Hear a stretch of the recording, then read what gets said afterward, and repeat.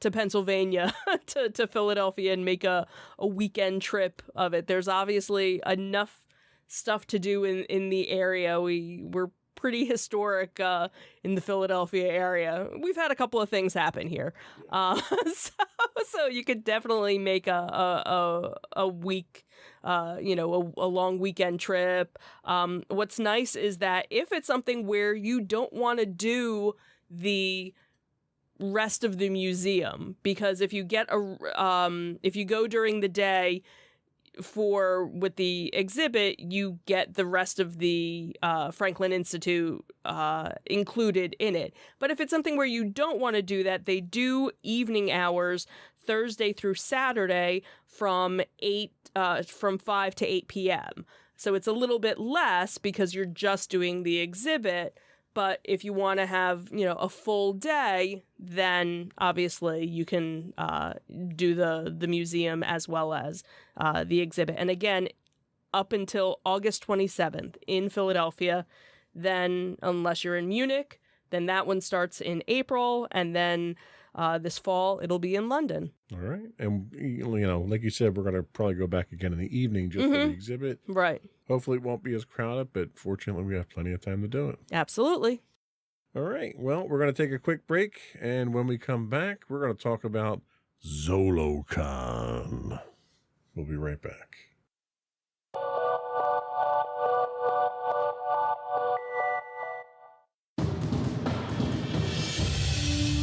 For over 7 years, the Second Sith Empire has been the premier community guild in the online game Star Wars: The Old Republic. With hundreds of friendly and helpful active members, a weekly schedule of nightly events, annual guild meet and greets, and an active community both on the web and on Discord. The Second Sith Empire is more than your typical gaming group. We're family. Join us on the Starforge server for nightly events such as operations, flashpoints, world boss hunts, Star Wars trivia, guild lottery, and much more. Visit us on the web today at www.thesecondsithempire.com.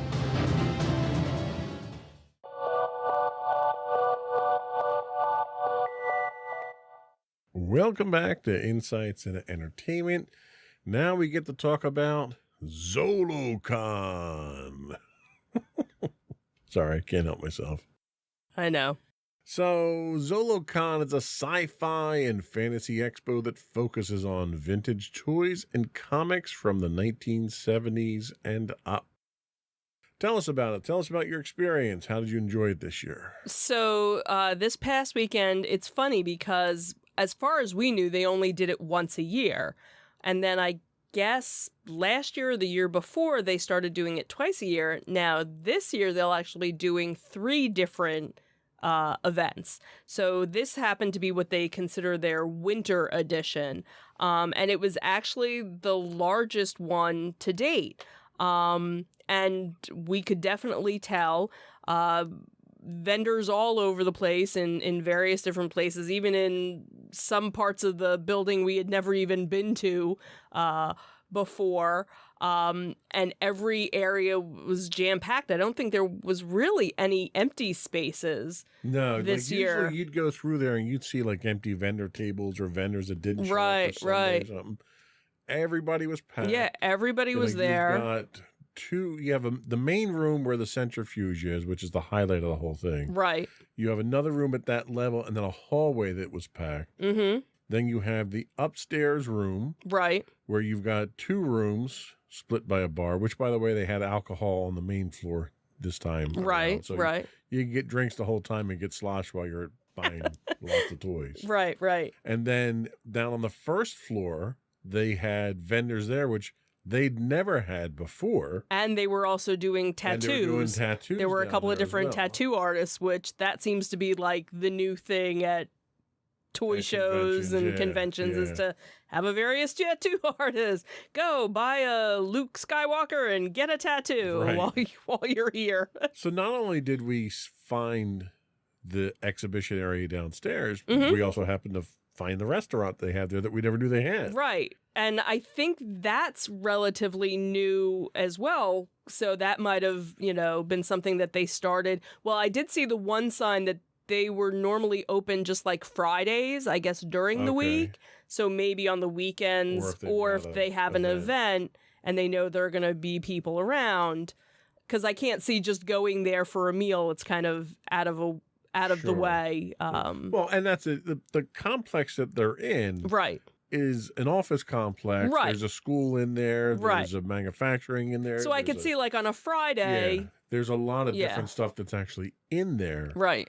At what used to be the Brewster Aviation plant before World War II, and then it became the naval testing station as well. So again, Philadelphia, a lot of history just in that one little area there. Yeah. How were the crowds? It was crowded, but it wasn't, it wasn't unmanageable. It was because everybody kind of flowed through, and it's done in such a way in the main room, because it's where the centrifuge is. It's a big circular room. They do 2 rows. So they have the inner circle and they have the outer circle. So it's like a dartboard. Yeah. And they leave enough room in between so you definitely don't feel like you're, getting, claustrophobic. And usually what we end up doing, because there's so much on both sides, is we'll do each aisle, each circle twice. We'll do, the outside. So we look at just that, the left side, then you do the right side, then you come to the inner circle. Do the right. left side, And do the right so that side. this way we get to see, everything, so that we're not, oh, did you see that? No, I was looking over here. And I never felt like there wasn't enough room to do that. They do have stairs to get to the upstairs area, but there's also elevators, which were very spacious, because we ended up taking that. It was like a cargo elevator. Yeah. So. Which was themed, by the way. Yes, it was. It was space themed, so it was just so. That part is kind of cool, but they have something for everyone. They have if you're into Pops, which that seems to be a big seller, almost everybody, you'll find a handful or 2 handfuls of vendors that are selling that. Then you have brand new toys that are out. Obviously the vintage toys, and that's what a lot of people obviously are going for. There was the one vendor, I think this was the first time we saw, who does pins. Yes. Beautiful pins. So between Maddie and myself, we bought a bunch of different pins. Well, and even the pendant guy that I had bought the one. Yeah, I was going to say the pendant. I don't want to talk about him because he hasn't gotten his. Right, he hasn't gotten his stuff yet. But the pendant guy that's there, who hand makes his own pendants. Right. And it was neat because he's there interacting with it. He's not just selling his stuff. Right. He's soliciting input for what you'd like to see him make. Right, in like his next show. What would you like me to make? So that's what's always so cool about these events, is it's that unique item that you didn't know existed, maybe, or you did and you're like, the one guy who we've seen, because again, we go to so many of these now that we run into a lot of the same vendors, but it's like, okay, well, what do you have for this show? And the one guy, he sells Lego minifigures, and he makes the Lego figures. This time around, I didn't buy a Lego figure from him. He was selling purses and wallets, and he had a Haunted Mansion purse, and I was like, all right, take my money. Yeah.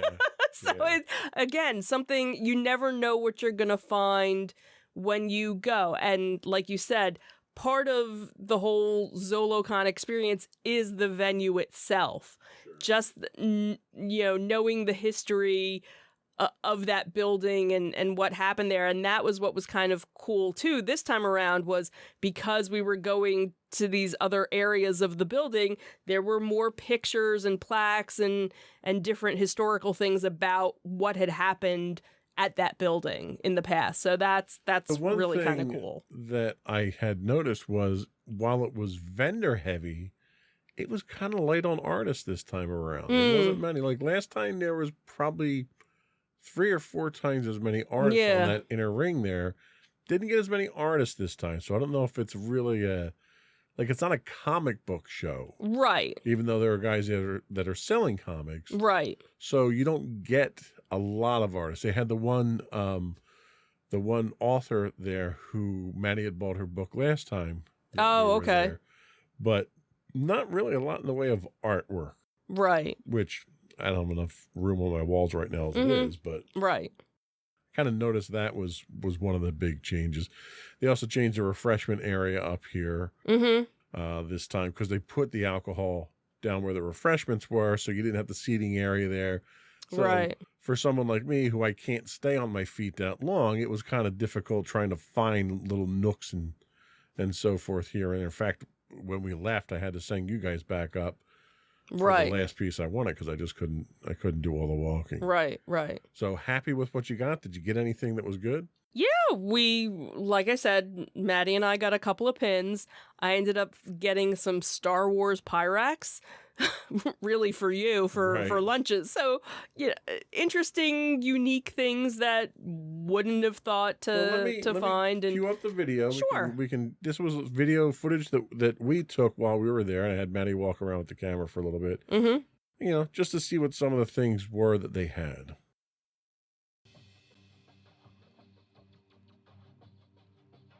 Yeah, so it's neat to see, because again, here's the big giant centrifuge and various space stuff just there while you're walking around. But you can see how wide these aisles are. Yeah. So there's plenty of room for the aisles, which is nice. So you're not elbow to elbow with people. Right. Some of the shows. Right. Some of the sections, with individual vendors, if they had like a little corner and you wanted to go into the corner to see, then it might have been tight. But other than that, for the most part, and there were a lot of people there when we were there, so it wasn't like it was... And this was Sunday that we were there. Right. We usually always tend to go on a Sunday. If we're not going for panels or for celebrities, which we usually don't go for, we'll almost always go on a Sunday. We'll go on the last day of the show, because the vendors tend to be a lot more interested in selling their stuff. Right. And you have, a bunch of the vendors with homemade, a couple of vendors with D&D stuff, dice and dice towers, which, it's kind of nice to see that coming into its own now. Right. I really need to coach her on how not to make sudden movements with the camera. A couple of these I had to slow down. Go slow. Yeah, it's just such a nice, because like the one vendor selling coffee, he wasn't there at this one. So, here was the pin. Yeah. And ton of pins. Ton of different types of pins, and more on her website, which is nice.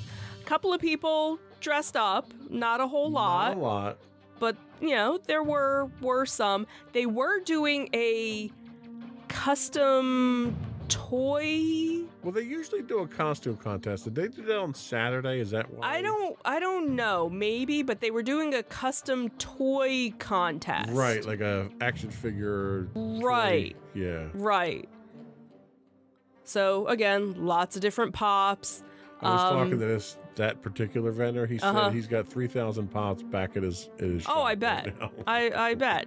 And then you have different video games. So if you play any, older systems, there's usually always a couple of different people selling that. Sometimes you get a t-shirt person selling things. The one t-shirt guy who does t-shirt artwork and pins, he happened to be there, so I picked up a t-shirt from him. Maddie picked up another pin of his because I follow him on Facebook, so I knew he had an Owl House, which is one of the shows that she and I watch on Disney Plus. So he had a pin that had come out a couple of months ago. So we knew he was going to be there. So we definitely made a beeline to go and get something from him. Well, so. and the thing that's really nice is that when you have that many vendors there, you don't get a lot of duplicate vendors. You get a lot of variety, a lot of different things to choose from. And the vendors, like the interaction with the vendors, I think since COVID, really, I've noticed, has been very positive. They're very outgoing. They're very engaging now. Because everybody misses being around people and talking to people and doing this. And I struck up a conversation with one of the vendors.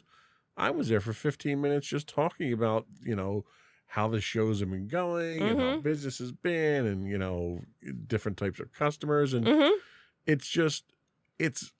they're not just vendors. They're people that love the same things that you love too. So it's almost like a community at this point. Oh, absolutely. Nice. Absolutely. And that was, they... one of the Facebook groups, they have another ZoloCon Facebook group, and it was one of the organizers of it, and he was just over the moon about how well it went, and that this was their largest attendance to date, and that they couldn't speak, they had so many nice things to say about the vendors that were there, about the guests that were there, about just everything all around, just giving out the love. It's a great show. It's a great venue. It's not far for us. It's in Warminster. Right. So it's 45 minutes? About 45 minutes for us, yeah. So it's not that far from us, and it's just it's a nice day out.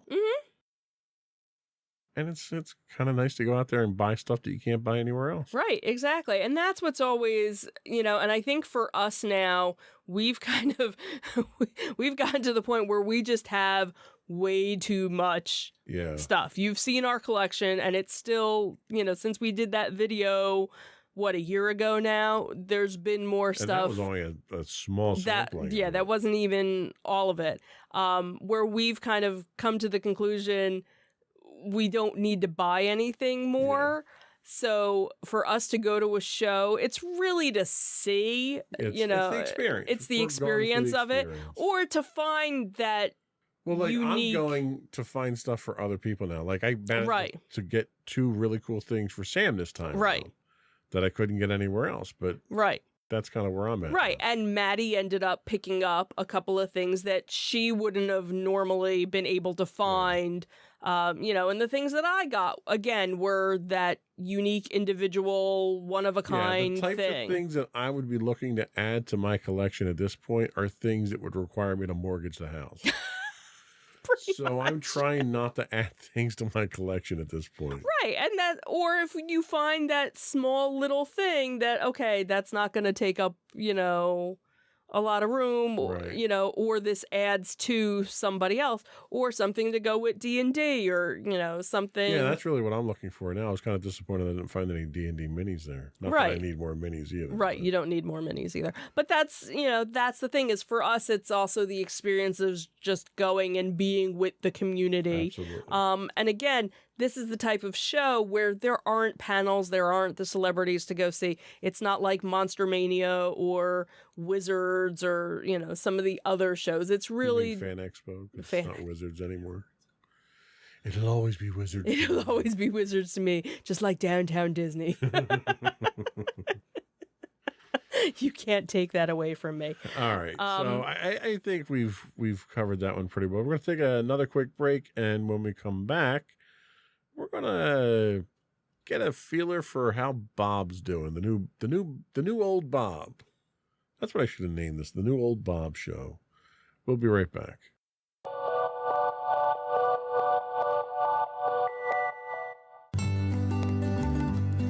Insights into Teens, a podcast series exploring the issues and challenges of today's youth.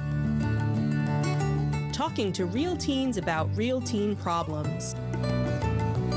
Explore issues from braces to puberty, social anxiety to financial responsibility. Each week, we talk about the topics concerning today's youth. We look at how the issues affect teens, how to cope with these issues, and how parents, friends, and loved ones can help teens handle these challenges. Check out our video episodes on youtube.com/insightsintothings. Catch our audio versions on podcast.insightsintoteens.com or on the web at insightsintothings.com.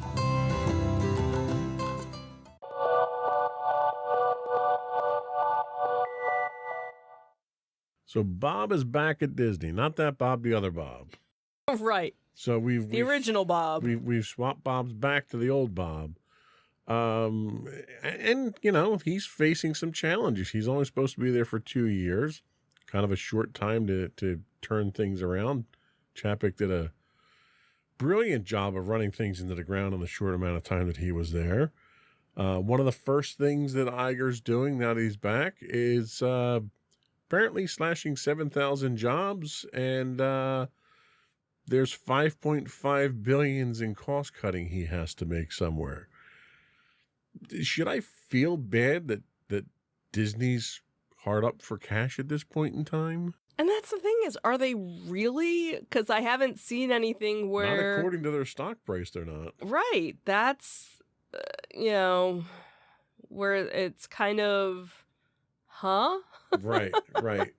And it's almost imagined, because you look at some of the things that they're running into, and you're running into sluggish box office sales.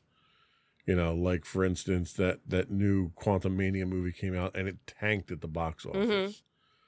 Okay, well, box office sales are down in general since COVID. Right. That plus everyone knows that their stuff's going to come out on Disney Plus in a few months. So right. So why to go to the box office? Right.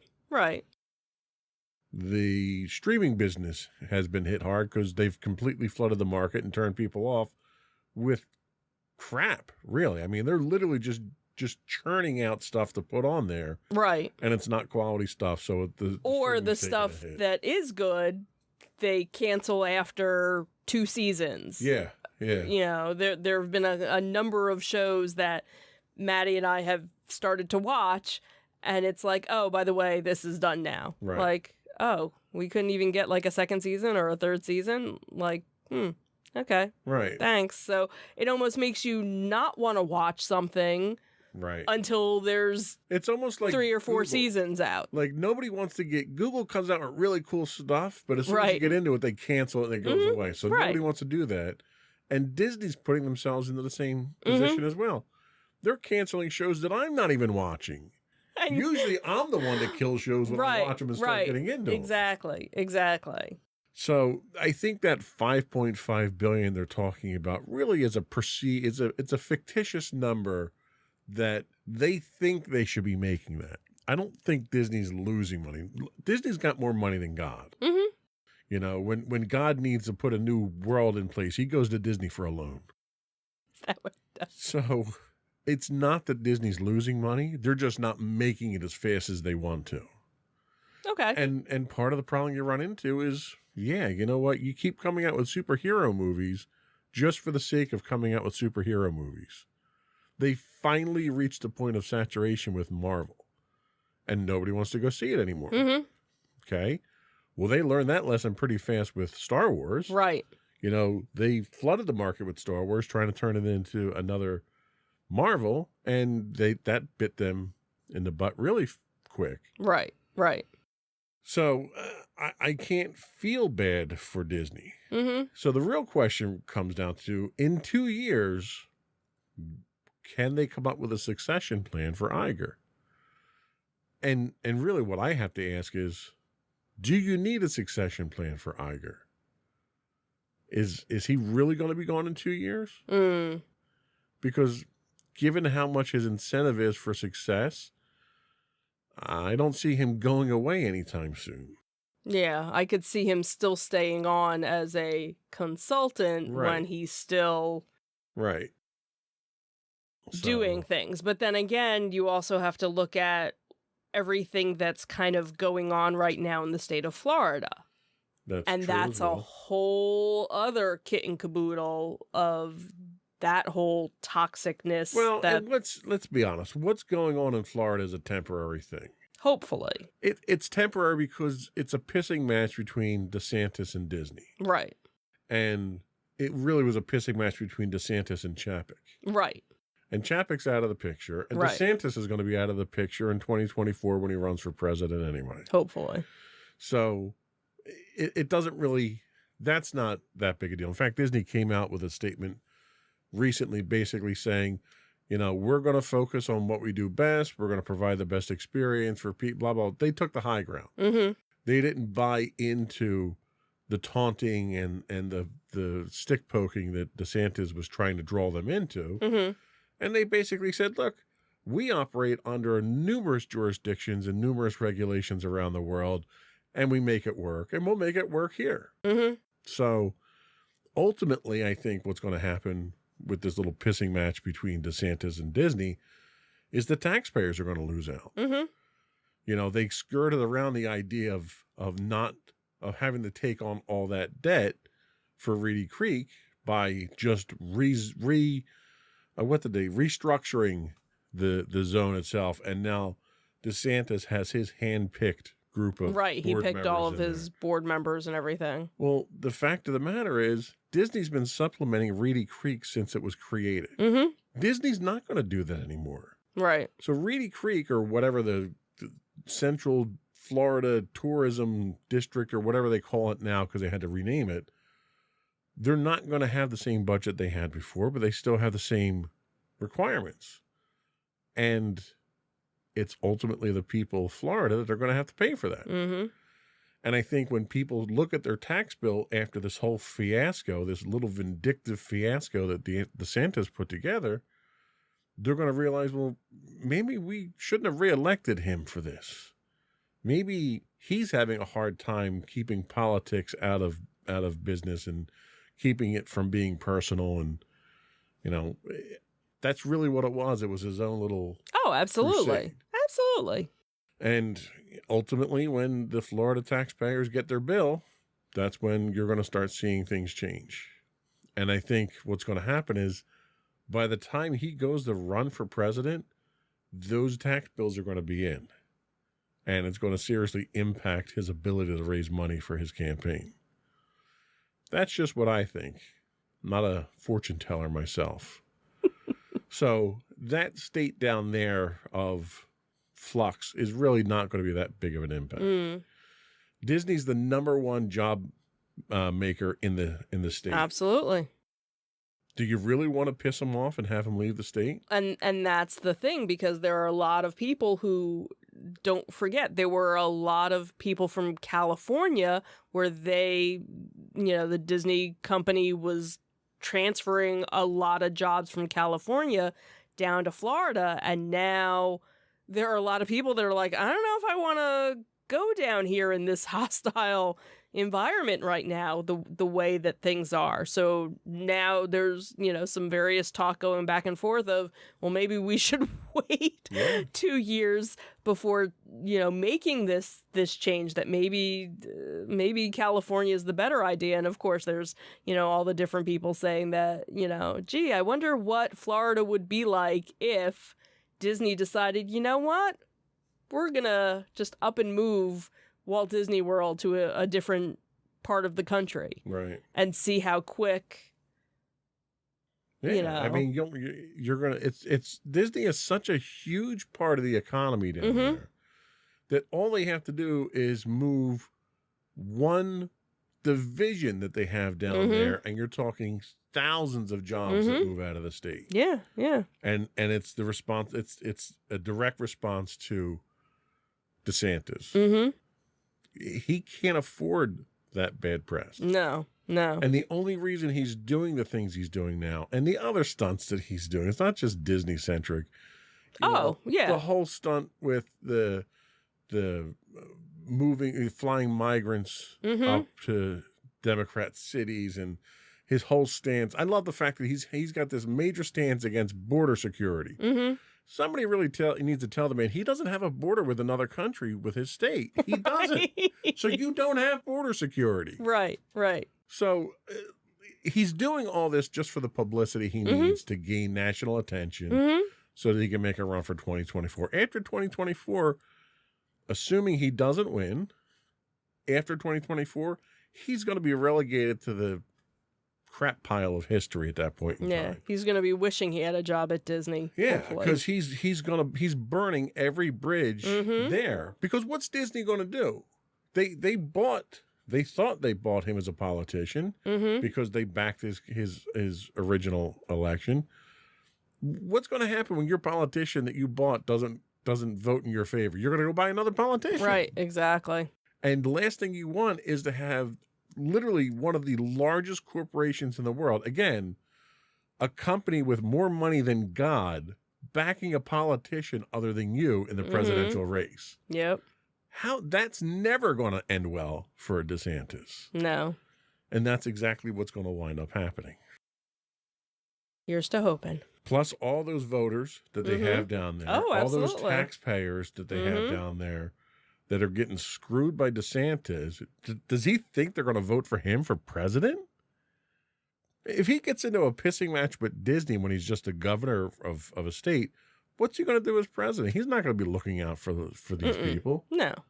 So he's burning his own bridges. So by 2024, between him and Trump tearing the Republican Party to the ground and literally just burning it to the ground, he's not going to have anything after 2024. So I'm not worried about any of that stuff. Okay. But, Iger's staying out of that now. It was Right. funny how he was commenting on it when Chapek was steering the ship in the wrong direction. Right. To try and get him. Chapek already had the company in the ditch, and he was over there kind of poking a stick in his cage about it. Right. Now that he's back in charge, he's not saying anything about it. He's tight-lipped about the whole thing. Which is the way it needs to be. Exactly. So the one thing I did see is that they're doing away with the parking charge. Right. We did see that was, one of the things that did go away. And that helps me to justify going down. Yeah, absolutely. And that's really been one of the only things I've seen kind of come back. I know they were talking about the reservation system, that they were still leaving that in place, but they were opening it up for more people.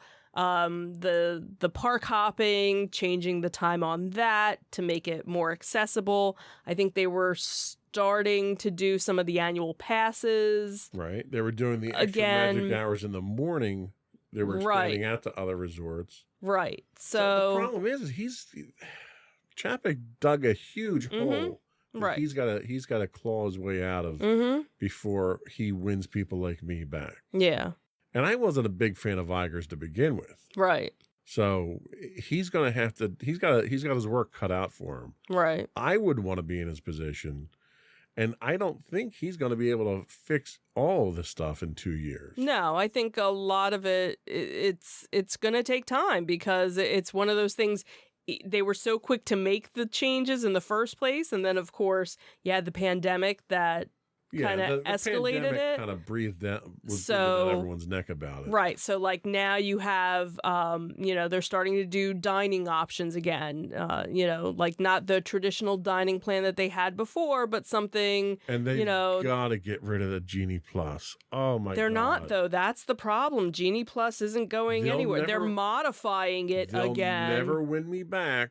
Right. With Genie Plus. I'm sorry. It was a waste of money. It was a terrible experience. I walked out of Disney for the first time in, 18 years that we've been going? 15 years that we've been going? Walked out of the first time and felt like I didn't get my money's worth out of it. And when you're paying Disney money, right, you damn well better feel like you're getting your money's worth out of it. No, I agree. I was very disappointed with it as well. But you never even you never felt like you had that with the fast passes. Like you didn't have to really learn how to navigate it. It was there were probably people when FastPass first started that had a hard time with it and didn't quite understand how to make it work, and and that was once you got to hang a FastPass, you could make the system work for you.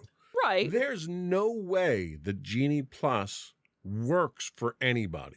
I don't know that's the thing is I think we probably needed to do a little bit more research. But that's it's the a other broken system. but that's my whole point is that I shouldn't have to take a college course in how to use Genie Plus before I go on a vacation. That's where. And the thing is, they build it as being anybody can use it. It's super convenient. You do everything through the app. Everything's wonderful. Right. Well, one, I'm paying for it. Two, it has built-in restrictions that doesn't even come close to comparing with FastPass the way it was. Right. Three, the app was terrible. Right.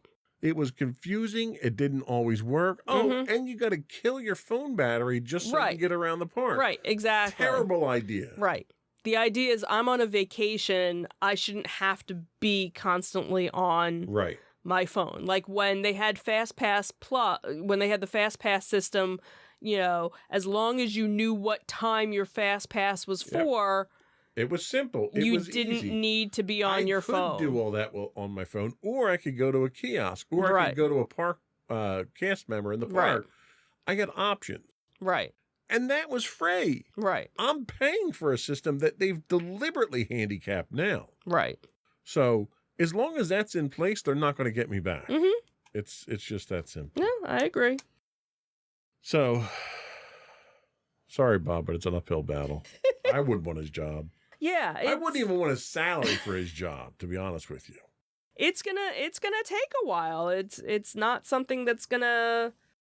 But that's the thing. He doesn't have a while. He doesn't have a while. Yes, I know. Well, so unless he's making revolutionary changes, they're breathing down his neck about $5.5 billion that they didn't lose, that they want back because they're not making money fast enough. That's what they're concerned about. And that's the thing is, where is it that you're cutting these jobs? Is it from, certain divisions? Is it a little bit? They didn't ramp back up from the cuts from COVID. Right. And that was going to be my next thing is I know that there are still cast members from the parks that never got called back because they just never opened up that section of the park or, where they had worked before. So that's okay. How many, are these new cuts? Now what are you going to cut? What are you closing? Or is it, that's the whole thing. What service am I losing now when I go down? But I'm paying for. You're not going to cut the price. Right. You're going to raise the price and because cut the you need to make again.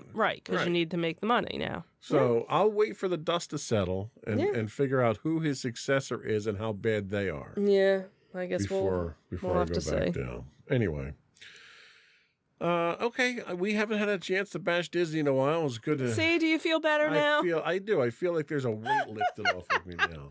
This was such a great de-stressor for me. I'm so glad. So that's all we had today. Before we do go, I want to once again invite our listening and viewing audience to subscribe to the podcast. Audio versions of this podcast can be found listed as Insights into Entertainment. You can get audio and video of all of our podcasts listed as Insights into Things. We're available on Apple Podcasts, Spotify, Google, Stitcher, etc. I would also invite you to write to us.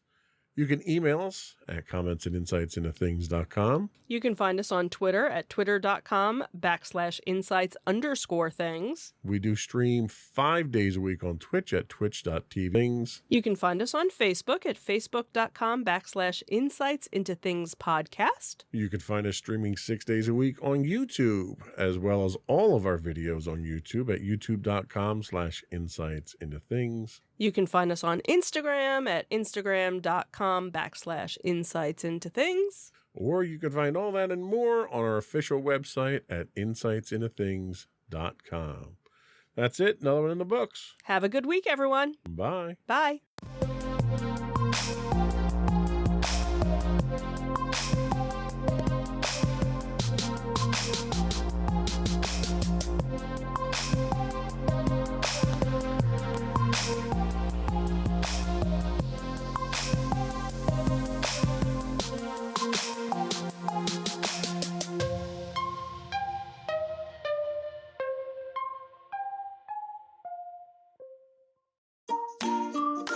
Insightful podcasts by informative hosts.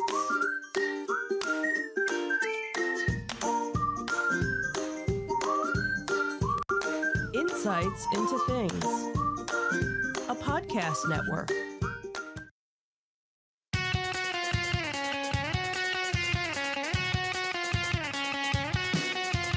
Welcome to Insights into Entertainment, a podcast series taking a deeper look into entertainment and media. Your hosts, Joseph and Michelle Whalen, a husband and wife team of pop culture fanatics, are exploring all things from music and movies to television and fandom. Welcome to Insights in Entertainment. This is episode 148, Swapping the Bobs Again.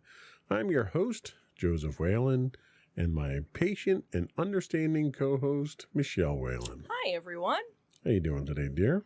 I'm doing okay. How are you? I'm doing all right. We've been out of the loop for a while here with the podcast. Yeah, we sure have. We've had a lot going on. Yeah, that is true. We've been busy. We've had marching band syndrome. We've had COVID syndrome.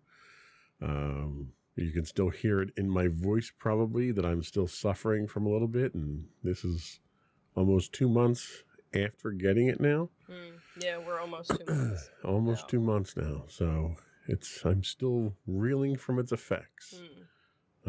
Given the severity I had it with, I'm kind of glad I got my shots, all the shots that I did. I was just gonna say, we were all very fortunate to have all been vaccinated and boosted, and we were just about so close to getting our next round of boosters, and then we all kind of got sick, and yeah, that kind of put things on the back burner. But fortunately, we all had a very mild case. We were all very fortunate. Unfortunately, you are still reeling with it, but not as bad as it could have been, obviously. Right. And we have marching band to thank for that. We're pretty sure we got it from marching band. Such a happy family activity. Yeah. So, but a lot of stuff has happened. There's a lot to talk about. We're not going to get to everything today. We are going to talk about really two big things that happened in entertainment. One being the changing of the Bobs, which happened actually on the same day. The finale of right. Yeah, so we'll kind of funny how it happened that way. We'll be talking about Disney rotating the Bobs again. Then we're going to talk a little bit about The Walking Dead and their series finale and the impact and the future of that. And then we had a couple of events. One we just attended this weekend that I did not grab any of the pictures from you to put up for. So theater of the mind for our viewing audience this time around. We'll describe everything in detail for you. So stick around for the last segment. We're going to talk about some of the stuff that we've been attending recently. But before we do that, I do want to take a moment to ask you to subscribe to the podcast. You can find both audio and video versions of all of our podcasts listed as Insights into Entertainment. We're available on Apple Podcasts, Spotify, Google, Stitcher. I don't think we're on Stitcher. Stitcher doesn't do video. Neither does Spotify, as a matter of fact. Probably should redo that list, huh? So you can find audio versions listed as Insights into Entertainment under all of those. But video versions have, our Insights into Thing has video and audio. When you can find it, where you can find it. Right. I would also ask you to write in, give us your feedback. Tell us how bad I'm doing today, because I'm a little out of practice. Give us your show suggestions or conventions or other events in your area you'd like us to talk about. You can email us at comments@insightsintothings.com. You can find us on Twitter at twitter.com/insights_things. Or we're on Facebook at facebook.com/insightsintothingspodcast. Or you can find all those links and more on our official website at insightsintothings.com. Shall we get into it? Sure. Here we go.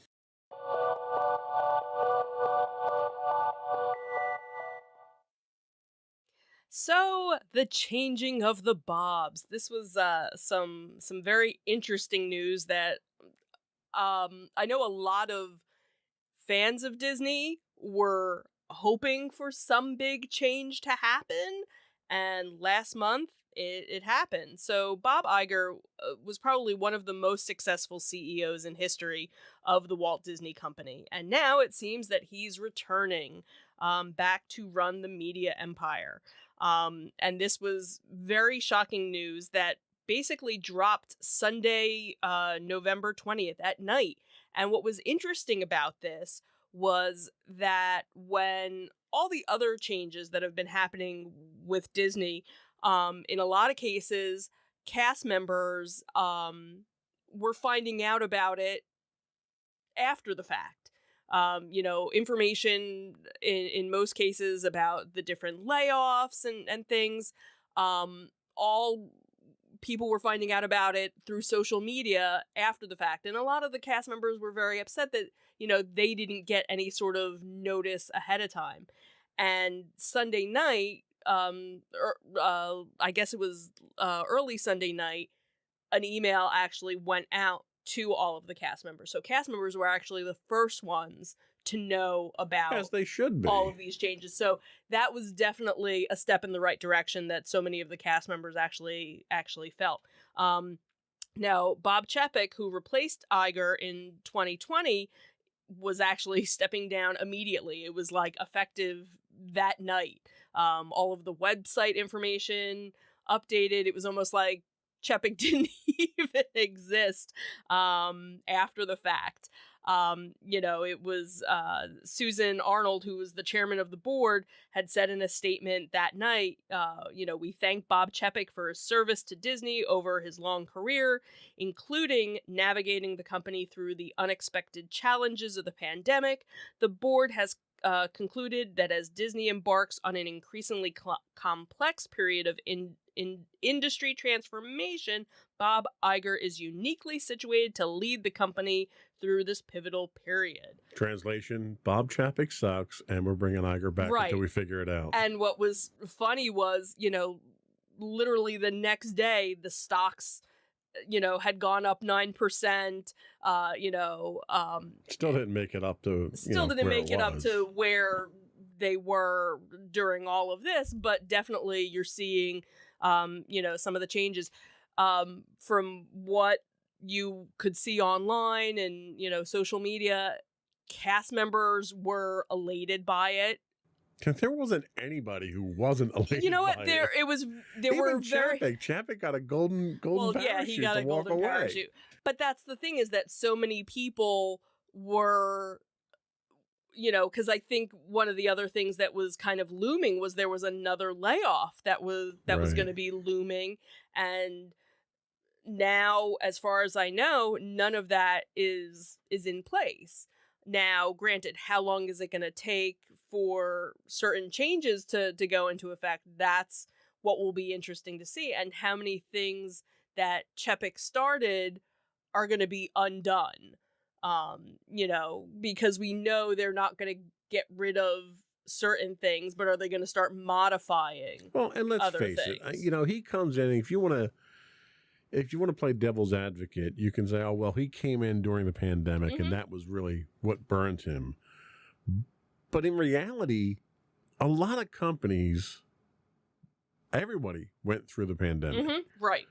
And a lot of companies didn't go into the pandemic with the same balance sheet that Disney did. Right. And somehow Chapek manages to wipe out 36% of that budget sheet after doing all the layoffs that he did, all the cutbacks that he did, all the penny pinching that he did. Right. He still managed to lose 36%. That's just an astounding level of incompetence that I don't think you've seen in business, since somebody bought a company for $44 billion and lost $20 billion the next day on it. Yeah, yeah. Twitter being that company, obviously. So nobody was sad to see Chapek go. No. Even Chapek wasn't, because he just got his contract renewed. Right. So you know he's getting paid for his full contract. Mm-hmm. You know he's getting a golden parachute to just walk away and not say anything. Right. So he's set for life at this point in time. He basically stepped in crap and he's set for life now. Yeah. What Disney, I think, is scared of is they've only got Bob Iger for 2 years. Right. So they need to groom a new successor in 2 years to have him ready. Right. Who's that successor going to be? Well, and that's the thing, is there have been a couple of different articles that have come out with, the proposed, hey, this person's, ready to come up and this person's ready to come up. So it definitely sounds like it's going to be somebody that's already in the Disney Corporation, whether or not it's somebody that's well known by, other people. Problem was Chapek was from the corporation too, so Well, Chapek was from Parks. right, but he was still, and that was what he ended up hurting, Right. That so was what much he of. targeted the most. Right, which is kind of shocking where if that's where he was from, but then of course you had everything that happened with Scarlett Johansson, and you had Well, yeah, he screwed the all pooch on of- that one too. right, so there was so much that got hurt along the way of everything. Well, basically, anything he touched, he screwed up. Right. All he the had to do, streaming, okay? right. You're coming in as the head of a company Mhm. that literally prints money. It's got more money than God. All you have to do is not screw up. Right. And all he did was screw up. Right. Right. Everything he got involved with, he screwed up. Mm-hmm. So to see him gone is a good thing. My concern is, who were the people that picked him in the first place? Right. They should be gone too because of how poor a judgment they had. Right. Right. Because if they're involved in picking the next successor, you're back in the same boat. So where are you going to go with that? Yeah. So it'll be, interesting to see. It's 2 years, and a lot can happen in 2 years. And, obviously not as much will be undone, because I don't think they're He doesn't have time to. right. He doesn't have time to undo it. He's got to correct the ship right now and Right. get it back on course, get a successor going. right. He doesn't have the luxury of going back and retconning all the stuff that Chapek screwed up. Right. So, again, how quickly things will happen, that will be, left to see, and maybe we'll actually be going sooner than, There is a later. chance, I'll concede the point that there is a chance that we may be going back sooner than I had originally anticipated. right, because I even was under the notion, after we were just there in the summer, I was like, yeah, I don't know if I want to go back It was anytime literally soon. the first time I felt I didn't get my money's worth at Disney. Mm-hmm. Yeah. And Absolutely. And I've bitched and complained about Disney from day one because of Oh, absolutely. various things. Yeah, And- and I agree. Iger, I was down on Iger for the longest time Mm-hmm. because I think he was completely overpaid. Now he comes back now, and he was making about 54 with compensation, Mhm. right? So his compensation package right now is about 24. So he's half of what he was at before, Mm-hmm. and that's the vast majority of it is incentive based. Right, right. So he's got to do something to turn the company around. Mm-hmm. Yeah. But as much as I was down on him before, you really can't knock him for some of the stuff that he did. I mean, he had probably one of the longest list of accomplishments of any Disney CEO ever. Right, right. I mean, this guy had more wins than Babe Ruth. Mhm. He was just literally the golden child. And that was 15 years Mm-hmm. as CEO Right. with a total of, I think it was 50 years or something like that with the company I in think general. so. Close to it. I mean, some of the stuff that he went down, Lucasfilm, Mm-hmm. Pixar, Marvel. These are all the acquisitions that he made. Mm-hmm. So it was incredible, some of the stuff that he's done. 2 years coming back though. I mean, it's amazing how much damage Chapek did in the short time. How Yeah. long was he there? 999 days, according to a bunch of different people, which, And he did a lot of damage in that amount of time. yeah. And granted, yes, totally understand. Pandemic, that put a lot of strain. But I think that's where you needed to kind of, you know, everybody else is going through all these hard times. Don't put the hard times on something that is expendable, really. You know, nobody needs to go on a vacation. You know, they want to go on vacation. And that should have been where you had, you know, less of a strain. And what he ended up doing was raising prices, you know, for so much of the stuff that it basically became a place for only the 1% to go. Yeah. You know, they didn't really care about the value resorts. They didn't care about, you know, the person that, you know, the locals who want to go and escape, you know, a couple of hours a day. They wanted the people who were willing to spend, you know, a week there in their high-end places, you know, the Star Wars resort. Like, that's been... That big giant middle finger to the fans. Yeah, really. And you have people that are like, all right, I did it once. I don't need to ever really do it again. Oh, well, and I also... At those prices, you and can't. I spent $6,000 for it. Like, that's insane. For when I could go on a week's cruise for that amount of money. Why would I want to spend 2 days in an all immersive? Ooh, where now, you know, they have so much opening where it's like, all right, well, now it's this whole immersive thing. But if nobody else is there, who's there? Who are you gonna immerse with? Right. Who are you gonna play along with? Well, and that was one of the problems that they had with the shift in philosophy. Right. And that shift in philosophy left people like us and a lot of other people who we've gone down 3 times in 1 year. Right. Whenever you've conned me into buying season passes. And, whoa, if you go 3 times, we get our money's worth. I get my money's worth by not buying the season passes in the first place. But for people like us, it wasn't practical for us to go down. Right. And they continued raising prices 3 times. Now, every year they raise their prices, and it's expected. Right. Whether it's justified or not. 3 times this year, this calendar year, they've raised their prices. They just raised them again on the local season passes. Right. That's insane. Right. So not only are they raising their prices at an enormous rate, and we're not talking 1%, 2%, we're talking 10%, 13% in some instances. Right. They haven't brought back anywhere near the stuff that they had taken out. Right. So you still don't get the ambiance. You don't get the experience. You don't even get, like, some of the stalls are closed down. Right. You know, when we were there, we went through Magic Kingdom. You've got stalls that are not stalls, but stores. Right. Entire stores are shut down. It literally looks like Well, that a was slum like when in Disney. we noticed it more so in Hollywood Studios, the one backlot area where Right. the Little Mermaid show, that's been closed, so there's nothing there. Then they had the little gift shop that was there. That's completely closed. The Playhouse Disney, that's closed. They had a couple of characters, but that was really it. And that whole area used to have a whole bunch of stuff. Then back where the Muppet store was, when you leave the Muppet movie, that's closed. So they have all these stores, you know, and all these areas where there's nothing there. So you kind of walk through and you're kind of like, this is kind of creepy and deserted. And like you said too, Magic Kingdom.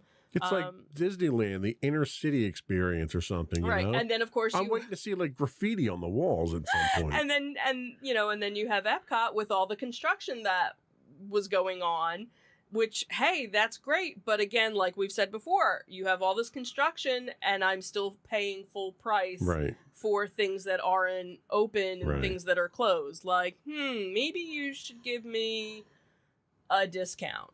Yeah, Or, no, you know, but instead they're finding new things for you to pay for. Mhm. Well, you need to pay for your magic bands now. We don't give them to you Right. for free. You got to pay for your parking now, which it still blows my mind why you have to pay for parking at Disney. if you're a resort guest. If you're a resort, it makes no sense whatsoever to Right. me. You got to pay for your refills now too because I got to chip the cup, and it's like, how many different ways are you going to nickel and dime people? And then Genie Plus, and that whole waste thing of time and effort and money. It's just, yeah. And this is just the parks. This is just how he screwed the parks up. Yeah. This isn't even outside of that. The movies and the Right. terrible television that they're churning out on Disney Plus now just to say that they have fresh content. Right, which supposedly that's one of the things that Iger is, like, okay, we don't need to have a new, Star Wars series every 6 months. Right, or, right. Like there's too much. Let's kind of turn back. We don't need a 12 episode series of a show that we only needed 2 episodes of. Right. So. Anyway, the Bobs are back again. At least Iger is. Right, one Bob. Chapek is sitting on a beach somewhere laughing it up now. Yeah. I'm curious where he winds up. Like, where can you go after literally nosediving the company for the entire time you're there? Who's going to hire you at that point in time? Somebody will.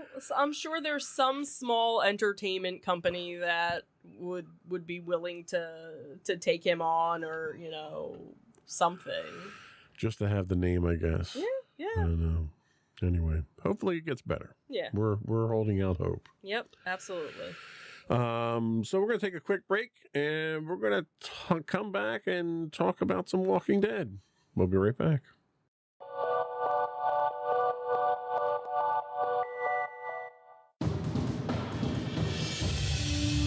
For over 7 years, the Second Sith Empire has been the premier community guild in the online game Star Wars: The Old Republic.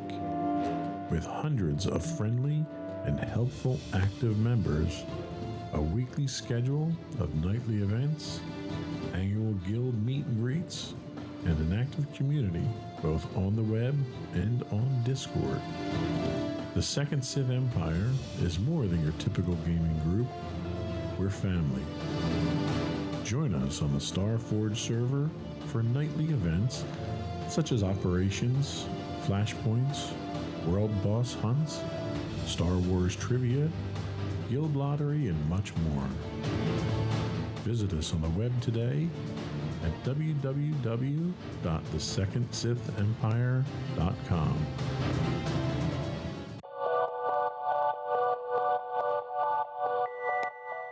Welcome back to Insights into Entertainment, and now we're going to talk a little bit about Walking Dead. So for the longest time, 11 years now, 10 years now? 10 seasons. Well, it was 11 seasons. 10 total. Seasons now, Walking Dead was what's been described as the flagship of AMC. It really was the anchor show for AMC. Mm-hmm. Yeah. It spawned numerous spin-offs already. Finally came to a close. Yeah. Very different ending than what the comics had. I mean, the series itself had diverged from the comics quite some time back. I think it's like, when I think of series finales, the one that always sticks out in my mind is MASH. Right. The number of people that watched that was like record breaking. It was like people around the world watched it. I don't think Walking Dead had nearly those numbers. Why do you think that is? If it was such an important show on AMC, have viewing habits changed? Is AMC not a major player in the entertainment of this type of thing? I'm not sure, because I didn't look to see what the stats were for it ending.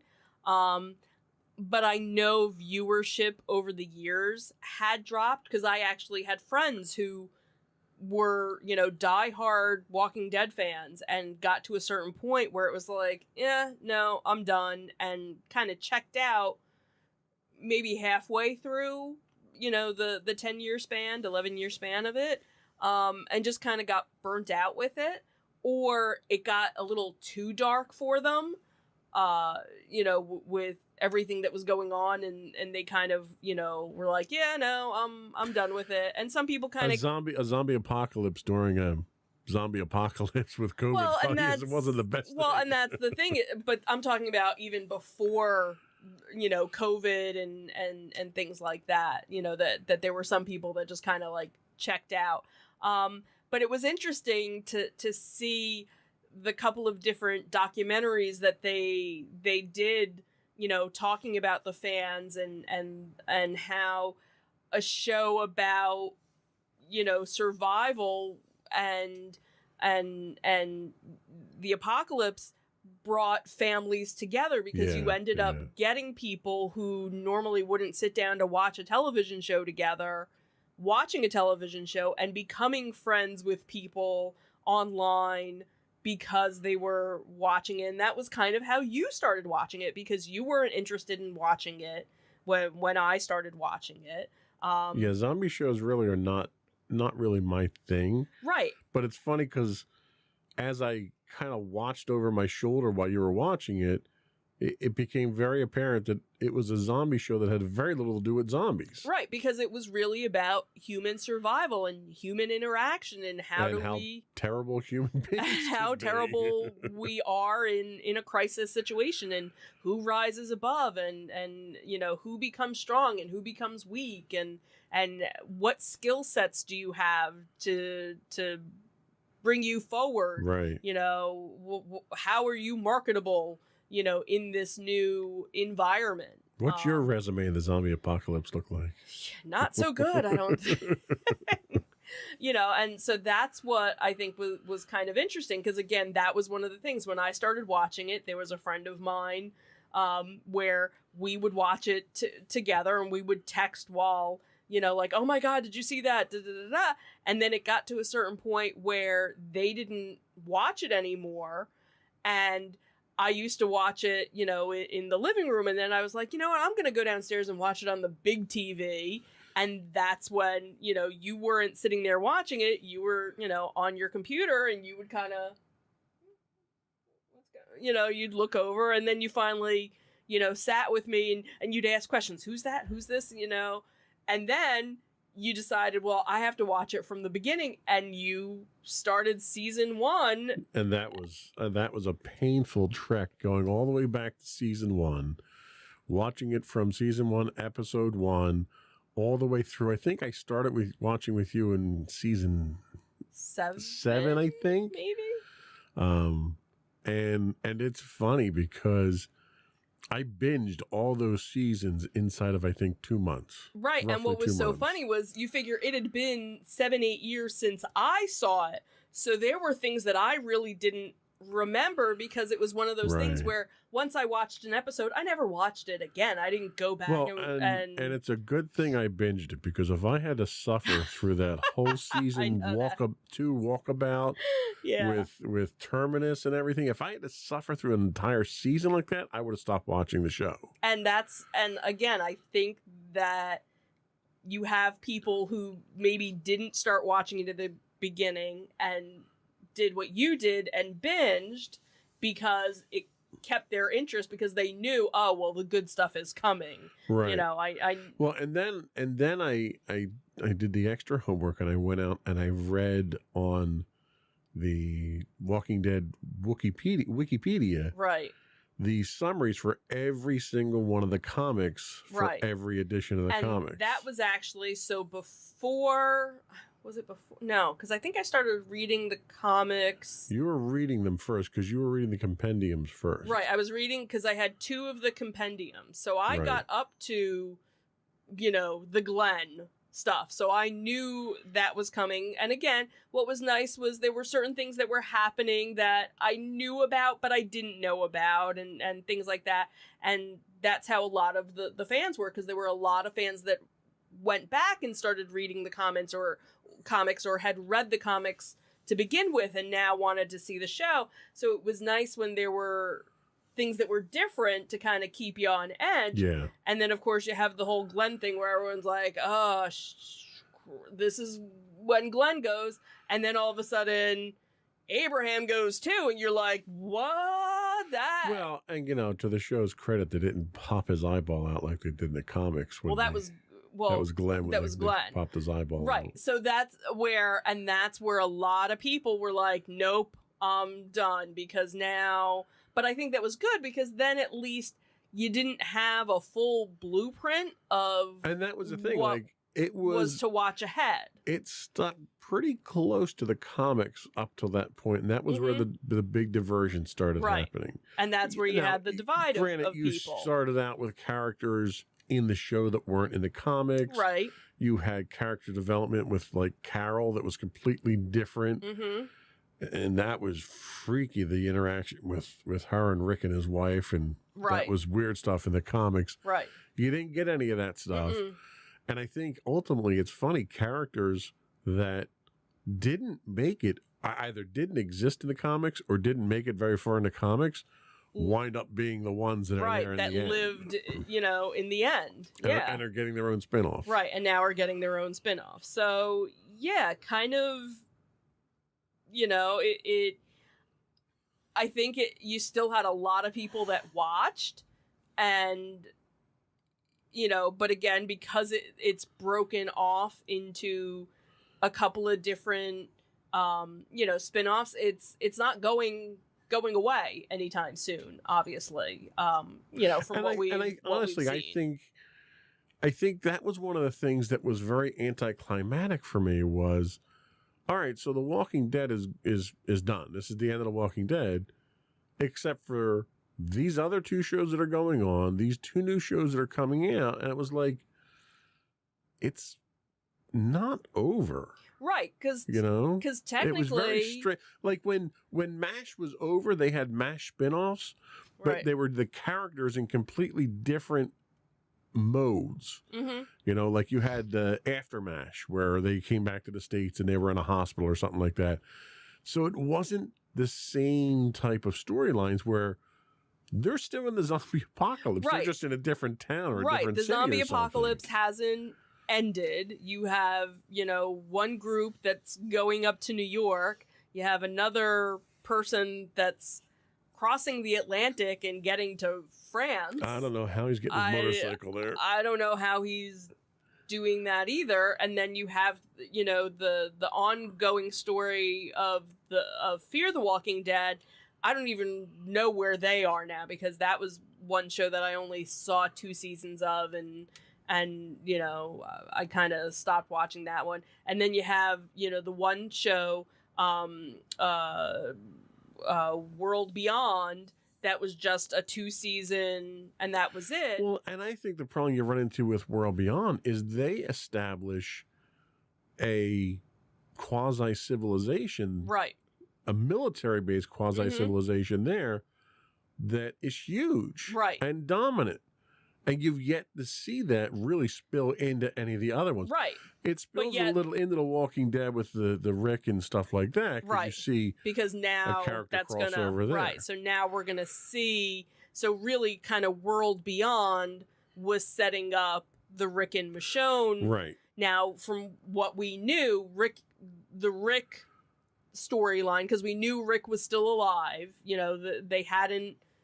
They had alleged that he was still alive. Right. Everything that had been planned was supposed to be a bunch of movies. Right. Well, now the movies got scratched, and now it's going to be a series. A limited series. Right. So now we're going to find out, okay, so what the heck happened? And obviously, we know it had something to do with the military operation that was part of World Beyond. So that was kind of like World Beyond was really setting up the whole Rick and Michonne storyline, Right. With that. The whole going to New York thing, we don't know why that was happening and why the two people, They got to have Kurt Russell show up as Snake Plissken to really make it work. That would be funny. But that's the thing is, why is it Negan and Which they don't establish by the end of the season finale. Right, because Series the finale. only thing that we find out from the series finale is Rick and Michonne are, basically that was it. We don't know why Daryl is going to France. We don't know why, Negan and, why can't I think of her name? Maggie, thank you, are going to New York, because we know, at the end, Negan is married. He has a kid on the way. Is Right. she part of the thing that they end up you know, and that's the other thing too, is because they finished Walking Dead with kind of, all right, we've taken the town back. We've gotten rid of the bad guy, and, you know, now everything should be good. So why does everybody need to go off? Right. You know, right. like, you finally are in a good place. Why you leave? Yeah, given the reputation over 11 seasons, it's entirely possible that Ezekiel kicks them out because they seem to ruin everything. Yeah, they you know touch. what? Maybe it's They're not like, hey, them. you guys are related to Bob Chapek, aren't you? You need to get out. So yeah, you know, it'll be interesting, you know, to see. You know, so you have the 3 new series. So you have Walking Dead Daryl Dixon. Which, I really hope to come up with a better title than that. You know, and now the other thing too that I guess it was from World Beyond, was the fast zombies, you know, the ones in France. Right, you got climbers. You got the climbers. You got runners. And you got the ones that can open doors now. Yeah, you got the articulated ones, the guys that can pick stuff up. Right. So what is it that makes him want to go to France? Now, that was also supposed to be where Carol was originally supposed to be going with him, but because they were actually filming in France, which seemed kind of odd during, you know, this whole time period, why you wouldn't just do, you know, a set or something and stay stateside.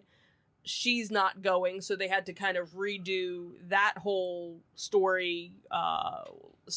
Then you have the Walking Dead Dead City, which is the one with Maggie and Negan. Again, very odd Lauren couple. Cohen, who, by the way, is from Cherry Hill, New Jersey. Right, she was born in Cherry Hill, our New neck Jersey. Of the woods. And then obviously we have the currently untitled series, which will feature Rick and Michonne, which we've, you know, they kind of hinted at that during the last episode of The Walking Dead. Plus you have the returning of Fear the Walking Dead. Right.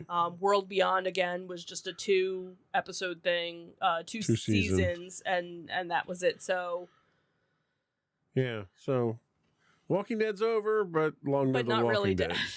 Long live the Walking Dead. So yeah, we'll see where we wind up with it. Yeah. We'll see if they're worth watching moving forward. Mm-hmm. So we're going to take another quick break. We'll be back, and we're going to talk about some of the things we've been doing as far as pop culture-y, seasonally type stuffy stuff. We'll be right back.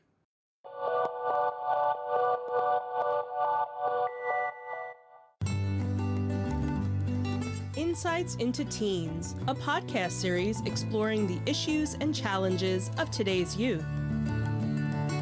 Talking to real teens about real teen problems. Explore issues from braces to puberty, social anxiety to financial responsibility. Each week, we talk about the topics concerning today's youth. We look at how the issues affect teens, how to cope with these issues, and how parents, friends, and loved ones can help teens handle these challenges. Check out our video episodes on youtube.com/insightsintothings. Catch our audio versions on podcast.insightsintoteens.com or on the web at insightsintothings.com.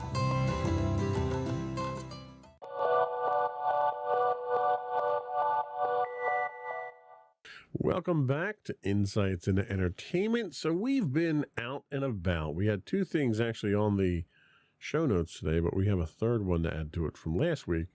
The first one was we attended the very first Monster Mania at Oaks, Greater Philadelphia. I think they've actually done one there before. We did the outside one. We did the outside one. I thought they've done one there before, but for some reason I thought this was the first one. I don't. It was our first one. It was our first one. So we'll just go with that. We'll go with that. It was our first one, and Monster Mania has always been kind of one of our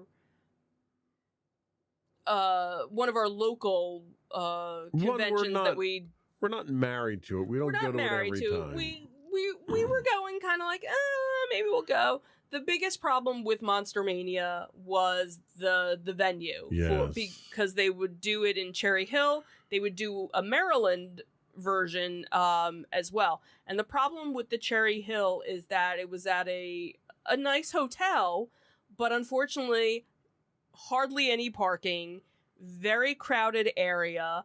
They did finally start kind of spreading it out throughout the years, but again, just in general, you were even on top of each other. right, yeah. even pre-pandemic, you were very much on top of each other, and parking just not being, and I always felt bad for anybody that was actually staying there as a guest and had no idea what was going on. I think I told you years ago, I had a friend of mine who he had a cousin or somebody who was attending a wedding reception the same weekend. Oh, jeez. And they come down off the elevator and they're getting ready to go to the wedding reception and wherever the ballroom was.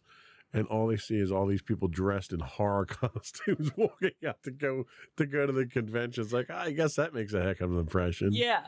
So, so it's one that we didn't always go to because of, the venue and knowing, oh my God, it's going to take us forever to find parking. Well, and it was also a little high price for the experience. Right. We never really attended the panels, and it was always a pain and they to really get through didn't there. have too many panels. They Like, would they do, would do a couple of shows, and that was really really it.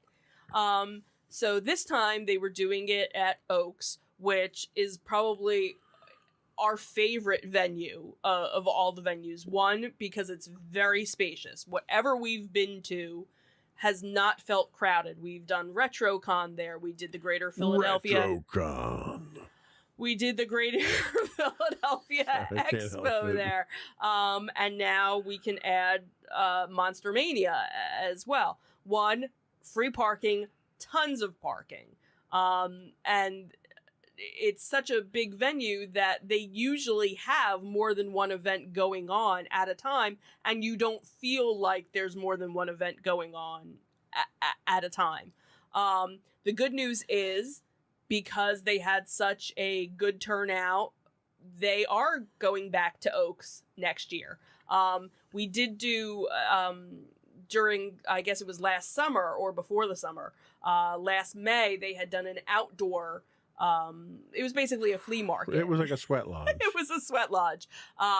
So it was nice to see them, back here inside. And what was nice was the one area, they had a whole bunch of celebrities, so that if you wanted to partake in that. It was set up in such a way that you had very organized, very large aisles for your vendors. Yes.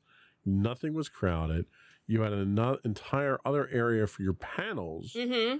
With plenty of seating. Right. You And didn't it have was to sign up for any of them. You could right, just and walk all into the panels were, it was actually open air, so, if you happen to be walking by, it was like, oh, Right. so-and-so's speaking. We're like, oh, well, Then we'll they sit had down the for a little celebrities bit. in the back room. They had the food off to the side.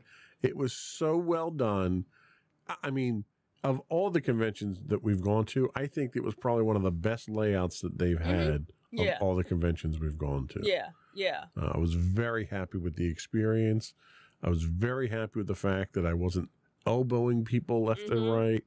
Plenty of space. Very well done. We'll definitely be going back. And again, like I said, they've already booked it. They signed their contract. And the number of vendors. They must have had, 30, 40% more vendors there than they do, because you can house that many there. Right. They couldn't house that many in Cherry Hill. Yeah. So definitely, if you're a fan of the monster conventions, this is definitely one that even if you're a fan of just pop culture, because of the increased number of vendors, it wasn't just horror stuff, right, which was really nice. Yeah, and they have a couple of other vendors there, selling coffee and pickles and other things. Yeah, but you had sci-fi there. You had typical pop culture. You had movie stuff there. Right, because you always, you had toy vendors there. Right, because you usually always get a vendor who not only has their sci-fi or their horror stuff, but they have their other stuff, you know, as well. So before we move on to the next one on the list, let's talk about what we did this weekend since we're on a convention kick. Sure. So for our second year in a row now, we have gone down to Maryland and gone to Ocean City Comic Con. You found out about this a couple of years ago through a coworker whose husband happens to be one of the organizers of it. He also happens to be a local artist down there as well, and that's how he got involved with it. Right, so that's how he got involved with it. So last year was the first year that we went. We made a weekend of it because we don't live that close to and we had so much fun. I broke a rib down there, so... So much fun. Didn't have that much fun this time around. Yeah, thank goodness. But what's nice is they do it around this time of year, and there's other things going on during the time of year. So if you do want to make a weekend getaway, there's other things to do. A number of the restaurants are open. It's not going to be as crowded and busy as it is during the summer. You don't have as many of it's more of the big hotels that are open. Right. The little small mom and pop ones aren't available, but the bigger resorts are. There's one of the resorts that partners with the Comic Con. So if you book through them, you get a discount. The Grand Resort and Spa. Right. Even though nothing with the spa is open during. No, nor is it particularly grand either. So. Well, I think the room we were in this time looked like it had been renovated versus the last last year. But Winterfest is going on at that time. SantaCon, you can do a pub crawl with a bunch of drunk Santas. And SantaCon was going on that weekend as well, where I don't know if they do it on purpose, but SantaCon was going on last year the same time, so that was kind of interesting. The boardwalk, a bunch of the boardwalk stuff is open. As long as you're not hungry, you're not going to get food on the boardwalk. Unless you just want fries.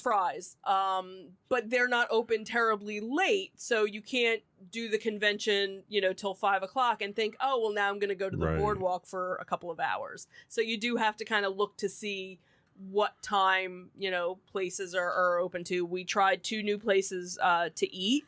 Absolutely. And both were really good, so we would highly, recommend that. So again, for us, it's about a 2.5 hour ride, and makes a nice little, weekend, getaway. So this year they actually expanded the show floor. They had 30% more space here. They opened up a back room. I have it on good authority that they're going to be expanding it again next year. They improved their food process. They improved their ticketing process. They're looking into doing online ticketing sales next year as well to speed that process up. We were very fortunate. We bought them at the hotel ahead of time, so we were able to get right in. They also are looking, not next year, but possibly the following year, to expand it to 2 days. So what's really nice is it's a great convention.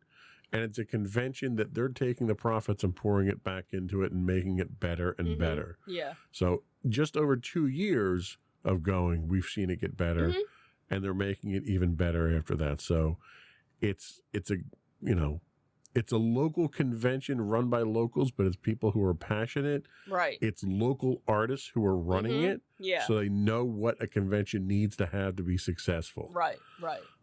So it's kind of a breath of fresh air to see that kind of thing. It's not some corporate conglomeration who's just out there churning out conventions to make money. It's people who are there at the conventions, which you can really tell the difference. Yeah, absolutely. And one of the things that, that we commented on, and when you had talked to, your coworker about it, they, said, that was kind of the point. Most conventions that you go to, you have, here's this vendor aisle and this vendor aisle, and here's all of our artists. We kind of put them in Artist Alley, away. And you have a lot of people that never even go down Artist Alley because they're not interested in all of that. And, and in some cases it's a shame because there's some really good artists there, that just want to be recognized.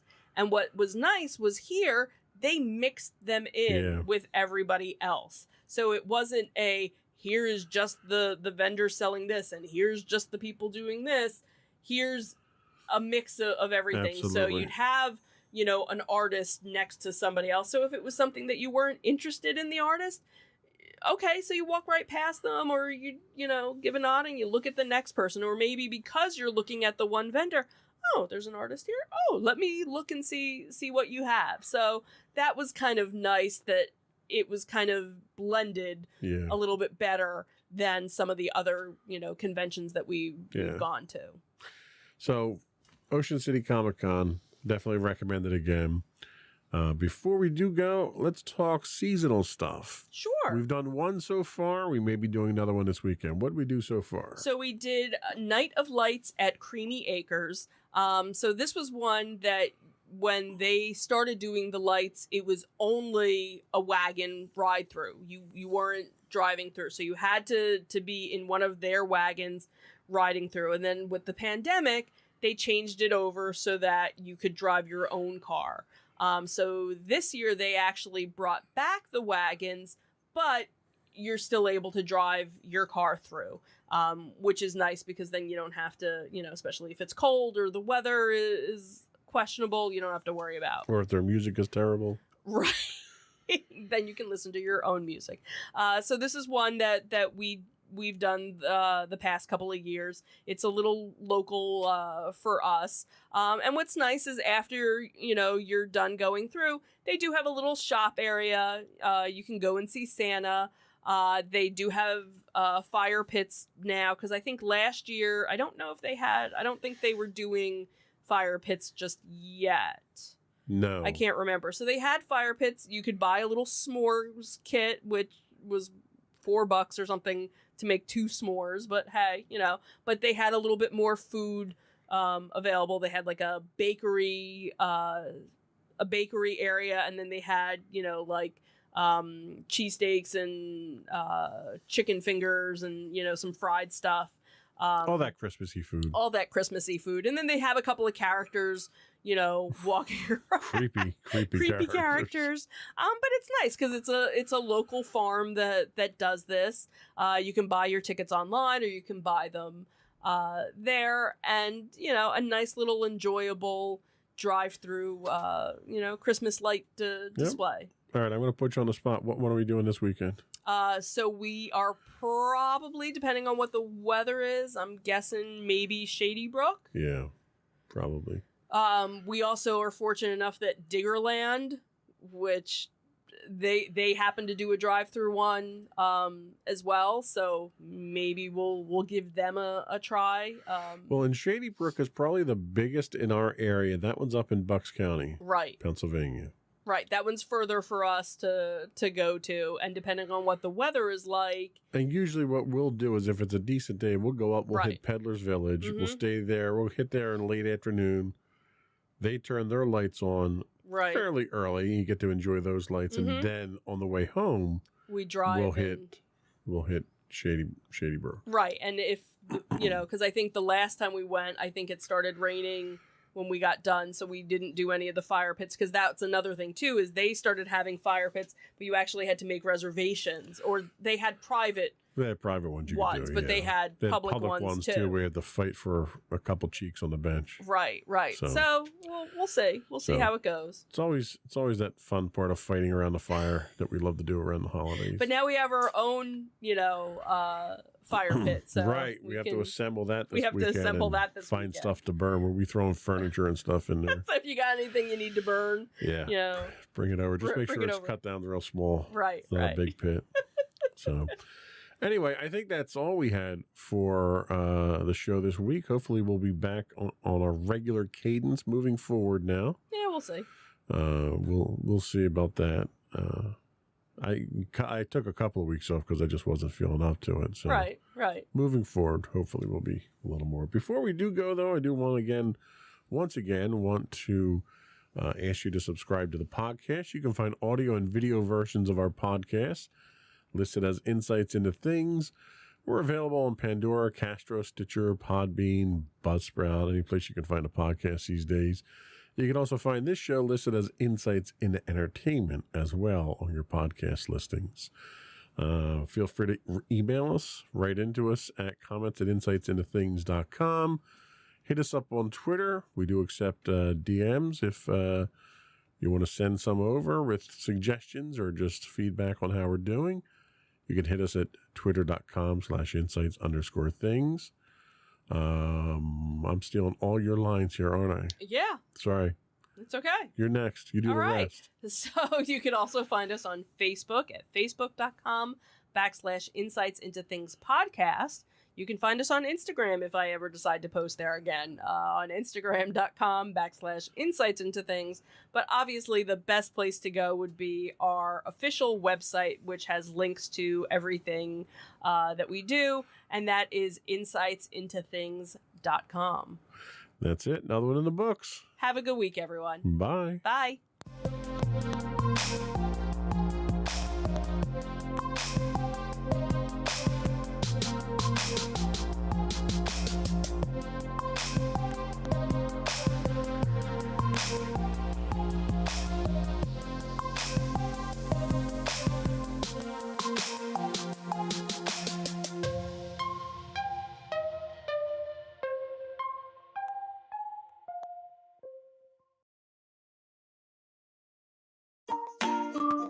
Insightful podcasts by informative hosts.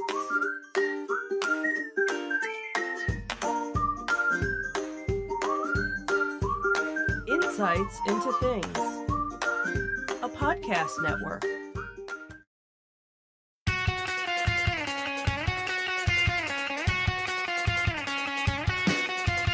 Welcome to Insights Into Entertainment, a podcast series taking a deeper look into entertainment and media. Your hosts, Joseph and Michelle Whalen, a husband and wife team of pop culture fanatics, are exploring all things from music and movies to television and fandom. Hello, everyone, and welcome to Insights Into Entertainment, episode 152, Gaming's Best and Bleakest of 2023. That's right, if I'm hosting, that means it's an episode about gaming. I am your host, Sam Whalen, and the guy that I just keep dragging into the river of gaming news, my co-host, Joseph Whalen. How's it going? Hey, and if you're hosting as well, it means we're going to get into some negative stuff at the end of the show, too. That's right. That's our MO. Yeah, we're going to start off positive, though. So today we're doing, like I said, another gaming episode. We're going to talk about the Game Awards. The nominations are out. The actual ceremonies are on December the 7th, so right around the corner. But yeah, we're going to cover some of the nominations, and then we're going to get into some bummer stuff. Because while it has been one of the best years for gaming, it has been one of the worst years for gaming industry layoffs. So we're going to get into some of the hardest hit companies from that, and who should be held accountable for these layoffs, and if there's a way to prevent them. But before we get into that, we have to plug all of our subscriptions, or we need you to subscribe. That's on Apple Podcasts, Spotify, Google Podcast. Is Stitcher still around? Last time I did this, I think they are gone now. yeah, well, if you're still on Stitcher, find a way to subscribe to us. We'd appreciate it. iHeartRadio, TuneIn, Amazon, and Pandora. Everyone loves Pandora. Yeah. Shout out Pandora. I forgot about that. Of course, you can always contact us as well if you have any questions, comments, or concerns. You can email us at comments@insightsintothings.com. We are on X at @insights_things. I got it. Yeah, it was limited in what my options were. Okay. They were maybe already taken. Facebook, you can search Insights Into Things. Instagram, Insights Into Things. Anywhere, just search it. It'll come up. And of course, all these links can be found on our website, www.insightsintothings.com. Let's get right into it. All right.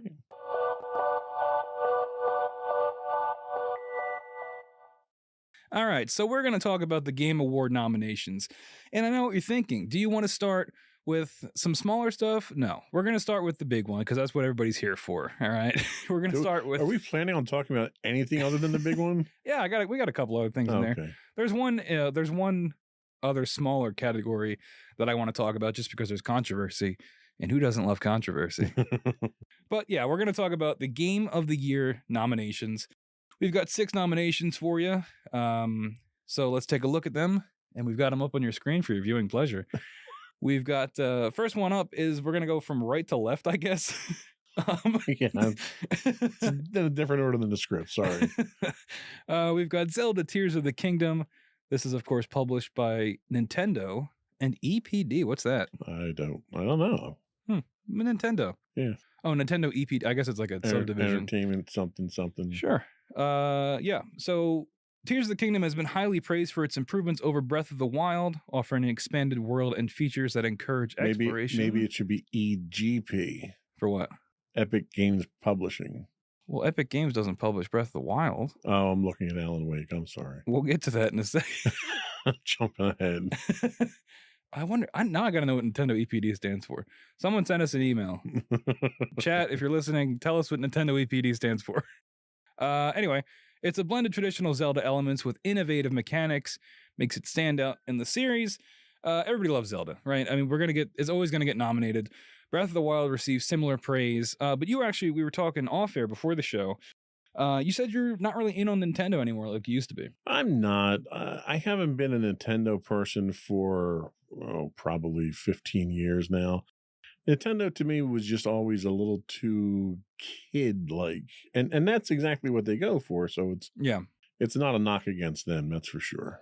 Yeah, I mean there are games like Zelda and Mario that I think while they look kind of kiddie, I do think they can appeal to everybody. And I wasn't a big Breath of the Wild fan. I don't even think I finished it, and I haven't finished Tears of the Kingdom yet either.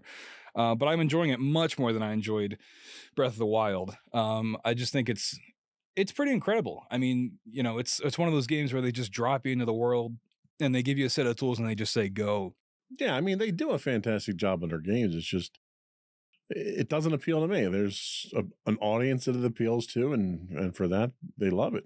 Yeah, and again, Nintendo getting a lot of love. 2 nominations from Nintendo this year. But yeah, I mean, what is there to say? It's Zelda. If you like Breath of the Wild, you're going to like Tears of the Kingdom. A lot of people, it is their front runner for winning this. A lot of people think it's going to go to Tears of the Kingdom. I don't personally. There's one. Neither do I. Yeah, you'll see where our biases lie coming up shortly. But yeah, that's Tears of the Kingdom. Moving on to nomination number 2, we've got Marvel Spider-Man 2. This is published by Insomniac Games. Insomniac, probably my second favorite PlayStation acquired studio behind Sony Santa Monica, who of course did God of War, the new God of War games. Insomniac, yes. Just incredible. Banger after banger games. Ratchet and Clank, Spider-Man 1, others that I'm not remembering. I think they did Sunset Overdrive, which was before they got bought by PlayStation. Sunset Overdrive, great game. You should all check. But yeah, Marvel Spider-Man 2 stands out for its dual character gameplay, innovative combat and traversal mechanics, and an expansive narrative that enriches the Spider-Man universe. I'm probably about 3/4 of the way through this. I've been trying to take my time with it because I do love these games, and I don't want to, gorge myself on it. I like to take my time when it comes to these things. But I didn't finish it for the show, so what are you gonna do? But you haven't started at all, right? But you played the first one. I haven't started it yet. What are your thoughts on it so far? How similar is it to the first? What's the storyline look like? Obviously the graphics and everything are fantastic. Oh yeah, it looks even better somehow because now we're fully with the power of the PS5. Oh, we didn't show it, but it was the power of the PS5. It looks incredible. It is more Spider-Man though. I mean, a lot like what we said with Tears of the Kingdom. It's more of the same. But for me, that's a good thing. I love Spider-Man. The initial one, the first one for PS4. I loved Miles Morales. Did you play that spin-off? I did. Yes. Okay. So yeah, it's more of that. But they find ways to innovate on it and make it more fun. There's new traversal mechanics. You've got the web wings. There's a lot more. You feel faster. There's like these big. Having the PS5 helps with that. Yeah, the one thing, and I don't know if I told you about this as I was playing it, but the fast travel is like incredible. So the fast travel, you zoom out to the world map, you click a point, and it's instant. Like it just zooms into the map, and you're just there. Yeah. I don't know how they do it. Like it's remarkable to see in action. And Yeah, they've added more because the map is larger as well. So they've added a couple more boroughs in New York, like Queens and stuff, and more suburban areas. I forget the name of it because I'm not from New York, but more suburban areas. But So what can you tell us about the story without giving away any spoilers? yeah, I mean, if you've seen any of the trailers, you know we're dealing with the symbiote, we're dealing with Venom, and honestly, you can probably guess where the story's going to go because it's the same usually every time when Spider-Man deals with, if you've seen the Sam Raimi movies, it's a similar story. And honestly, so far, nothing has really surprised me with the story. I've pretty much been able to guess every beat, and that's not necessarily a bad thing, right? Because these, you still love these characters. You've got Peter Parker and Miles Morales now, which is really, really neat. Being able to switch between those two at will, and the really cool thing is like in story missions when you're switching between them on the fly. It's scripted in missions, but it's still really incredible to see it happen. It reminds me of Grand Theft Auto 5 doing the same thing, switching in in game. But yeah, I mean it's the story. There really isn't anything to spoil, honestly, not yet anyway. I mean, I'm sure some stuff will happen because I haven't finished it yet. But if you've seen a Spider-Man symbiote suit story, it's pretty similar. So is this your pick? No, my pick is your pick. Okay. Which we'll get to shortly. But that is Spider-Man 2. Now, this next one, I have probably the least amount of information on, personal experience as well. It's Alan Wake 2, published by Remedy Entertainment and Epic Games as well. Funny thing about this, there's no digital or physical versions. It's all digital. So, fun fact. I think it's just a sign of the times. Yeah, well, especially with it being published by Epic, they want everyone to go through their storefront. But yeah, Alan Wake 2 is noted for its shift towards a more intense survival horror, which you can see in the footage we're showing. It's very scary. Combined with its intriguing narrative and innovative gameplay mechanics. So yeah, again, off air, we were talking about this, and I mentioned how they work in real footage, and I'm curious if we'll see it in these trailers. But the use of the blending of real footage and gameplay is really, really neat. And I would play it, but I'm a coward and I don't want to get scared. So, but you don't have to play the first Alan Wake to know what's going on. It helps. And this game is also part of like the Remedy universe. Remedy also published a game called Control, which I think was up for Game of the Year 2-3 years ago, something like that. Okay. But it's like a connected universe now. So they're bringing the stuff from Control in, they're bringing the stuff from the first Alan Wake in, and they're bringing in some stuff from Max Payne, kind of. Wow, really? Well, yeah, because like they say that that's not part of the Remedy verse because they didn't like necessarily own it at the time. Like I think they published 1 and 2, but then 3 was through Rockstar, I think. But there's a character in Alan Wake 2 who is, for these you can follow this logic here, he's voiced by the voice actor for Max Payne. I forget the guy's name, but the mocap is Sam Lake, the head of Remedy. He's like the figurehead. Sam Lake did the mocap for Max Payne 1 and 2. So when you think of what Max Payne looks like, he looks like Sam Lake, but he's voiced by a different guy. In Alan Wake 2, it's Sam Lake, but it's not his voice. It's really weird. But that sums up Alan Wake 2. It's a weird game. It looks very artsy. I probably will play it one day. From what I've heard, it's incredible. It's really doing a lot for the genre, not the genre, the medium, right, pushing things forward and doing all kinds of stuff that hasn't really ever been seen before, and that's exactly what Remedy's best at. Do you have any interest in Alan Wake 2? Not really. Haven't played anything in the series yet. I'm not into the scare type things. I don't like the dark type games. Yeah. I like the types of games that I can sit down, get immersed in, play through a story when I have the time. And I get obsessed with games like that. Yeah. The other thing that I'll play is, if I just have 15-20 minutes and I just want some mindless distraction, it's, fire up the Xbox, play a shooter, play a sports game, something like that. Yeah, that's the thing with Alan Wake 2 and with Control as well. You do get immersed. You kind of have to get immersed because there's so much going on. And that's another reason I haven't played it yet, because if it's going to be scary and I have to pay attention, it's like I just can't do it. Because scary, I'll be honest, folks, when I play a scary game, volume's all the way down, lights are on, I'm usually watching something else. Like I'm not listening, right? Because it's the audio that gets me. I can probably do with the visuals. But I'm going to have to pay attention to Alan Wake, and I'm going to be terrified the whole time. So We'll see what happens. I don't know if it's nominated for other stuff. It probably is. I don't think it's gonna win. I think it's probably towards the bottom tier for what people are guessing is gonna win. Right. But now we move on to our totally biased pick. Next up is Baldur's Gate 3, published by Larian Studios. The game has received critical acclaim for its gameplay narrative and production quality. It's already won multiple awards, recently cleaned up at the Golden Joystick Awards. Its deep integration of D&D mechanics, it's Dungeons and Dragons for you normies out there, combined with a rich narrative and flexible gameplay, which is probably my favorite part about it, makes it a standout in the role-playing game genre. It's revolutionary, right? I mean, absolutely. I've never played, well, that's not true. I have played something like it, and it was the last game published by Larian Studios, Divinity 2 Original Sin, which I was trying to get everybody to play, but, you know, it was a little, it wasn't as accessible as Baldur's Gate 3. And, this game has taken everybody by storm. Everybody's talking about it. You have like 500 hours in it. Yeah, I have an unhealthy amount of time into this game for some reason. It really is a remarkable game. It to me, it's a genre defining game. Yep. And like, you look at the images of it, and the playthrough's great. The graphics are wonderful. If you're okay with turn-based combat, it's a great thing. But it captures the mechanics of a tabletop D&D game, which is very difficult to do. And the variance of the game. I've done 2 full playthroughs now, and I have 5 short starts through Act 3. And I've yet to have the same thing happen twice in any story section. Wow. It's amazing that the game itself is that adaptive, and your choices matter. A lot of game systems tell you your choices matter, right? Well, normally it matters as to what your next cutscene is. Mm-hmm.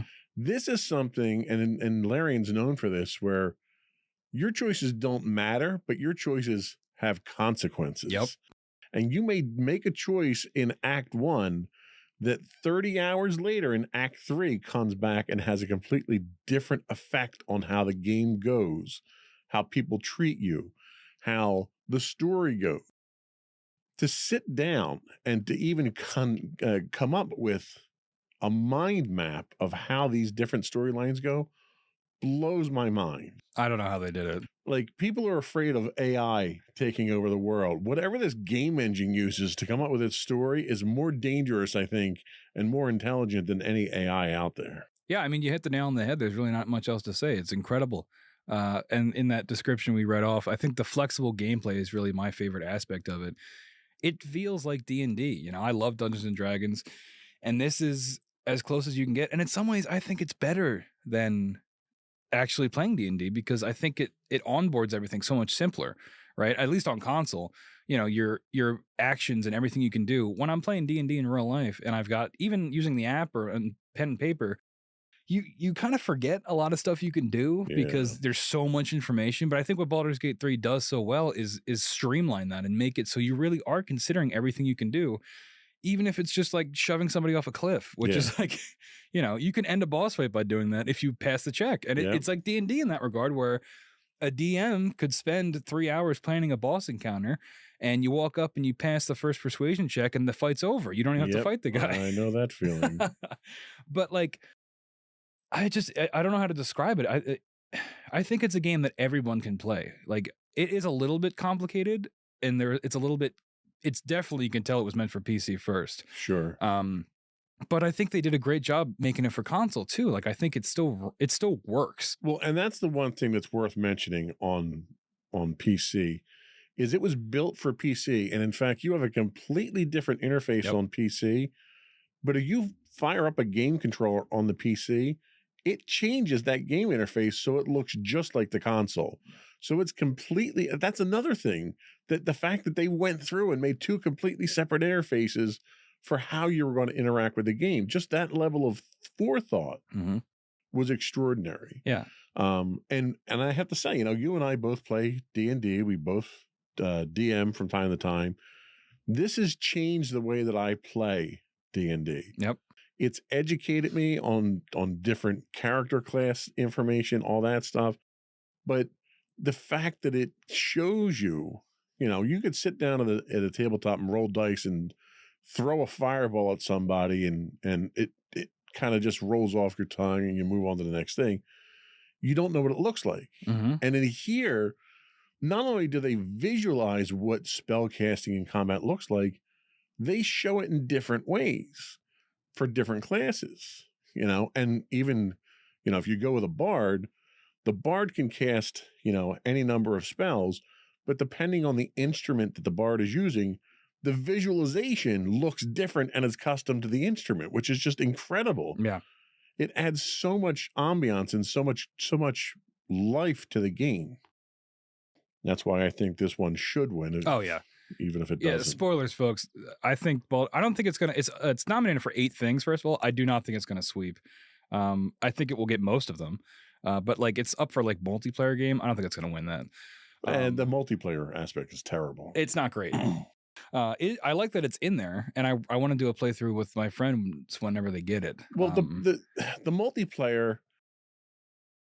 All right, so multiplayer in as much as multiple players, 4 people can be in the game. Yeah, there are multiple players, but they're all playing their own story essentially, and you can interact with their story to a certain amount.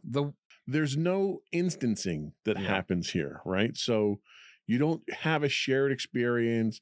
You go off and you have dialogue on your own that's relevant to your character, and you can share that with other people, but they can't participate in it. Right. It's not an MMO. It's a kind of a cooperative playthrough that you do most of the time, right? It's not even all the time. So it's not really a good multiplayer game. It's a great single player game that has some multiplayer capability. Yeah, and I think the one thing that does shine in the multiplayer is the combat. I think because we played it very briefly, and that's the only experience I've had with the multiplayer was the hour that we probably played. Right.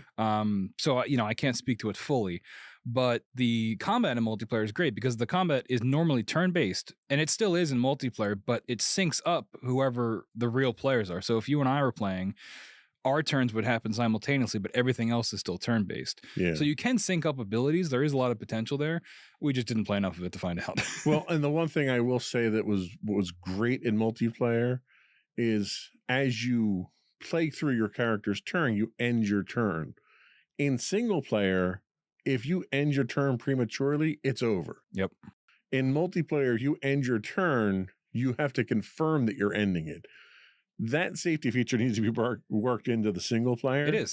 It is now? You can, yeah, I turned it on because I kept accidentally ending my turn. You can toggle it so you have to hold triangle to end your turn. At launch, that wasn't there. Oh, really? Yeah. Because I would end my turn accidentally all the time. Yeah. And I was like, there's got to be a setting for all right, this. I have to go turn that all in the it's game now. Much better because there's been so many times where I've done it accidentally and like haven't even done an action. And then, I get beat up because I didn't do anything. Right. The one thing I didn't like about the multiplayer, though, is as you play through the game, you pick up companions. Oh, yeah. Well, the rule is whoever talks to the companion gets them. And I can't hand that companion off to you so you can go do something else while I go do something else. Especially when cutscenes can be triggered just by walking. Proximity. Yeah. So that's a little weird. But everything else is great. Yeah. I think I just get unlucky when it comes to these things, and I usually have technical bugs when other people don't. I have had some bugs with it, but considering everything that's going on, it's like a miracle. It's like it's from like on high. It was sent down, and it runs and it works. And if you think you can do something, you probably can. You feel so free, and I've never really played another game like that where there really are no. I mean, there are constraints, right? In terms of like you can't like clip through a wall or something, right? But like. I've never played another game where I go into a situation and I feel like I could handle it in almost infinite ways. It's a game that is sophisticated well beyond its years. Yeah. Like I wouldn't expect something with this level of intelligence to come out for 5 to 6 years. Yep. We could probably do a whole episode on it, but we do have some other nominations to talk about. We got 2 more to go through. Let's get rid of the rest of these. So next up is Resident Evil 4, published by Capcom. This game is awesome. I played this game. I never played the original Resident Evil. So I was able to play this. This game rocks. Like, I don't know how else to describe it. It's like if you played through an action movie, like an 80s action movie. And it is scary. There were some parts where the volume had to go down and the lights had to come on. But overall, you have like a million guns. So you feel like you're in control. It's less of you're running from the monster, more like you're running to the monster to shoot it. Some highlights. This remake of the classic game has been praised for its impressive graphics, audio, and revamped gameplay mechanics, while retaining the core mechanics of the original and introducing new features and expanded content. Yeah, like I said, I never played the original, so I can't really speak to that. But I've played this game and finished it, and I absolutely loved it. I'm glad it got a nomination.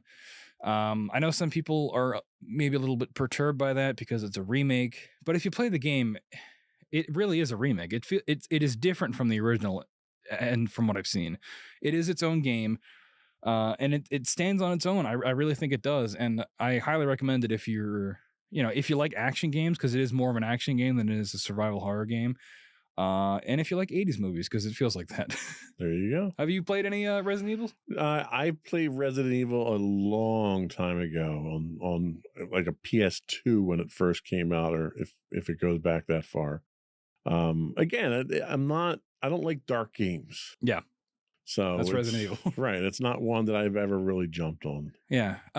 In terms of where I think it ranks in terms of potential to win, I think it's probably towards the top. But I just, after talking about Baldur's Gate, I don't see how anything could beat that. We've got a little guest in the studio, a little lanternfly just flew in. So yeah, Resident Evil 4. And our final one here is Super Mario Wonder, published as well by Nintendo. I own this game, but I have yet to play it because I'm lending it to my girlfriend. But it looks cool. It looks cool. The sacrifices we must make. I know. Highlights. This game is celebrated for its control mechanics, animation, expressive characters, innovative level design, and dynamic audio. Is it? All right. Dynamic audio. I guess. It features new power-ups and a fresh visual design that breaks from the traditional Mario aesthetic. And that's really, so many people for years were asking for these 2D Mario games to get a visual not upgrade, but a visual change. And that's what we got in this game. I mean, this doesn't look like other Mario games, which is, I think, a big reason why it's such a standout. I'm looking forward to it. Game of the year, I don't know. This was a surprise for me, but I think it's because it's Mario and it's Nintendo, and I think there's just a level of industry praise that comes with that. Well, and correct me if I'm wrong with this looks suspiciously like a standard Mario platformer. Well, yeah. With really nice graphics. It does look very pretty. They added a bunch of new power-ups and stuff. From what I've heard from people that have played it, it's not as... it didn't break the mold as much as people wanted it to. I think a lot of people were just hungry for a, just full send it, just do something different. Oh, he's on me now. I flicked him. Now he's knocked out somewhere. Sorry about that. But yeah, I think it wasn't quite the property shakeup people were looking for. Well, I think it's funny that there was criticism leveled at Resident Evil for being a remake. How is this not a remake? Well, it's not I mean, all the levels are unique. You'll probably still get the Mario 1-1 world that has every Mario game, but all the levels are new. All the content is new. That trailer did not really do it justice, I don't think. It didn't impress me, I'll tell you that. Yeah. If there was one that I could be okay cutting from these nominations, it would probably be this. But again, I haven't played it. Maybe when I play it, I'll change my mind. But fair enough. Yeah. So those are your Game of the Year nominations. Tell us what you think should win in the comments down below. I think our vote is soundly Baldur's Gate. Absolutely. So yeah, we have some other quick things I want to round up here in this section because we've gone kind of long. It has been a banner year for gaming.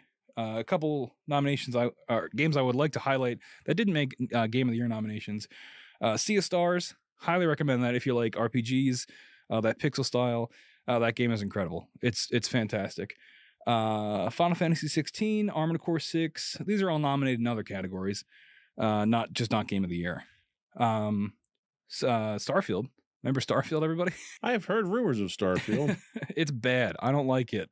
I'll say it. I heard it's got a really good engine for building Starship. Yeah, I haven't done any of that. That's what but everyone seems to love about the game. Yeah, it's I don't know. I think since it's come out, it was praised pretty highly on release, but I think as people have been able to sit with it, I think it's somewhere in the middle of the pack, which is a disappointment, especially if you're an Xbox fan, because that was supposed to be their game winner. That was supposed to be their game winner, and it's nominated for one category, and it's probably not going to win. What's that for? Biggest game of the year? RPG, I think, is what it's up for. But Baldur's Gate's in that category, so it's not going to win. Yeah, so Jeff Keighley, the guy that runs it, he's like the brains behind the operation. He said that even though, it's a great year for gaming, we did have to limit it to 6. Let's see. Do we want to cover these other categories, or are we short on time? You can run through them real quick. So we got these are some that I just wanted to highlight. Best performance, we have Ben Starr for Final Fantasy 16, Cameron Monaghan for Jedi Survivor. Have you played that yet? No. Yeah, he does a good job. It's fine. I didn't really like the first ones. Oh, that's right. You didn't. We've talked about that before. Idris Elba for Cyberpunk Phantom Liberty, which... What was that, an add-on for Cyberpunk? Yes. Really? But it's also like a remake, kind of, because with Phantom Liberty came the Cyberpunk 2.0 update, which like changed the whole game and made it what it should have been at launch, which is impressive and deserves acclaim, but...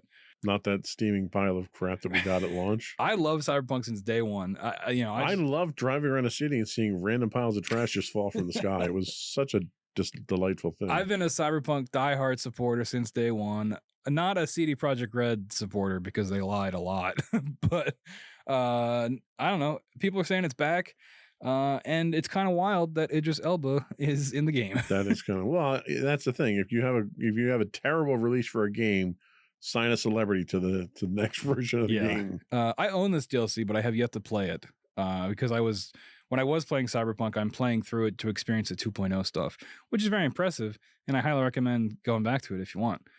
You can drive around the city. Is it another 15 terabytes of a download? Probably. It took 3 days to download it. I'm going to butcher this woman's name, but Melanie LeBird. Sure, that looks good. From Alan Wake 2, she plays, I think her name's Saga in it. She's the other main character that isn't Alan Wake. Neil Newbon, who is Asterion, right? In Baldur's Gate 3. People love that guy. He didn't survive in my playthrough very long. Didn't survive in mine either. So, but I know he's captured the internet's. Turns out a stake through the heart really does kill a vampire. Yeah, I pretty much instantly killed him. I think he's one of the front runners, and then my boy Yuri Lowenthal for Marvel Spider-Man 2. He is the best, and I hope he wins. But that's who I'm pulling for. I love Yuri. He kind of does the same voice all the time, but man, is it good. So he's like the Nicolas Cage of voiceover. So we'll see who wins that. Really quickly, best independent game. I just wanted to cover this because this is where the controversy is. Defined as for outstanding creative and technical achievement in a game made outside the traditional publisher system. Remember that. It's going to be important. So we've got Cocoon. Haven't played it. Want to. Viewfinder is really, really interesting. The concept of that game is, are you able to pull footage really quick for it if you can? Maybe? I can try. Because you got to see it. You have a camera, and when you take photos, you can then go into the photo, and it changes the layout of the level. And it's tough to describe, but once you see it, it will like blow your mind. So yeah, we're pulling up a trailer real quick. I played the demo for this. I haven't played the full game, but it is it's really, really remarkable. And again, it's one of those games where you wonder how it even runs. So yeah, here, check this out. So he just takes the picture for our viewing audience. Oh, that's right. Sorry, audio listeners. Look up a trailer of Viewfinder. It's very cool. But yeah, I don't know. I think this is one of the reasons why the indie category is so. This looks like something that should be in my Oculus Quest. Yeah, like it's incredible how this like works. And like I said, it's hard to describe for audio listeners, but go check it out. And I think the demo is still available, and you'll pretty much get the gist of it. But yeah, it's one of those games where it's like, how is this even running, and how does this even work? So yeah, that's Viewfinder. Sea of Stars is also up for the indie category. I love that game. That probably is in my top 5 for game of the year, for my personal game of the year. It's incredible. Dredge, which I think is a spooky game. And then Dave the Diver, which I love. Dave the Diver, also a great game. Is it an indie game, though, is what people are wondering. because Dave the Diver is developed by Mint Rocket, which is a small team, but Mint Rocket is owned by Nexon, which is a multi-billion-dollar gaming company.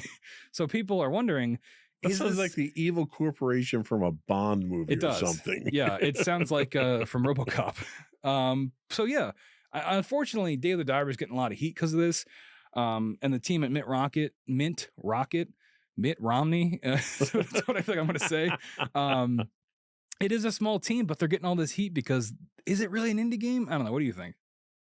Because they had effectively a blank check to make this. Well, and that's the thing is that you can have a small team, but when you're getting backed by a large corporation like that, and you've got the budget for it, Right. and you don't have the pressures of being that struggling indie developer trying to find an outlet for it and someone to push it and market it, I think you very quickly get outside of that indie game realm. Yeah. And you know, I still highly recommend you go play Dave the Diver.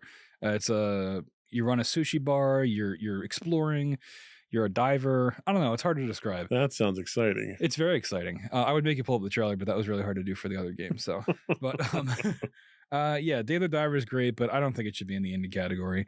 That being said, you should still go play it. Okay. Well, So, I think that's probably it for this segment. yeah, I think we got everything we could out of that. Go play Baldur's Gate 3. When we come back, we're going to get into the bummer part of the show where we talk about industry layoffs. We'll be right back. Yay.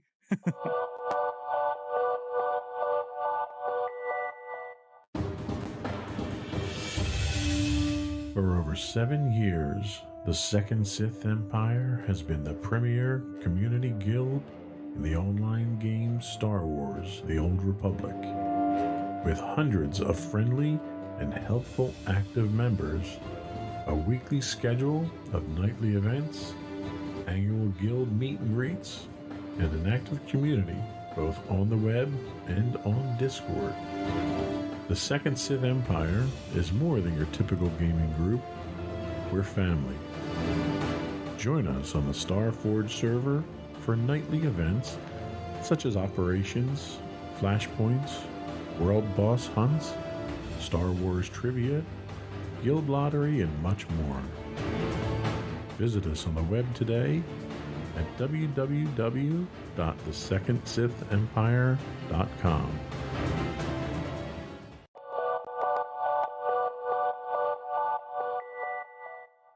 Welcome back, everyone, to Insights into Entertainment. Today we're talking gaming. We just got done covering the Game Award nominations, and now we're going to talk about industry layoffs. Of course, we're talking gaming because you're on the show. That's right. I should wear like a gamer sweater or Should something. be insights into gaming when you're on. It would have like Mountain Dew in the intro. All right. So anyway, like I said at the top of the show, despite being lauded as one of the best years in gaming, the industry has been hit by massive layoffs at every level. At the time of writing, it's probably higher now. Around 6,000 people have been laid off in the gaming industry. There's a very helpful but depressing website called videogamelayoffs.com, and it's been tracking the numbers since the beginning of the year. It's just one of those stories you hear about every week if you're not covering, I'm not covering anything, I'm not a journalist, but if you're following gaming news, it's one of those things that you can't really ignore, especially this year. And you know, I don't know anything about economics, but I feel like it's one of those things where when one company does it, there's a real chance of it starting a tidal wave of this, where it's like it doesn't make it okay, but from the company's point of view, it might have like, well, if everyone's doing it, we might as well just do it now to cut costs. What do you think? Well, and I think what you run into really is when one company does it, there's a viable reason for doing it, and usually it's an economic reason, Yeah. or you know, it could be depending on what the industry, but we've seen layoffs across the board, regardless of industry, not just video games, and companies that are doing perfectly fine, companies that are doing record numbers, record profits are laying people off. The unfortunate reality is that record profits, in order to get record profits, you either have to bring in more income, bring in more revenue, increase your margin on what it's costing you to do things. And to do that, you cut costs, you cut labor. Yeah. And that's usually the first thing people cut. And when you've got games that are releasing and you don't have another game in the pipeline that requires that level of labor commitment, that's the first thing that gets cut when it comes to the software industry. Yeah, and we're gonna have a segment coming up where we get into more the nitty gritty on why these layoffs happen. But I just wanted to highlight some of the big, big examples of these layoffs. One of which is at Unity, the software developers. They let go around 900 people this year alone. Unity has been in some very, very hot water lately. I don't know if you've been following any of this. They changed its pricing structure this year and basically nuked their whole brand for no reason. Not for no reason. They wanted to make more money. But like, it was crazy. So explain what Unity is and what their product is. So Unity is an engine, right? Yeah, it's a game engine. Yeah, that you can develop your game using Unity. So a lot of the popular games that are out today are built on this game engine. Right. And when a game developer uses this engine, they pay a licensing fee to Unity to use it. So for every copy of the game that's sold, a percentage of that revenue goes to Unity for their royalties for that. And that's what they overhauled. Right. So this is from The Verge. Unity they said that beginning next year, they would implement a paper download pricing scheme that would charge developers a flat fee anytime a game using Unity software is installed. I think the keyword there is installed. Yes. Right. Because you can't do demos at that point in time without paying Unity. Right. And that is including installs that may not be legal Right. through, pirating and things like that. Also multiple installations of a game, like if you uninstall it and reinstall it. Well, because what happens is every time you install a game, the Unity engine reaches out to the licensing server. So if you do demos of the game, if you have pirated downloads of the game, if you uninstall it and reinstall it, every time it goes out and hits that licensing server to confirm that it's a valid license, as opposed to what it was before was on sales. So every time you would sell the game, that would then go towards the licensing. This is more from The Verge. The fees are further broken down depending on where a game is purchased, meaning that a game bought in the US, UK, and other standard markets is assessed a higher fee than when it's bought in emerging markets like India or China. So, like, I don't know what they were thinking when they did this. This made a ton of people angry. Many developers, publishers, and consumers completely disavowed Unity. People wanted to boycott the game, or the engine itself. And you got to understand, Unity is like the number one. It's like Unity and Unreal are like the two engines that pretty much everyone uses for any kind of game development. I mean, Unity has tried to walk some of this stuff back, but I think a lot of the damage might already have been done. What do you think? Well, and the thing is, the regional pricing that they're talking about is not unusual in any other industry. So in any other industry, talking manufacturing, for instance, you have tariffs on purchased goods. So, for instance, I have a friend of mine who lives down in Peru. For him to buy a graphics card that costs $2,000 up here, he's got to pay $3,000 for it because of the tariffs. So Unity's logic is, well, if there's regional pricing based on tariffs because of purchased goods, then we can do the same thing for licensing. Well, the problem you run into is they're the first ones that are doing this. Yeah. Nobody else does this because there's no tariff on licensing. There's a tariff on imports when you're talking about actual physical manufactured goods. Yeah. So there's no impetus whatsoever for the reasoning behind what they're doing. That's why they're taking the heat for it. And as a result, they're losing a boatload of business in the process. And that results in 900 people losing their jobs. Exactly. And, should the CEO maybe have taken a pay cut instead of having to fire all these people? Maybe. That's a very controversial philosophy. A lot of rank and file workers have. Yeah. Another company that I want to highlight is Embracer Group. They've been making all kinds of news in the last couple of years. They've been snatching up a lot of studios like Gearbox, who made Borderlands, and Crystal Dynamics, who you guys will probably know if you've played the new Lara Croft games. Embracer Group is sort of this conglomerate that's just been eating up studios. Kind of like EA and all the other conglomerates out there. Yeah. Except they're not doing it very well. They're now cleaning house. This is from IGN's Wesley Yin-Poole. Embracer Group has said it has laid off 904 people. That's about 5% of its workforce. Since its financial struggles beginning following the collapse of the $2 billion deal, reportedly with the Saudi government, funded company Savvy Games Groups. When this deal didn't go through. This was like insane because it like fell apart like the day before it was going to happen. And like the industry was like, what's going to happen now? Right. Turns out a bunch of people are going to get laid off.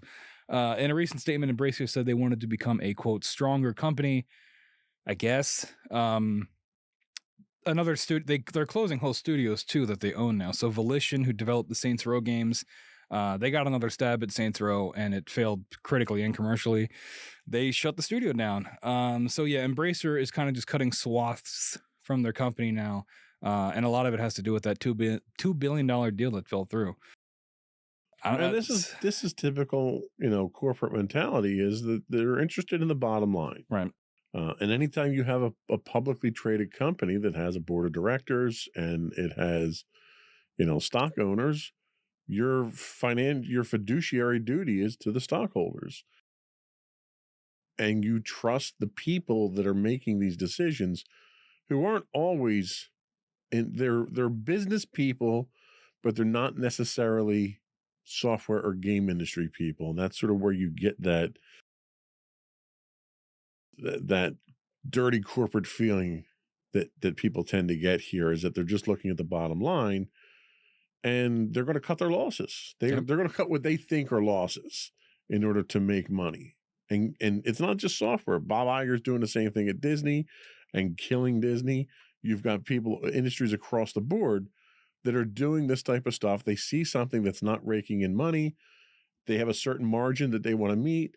And if you're not meeting that margin, then you're a casualty, ignoring the fact that a lot of times the game industry doesn't work the same way these other manufacturing or entertainment industries work. The return on investment tends to be a much longer timeline that the corporate world and the stock world does not want to wait for. Yeah, absolutely. Speaking of giant corporate companies, Amazon Games also had some layoffs. They recently cut 180 jobs from their games department. This comes during the largest sweep of layoffs at Amazon as a whole, where we were talking about, industry-wide stuff, with nearly 27,000 jobs being cut in the last year. Now, we're talking about 6,000 layoffs in the gaming industry alone, 27,000 just from Amazon, just to put things in perspective. But that's across the board in Amazon. That's right. Sales, manufacturing, warehousing, everything.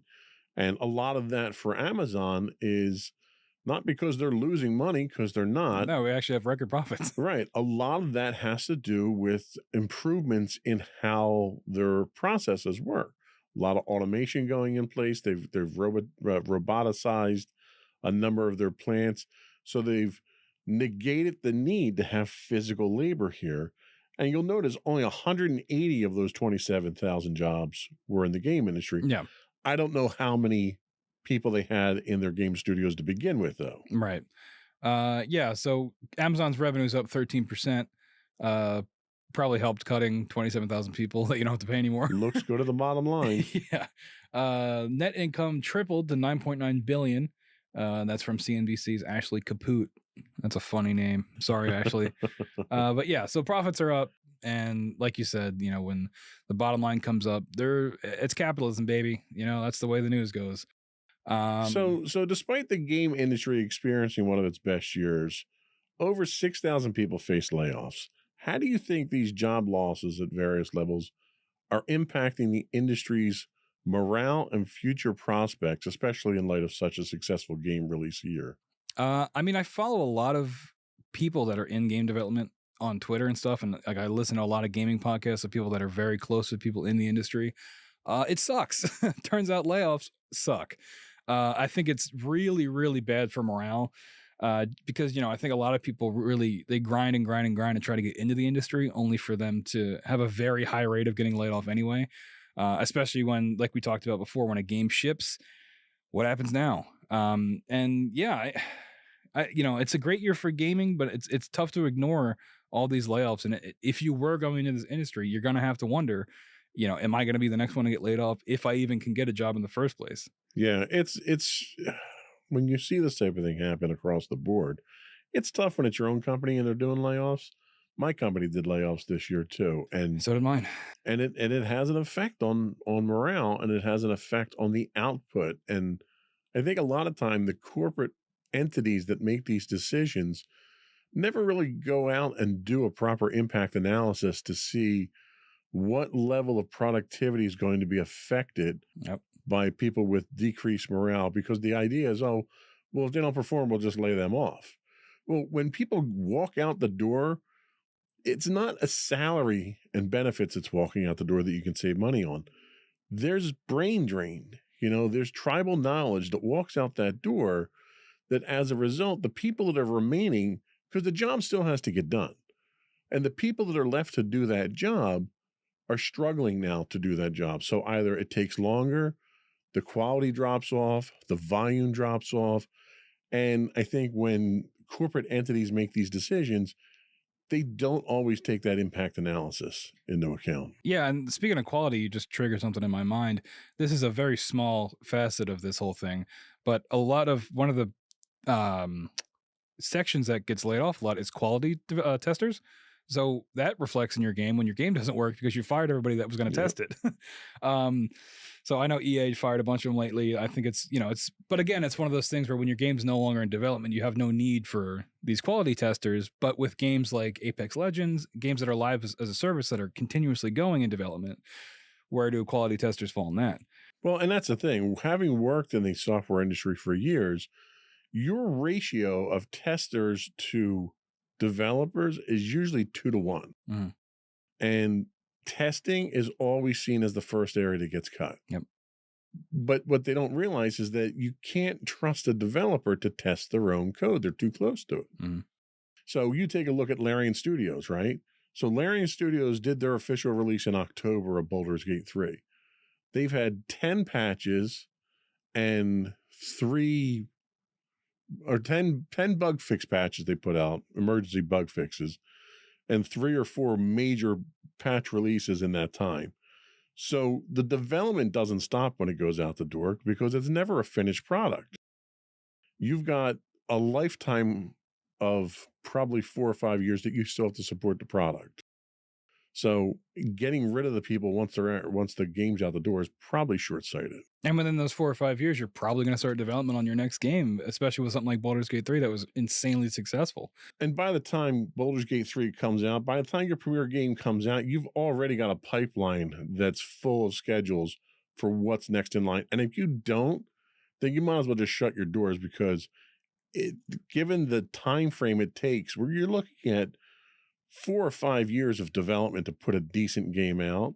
So if you don't already have something in the pipeline and something in the works when your current game comes out, you're going to go out of business. Yeah. Yeah, it's tough, right? I mean, you get this a lot with movies too. These things take so long to make, and then it's out, and then people immediately want more. Right. And I mean, that's just how it goes. But hopefully that keeps some people employed too. Those are our layoff discussion. In our next segment, we're going to talk more about the causes of it. I know you did a lot of research for this, so I'll probably let you take over for it.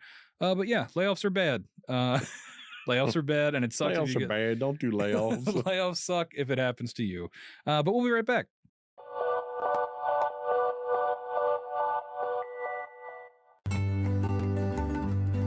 Insights into Teens, a podcast series exploring the issues and challenges of today's youth. Talking to real teens about real teen problems.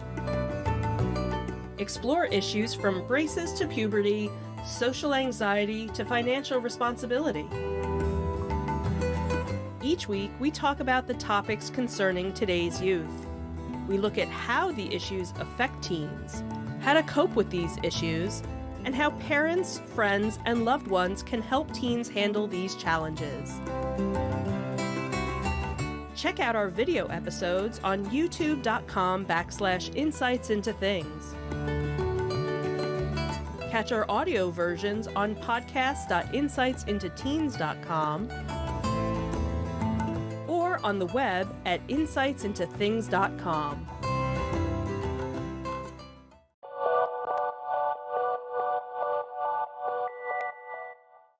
Welcome back to Insights into Entertainment, everybody. We're wrapping up the show today talking about the cause and the purpose of all these layoffs. So the trend of layoffs in the video game industry can be attributed to several factors, and understanding this is key to forecasting the trends during and its impact on the industry's future. And we go to our corporate shill, Joseph Whalen for the layoff report. Wow. Why layoffs are a good thing. Go. No, not why they're a good thing. What causes layoffs? So we already kind of touched on economic fluctuations. So the video game industry is not immune to the broader economic trends in the world.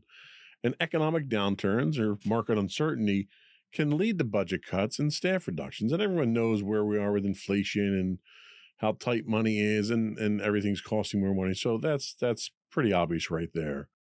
We're also looking right now, and it's first time in the industry's history that we're in a post-pandemic period. So we're still looking at adjustments from that. COVID-19 pandemic led to a surge in gaming as people sought entertainment during the lockdowns. This surge may have led to overhiring or overexpansion in some companies.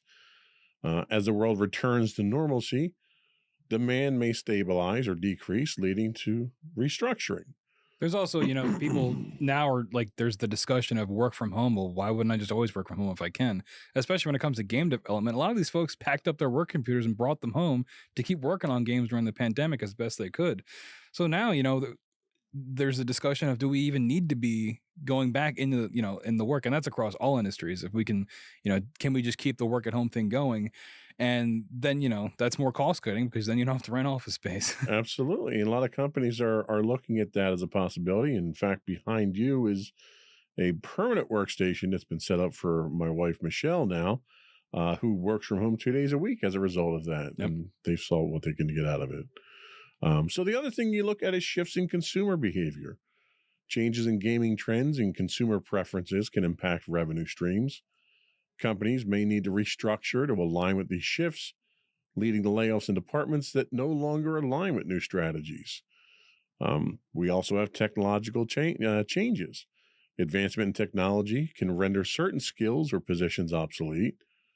As companies invest in automation and new tech, there may be a reduced need for certain roles. And then we get to the corporate shill side of things with financial management and strategic shifts. Ugh. So poor financial management or strategic pivots can necessitate cost-cutting measures, including layoffs, which is exactly what Unity ran into. Mm-hmm. They're trying to make a buck, so they made a change in their strategic, product line there, and it came back to bite them. It's a very nice way of saying we want to make as much money as possible all the time. Absolutely. So tell us about what the actual impact of all this is on the video game industry. Yeah, so there's innovation and competition. Layoffs can lead to a consolidation of talent with larger companies absorbing experienced personnel. You got a little bit of that with Embracer. Now that they're all part of this conglomerate, maybe they're having some cross-studio development. This could foster innovation, but might also reduce competition if smaller companies struggle to compete, which is definitely true, especially when it comes to indie development, which is what we have next. As talented individuals leave larger companies, there might be a surge in indie game development, which I think we talked about this before when we were talking about the Microsoft Blizzard thing, where it's like as more studios are bought up and part of large corporate structures, something has to fill that vacuum, and the indie companies step in to do that. Exactly. There's, this can lead to more diverse and innovative gaming landscape, which I'm all for. Assuming, it's, I'm all for the creative side of things, as you can probably tell by this. It's tough to see, but maybe that is a silver lining.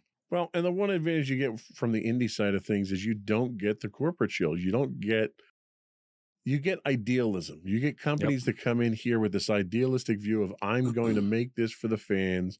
I'm going to listen to the fans, and I'm going to produce something for the fans. If it doesn't sell, then the corporate guys come in, they suck up the company, and then they move on.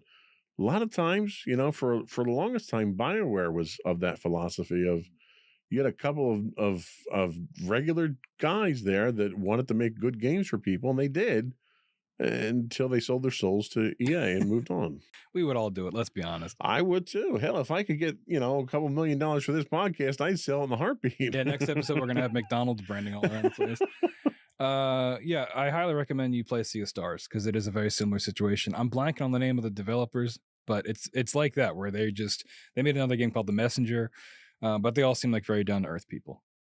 We have shifts in job roles. The industry may witness a shift in the types of roles that are in demand, with more emphasis on technologies like AI, VR and cloud gaming. I don't know about VR. Are we done with VR? I think VR is pretty much, although Apple wants to bring VR back, I think they're missing the boat. They're going on to make that. people spend like $10,000 for a headset. So you can get freaky eyes on the outside of your headset. Yeah. We talked about this already a little bit, but the impact on gaming quality and diversity. Layoffs can lead to reduced manpower, impacting quality. However, they can also force companies to focus on core competencies and produce higher quality titles, which is kind of what Sony's doing. They're spending and taking the time to have all these first party games that are, industry wide successes, commercially and critically, that sort of hold up the brand just by virtue of existing. And finally, employee well-being and industry reputation, which the gaming industry already has a pretty bad reputation in terms of like crunch culture, which is probably still happening. But I think it has been reduced because it was exposed a lot with how often a lot of these devs are crunching. And you hear stories from like 2005 of people pulling like 30-hour days. And it's like, oh my God, how did we let that happen?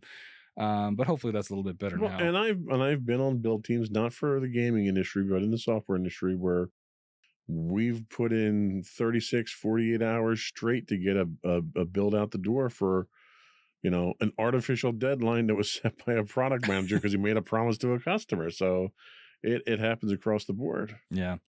This might affect the ability to attract top talent in the future, which is true. If your industry has a terrible reputation and fires people all the time, people probably don't want to work for you. Amen to that. So yeah, I mean, that pretty much sums everything up. That covers the layoffs. Of course, we started off pretty positively with the Game Awards.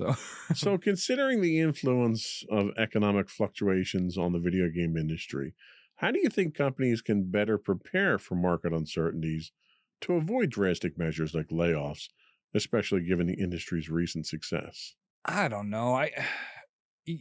Maybe pay higher ups less, which is never going to happen, but it's a suggestion. I know everybody turns to what was his name? He was a Nintendo CEO, Iwata, I forget his name. But Nintendo, when the Wii U came out and like completely failed, he ended up taking a pay cut so they didn't have to lay people off. Now everybody looks to that like it was a miracle, because it kind of was. Right. And people don't, CEOs are never going to do that. But that would be nice if that was the alternative to laying people off. But it's not the way that capitalism goes, unfortunately. See, and I think it has to be research and development. I think if you got enough irons in the fire, if you throw enough stuff against the wall, something's going to stick.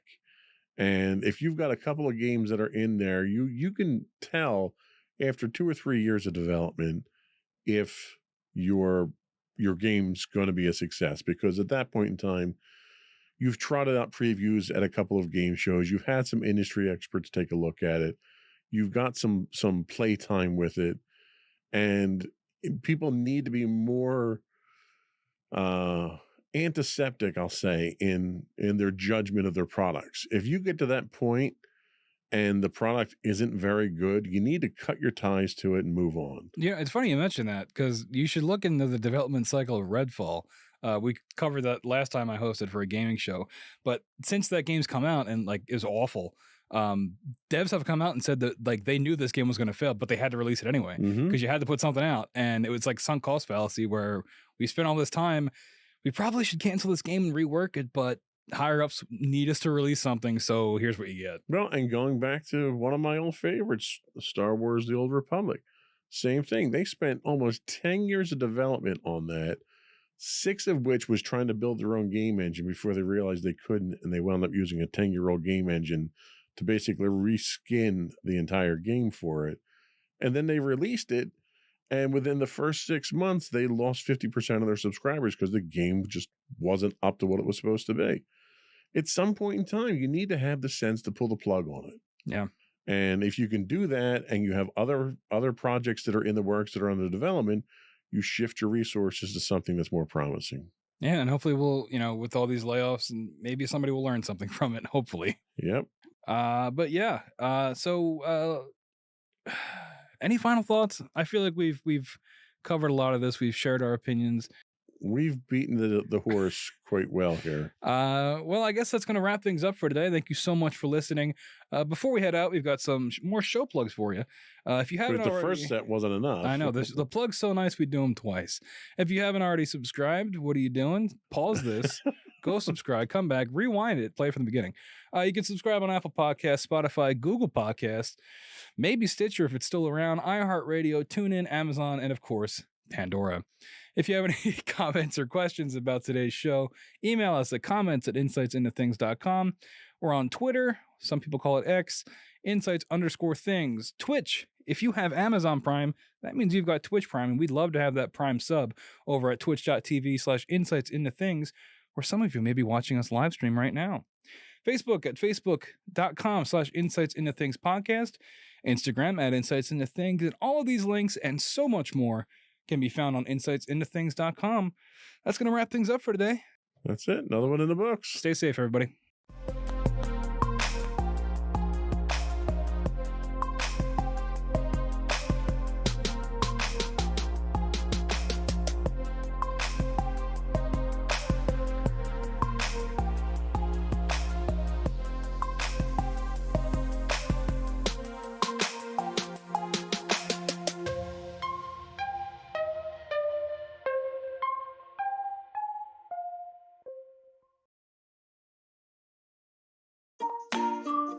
Insightful podcasts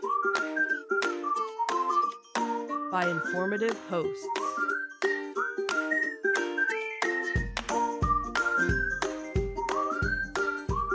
Insights into Things, a podcast network.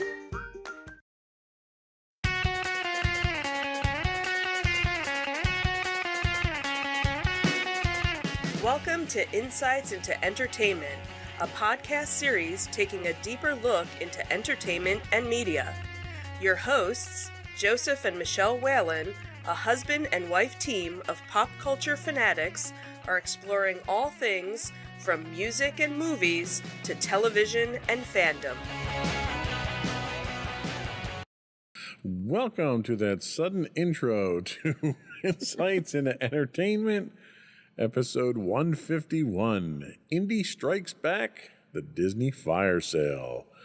I'm your host, Joseph Whalen, and my rested and relaxed co-host, Michelle Whalen. I don't think I changed that from the last one. I don't think so. I think you kind of left it. Because you were very busy today. I don't think you're rested and relaxed. No, I am not. How you doing today, dear? I am doing well. How are you? Doing okay.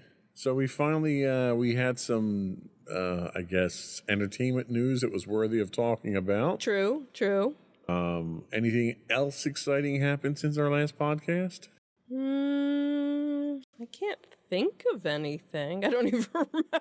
Yeah, well, it was only a few weeks ago. Yeah, it wasn't that long ago. No, I don't think anything I really. think things have been kind of tame. Yeah, So they normally are for us. So usually, thankfully. we're not at Comic-Con this week.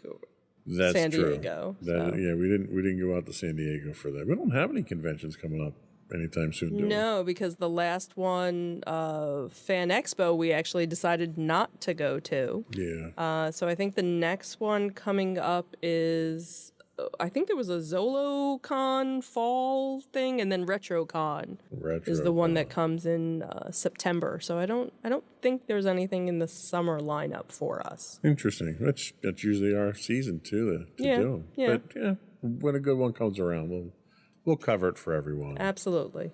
So with the writers and actors on strike, box office numbers struggling to rebound after the pandemic, and missteps from streaming costing studios billions, what could Hollywood possibly do to save the day? Maybe have a fire sale.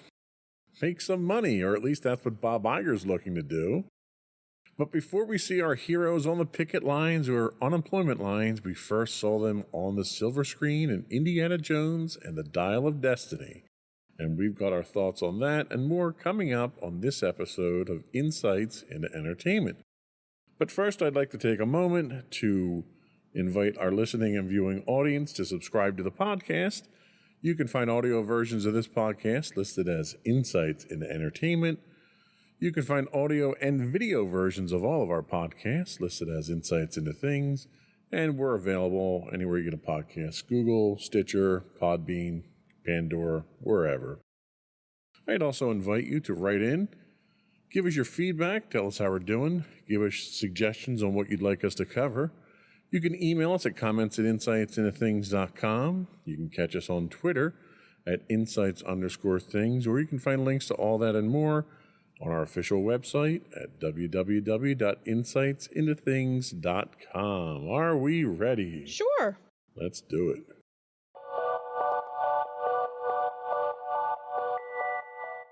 So, how not to handle a strike? So, everyone knows that the actors and the writers are on strike right now. It's kind of hard to miss the talent strikes happening across the entire entertainment industry at the moment. First, the Writers Guild of America went on strike in the name of fair wages and protections against AI encroachment, which I thought was kind of interesting. We didn't think AI was going to be destroying the world so soon through that method. Right. And then just recently, the Screen Actors Guild and the American Federation of Television and Radio Artists, SAG-AFTRA. Boy, that just rolls right off the tongue, doesn't it? Sure does. They joined them shortly afterward on the picket line. So who are they fighting? So they're fighting the Hollywood studios, represented by the Alliance of Motion Picture and Television Producers. The producers are the bad guys, depending on your point of view, I guess. In most cases, yeah. So what's particularly curious about all this is how the Hollywood studios seemed to invite a strike, and then once they got one, they did everything in their power to inflame it even further. So this spring, it seemed like some Hollywood studios were actively itching for a writer's strike. Speculation about why exactly ran the gamut. Maybe it was to save a little money in the short run on shows the Writers Guild were part of. But more obviously, it might be to secure the least costly compromise on issues like residuals and transparency about viewership.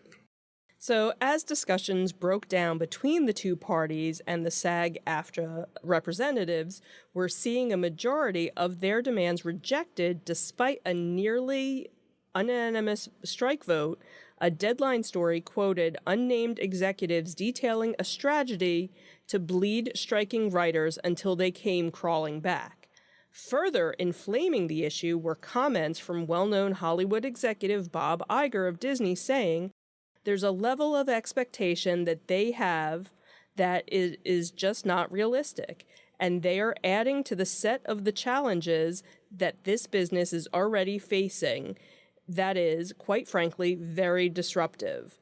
Iger may have succeeded in looking like a cool, calm, and collected voice of the studio, but he actually opened a can of worms that simply egged on the SAG-AFTRA president, Fran Drescher. Her response was one that was up there with a battle cry, motivational speeches like that of which Hollywood has historically been known for. "We are the victims here," she said, marking the start of the actor strike. We are being victimized by the very greedy entity. I am shocked by the way the people that have been in this business are treating us. I cannot believe it, quite frankly, how far apart we are on so many things. How they plead poverty, that they're losing money left and right, then giving hundreds of millions of dollars to their CEOs. It's disgusting. Shame on them. They stand on the wrong side of history.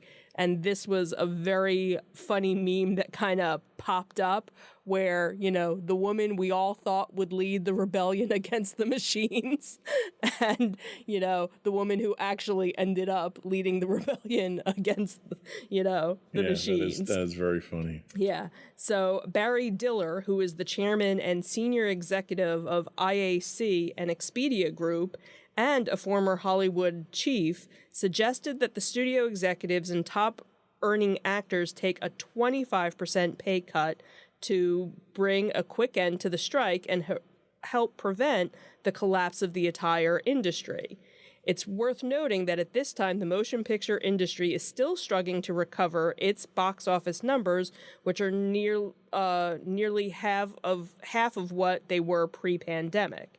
It's also worth noting that in their haste to capitalize on the streaming bandwagon, many companies are in the red. Disney, Peacock, Paramount Plus, HBO Max, Discovery Plus have reportedly lost a combined $18 billion since 2020, which begs the question, can either side in this strike really afford it? Yeah, I think that the sad thing here is obviously the fans are the ones that are going to be losing out Right. in general. Right. You know, the last time we had this, was it back in the 20-aughts or whatever when the last strike was, we wound up getting a rash of reality TV. Well, and the one, I guess, positive is there's been such an influx between all of the different streaming services that have so much original content that's already there. So if nothing were to come back for a little while, there's plenty out there. It's just that you're not going to get anything new. So anything that people are waiting for, like a new season of Stranger Things or new things, that are on regular broadcast television, that's what's going to hurt. Whereas, somebody like a Netflix or, all of these other streaming services, they're probably not really going to be hurting because there's so much content that probably the average person hasn't gone through everything in the catalog yet. Well, and that's also a good point because even Disney's getting to the point where their exclusive streaming content they're going to be releasing on network television. They have already announced they're releasing the Ms. Marvel series. Right. That was never intended to come out on network television. Right, and I think there was something else from HBO that was going to be released on, so that's how they're kind of balancing, okay, well, we have enough on our streaming, but what are we going to do on broadcast? Okay, well, now we'll start doing a little bit of this to make it happen.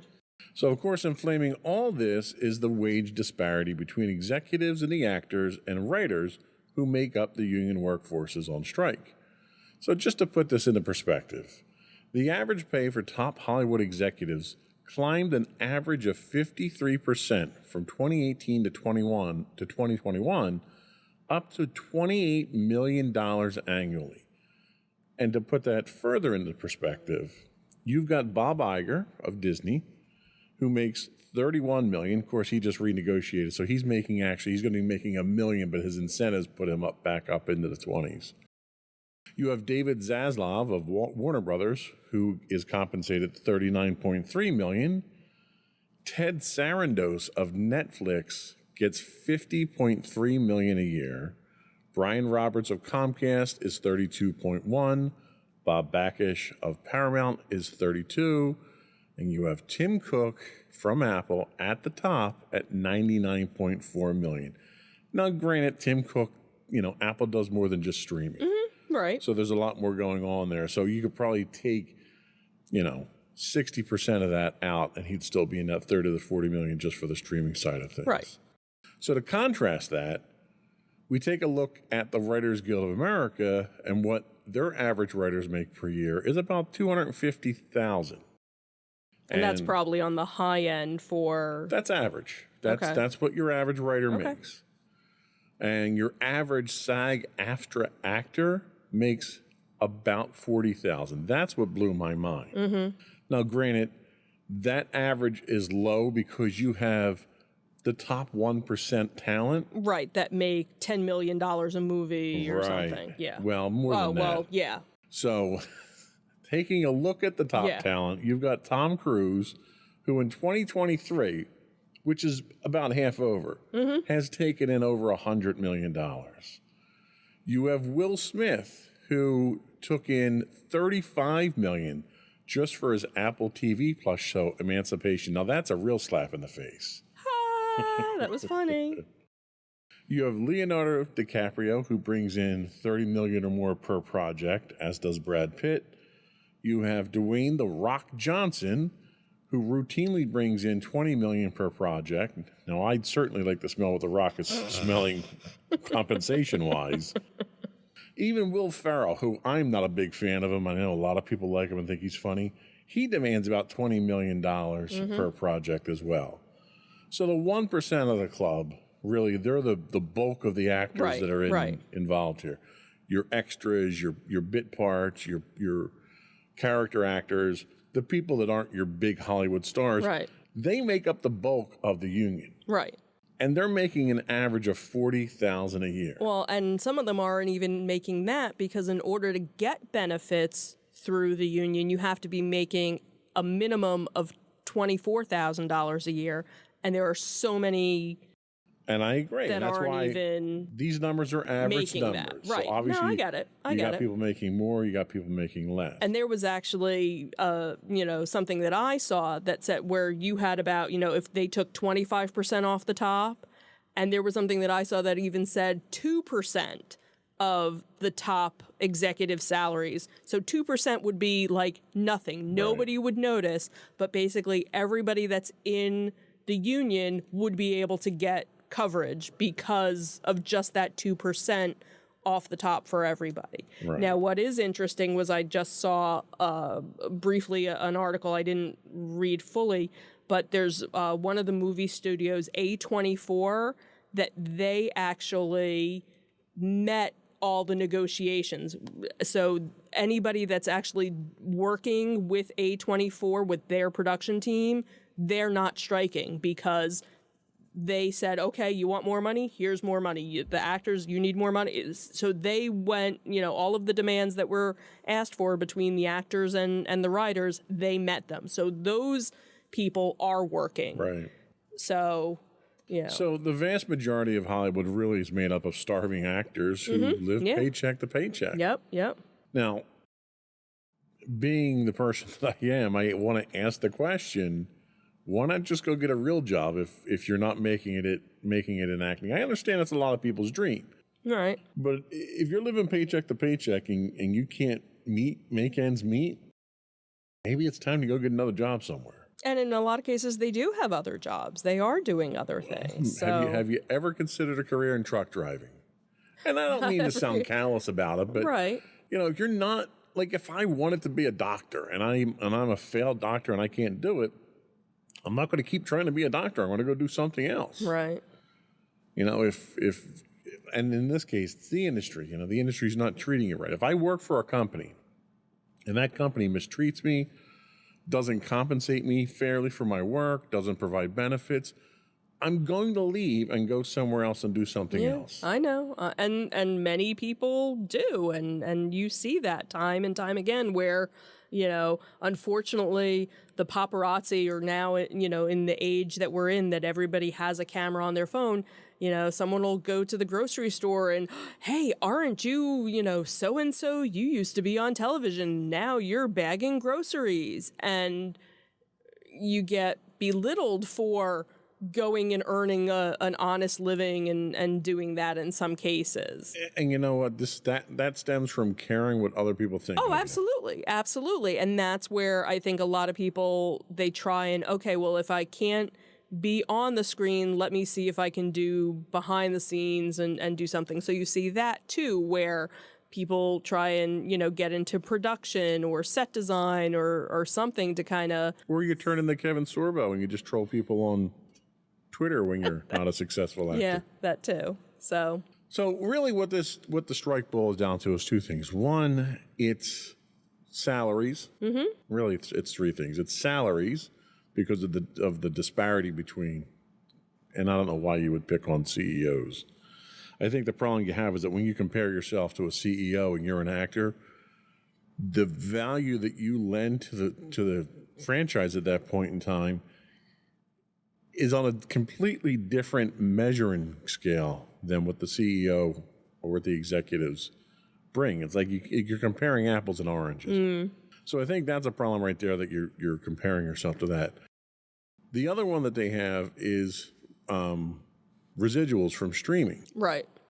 So the problem that you run into here is traditionally the studios are usually 2 or 3 steps behind technology. Right. They missed the ball on VHS and got screwed on that. They missed the ball on DVDs because they tried to encrypt them and they got screwed on that. So they kind of got out. This is the first time in decades that they got out ahead of things. Mm-hmm. And they got into streaming, and it was supposedly successful, even though they're $18 billion in the hole because they invested so much money in it. And the problem that you have is the previous contracts didn't streaming exploded so quickly, Right. you couldn't have it in a contract before. Well, and really it was because of the pandemic, because everything really changed in some respects. For yes that. and no. I mean, Netflix was a streaming juggernaut well before the pandemic. Right. Everybody saw that Right. and was shocked that Netflix, because everyone had their content on Netflix. True. Everybody was shocked at how well Netflix did. And Netflix did so well because they just poured money hand over fist into original content. Right. They were in the red for years producing content Right. just to get it out there and get subscribers in. So you had technology explode, and the industry's trying to catch up to it now. You're also dealing with the industry at a very fragile state now. Your ticket sales, your box office ticket sales are about 50% what they were pre-pandemic. You've got streaming services that are hemorrhaging money to the point that they're pulling back on projects now because they can't afford to keep making new content. So to strike now, when the industry is at its weakest, to a certain extent, I think Iger's right in that it's a really bad time to do this because you're really going to hurt the industry. What's going to happen here is they'll resolve this strike, obviously, at some point in time.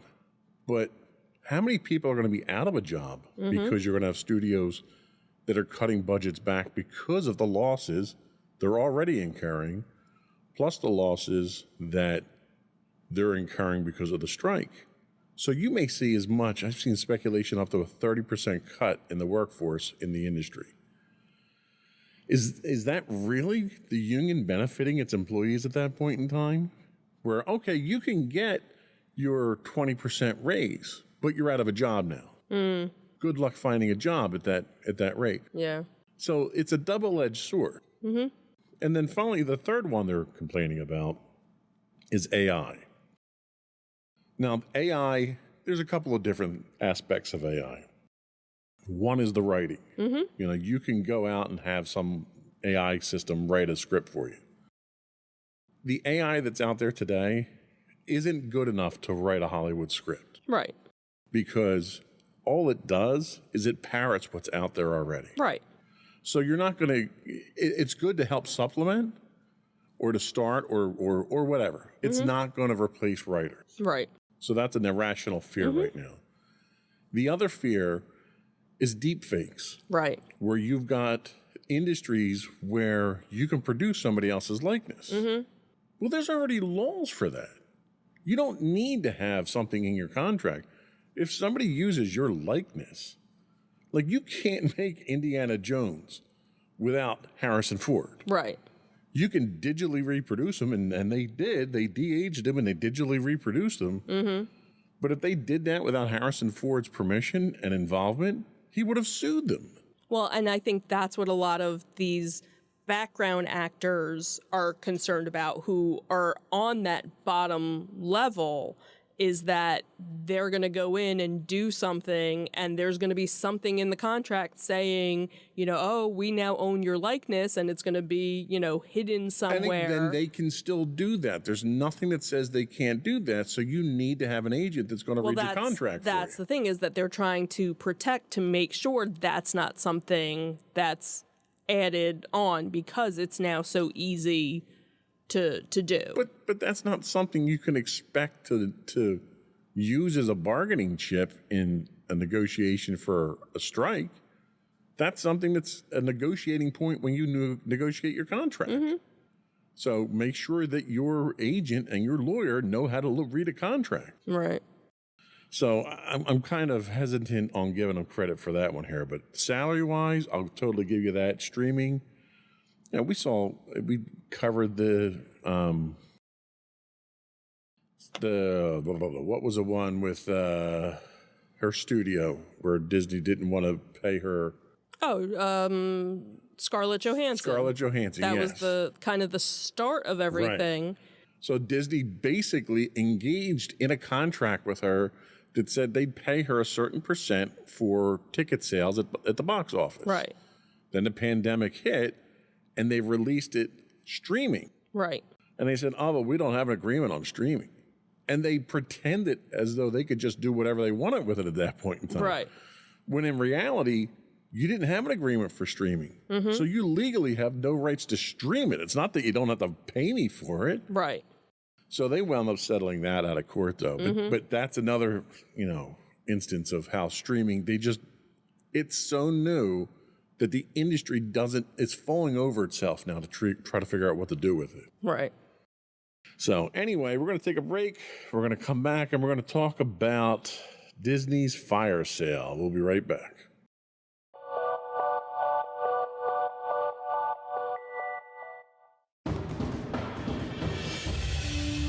For over 7 years, the Second Sith Empire has been the premier community guild in the online game Star Wars: The Old Republic. With hundreds of friendly and helpful active members, a weekly schedule of nightly events, annual guild meet and greets, and an active community both on the web and on Discord. The Second Sith Empire is more than your typical gaming group. We're family. Join us on the Starforge server for nightly events such as operations, flashpoints, world boss hunts, Star Wars trivia, guild lottery, and much more. Visit us on the web today at www.thesecondsithempire.com.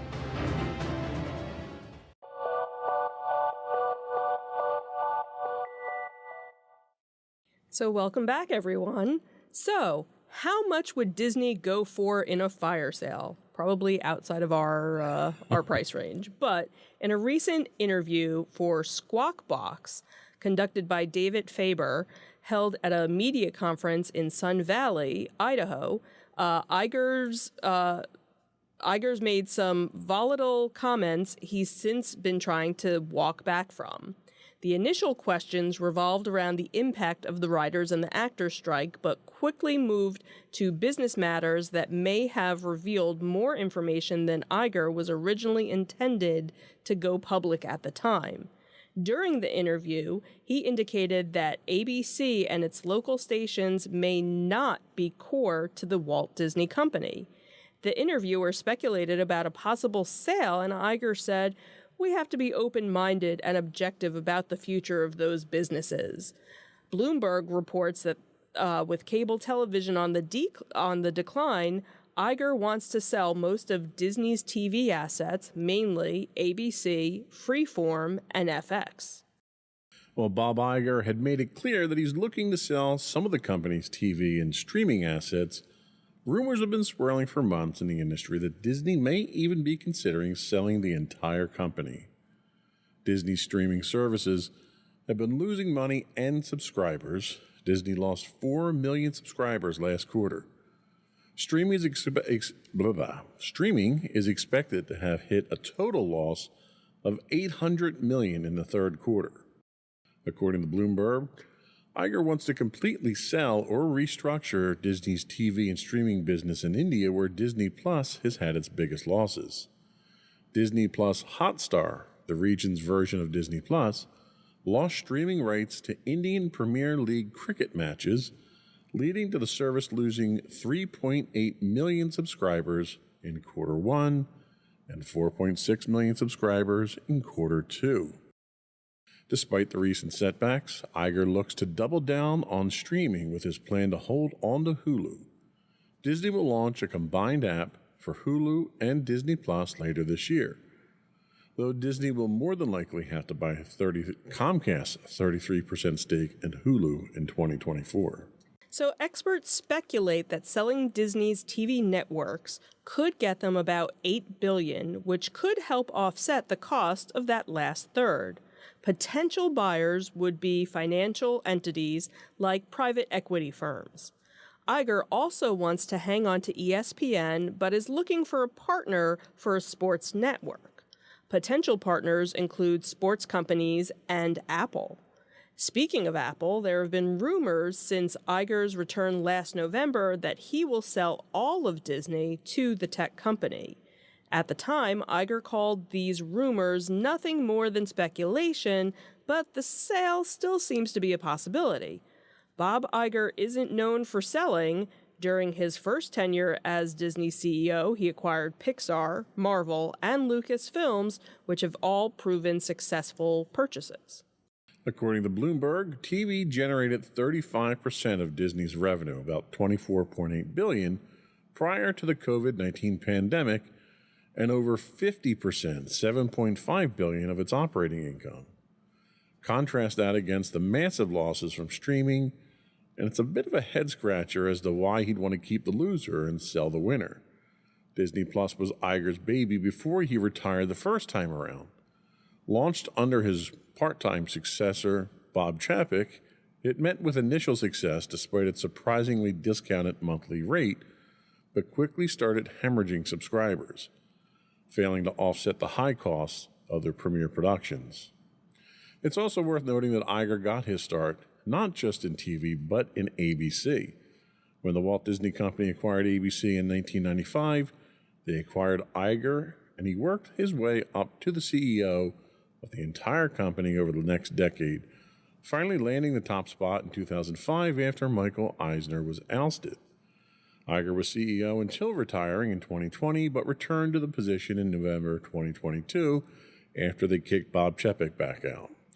So, what do you think? Do you think selling it off piecemeal is worthwhile, or do you think they should sell the entire thing at one time? I don't know. It's kind of interesting. So it kind of reminds me of the documentary that we watched on Marvel and the history of Marvel and how that went. And you kind of see how, okay, you had Marvel and they weren't doing well, so they sold this entity to this to this one, this to this one, and this to this one. And then while it worked for them, it kind of made a mess of things because you had this company that could do this and this company that could do this. But if you had this company that wanted to do something joint, they couldn't without trying to jump through hoops to pay all these other people. So if you were to do that, I could see that kind of happening with Disney, where certain things with Disney would succeed, and then I think certain things with Disney would kind of fall flat if you just kind of sold it off to the highest bidder, to do one or the other. ESPN, does that need to still be with Disney? I think ESPN could go anywhere. Like, there's not enough crossover with ESPN and anything else with Disney. Okay, so Disney, down in Orlando, they have the Wide World of Sports. That's really the only kind of tie-in between the two. That was ABC, though. Right. So, so I don't really see an issue if you said, okay, we're gonna sell that part off to somebody else. The network TV stuff, I guess maybe you could kind of let that go to somebody else, because right now there's a partnership, because every now and then there'll be, a Disney movie or something. And then, of course, they tried with the whole Disney Plus thing with Dancing with the Stars. The last season of it, instead of putting it on network television, they only had it streaming on Disney Plus, and they saw their numbers go down. So what are they doing this season? It's going to be back, on regular television, and then they'll, put the episodes on Disney Plus after the fact. So, kind of going back to how they were. So I don't know. It's kind of a mixed bag. I obviously I don't want Apple to buy them just because I'm anti-Apple, but that's just me.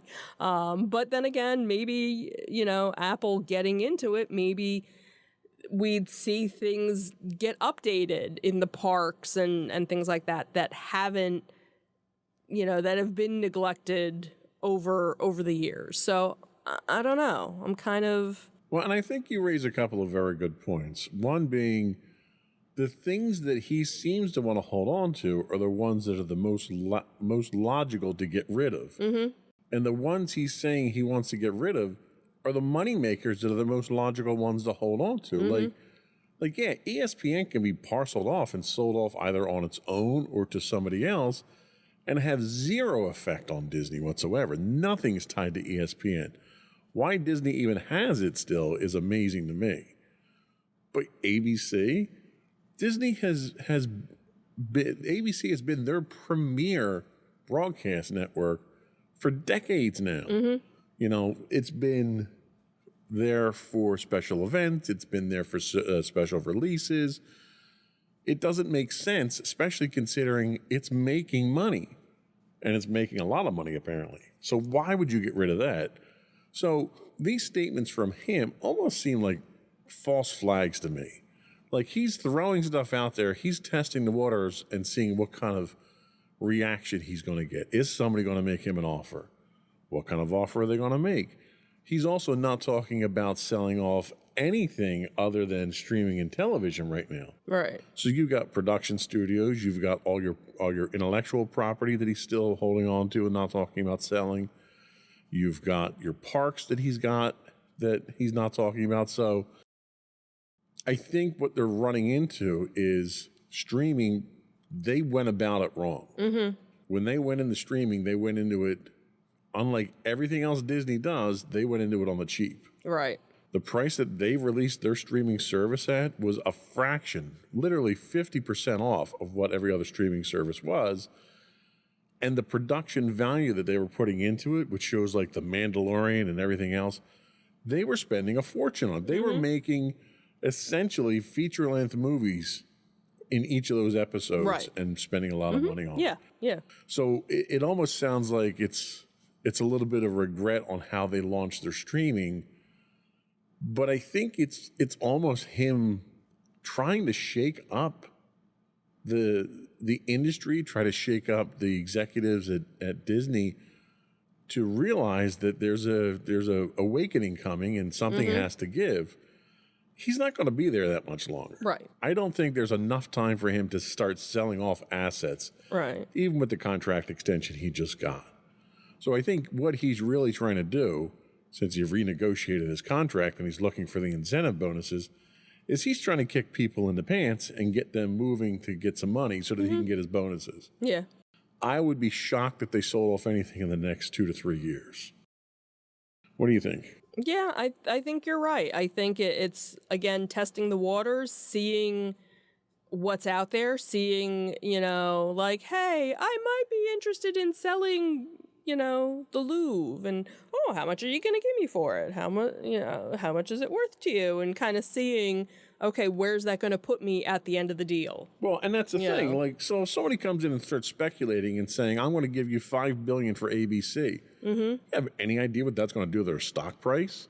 And all he's trying to do is boost the stock price. If he can do it by, basically doing what Elon Musk does, going out there saying stupid stuff to change your stock price, right? That works too, as long as the stock price goes up and it stays there. Yeah.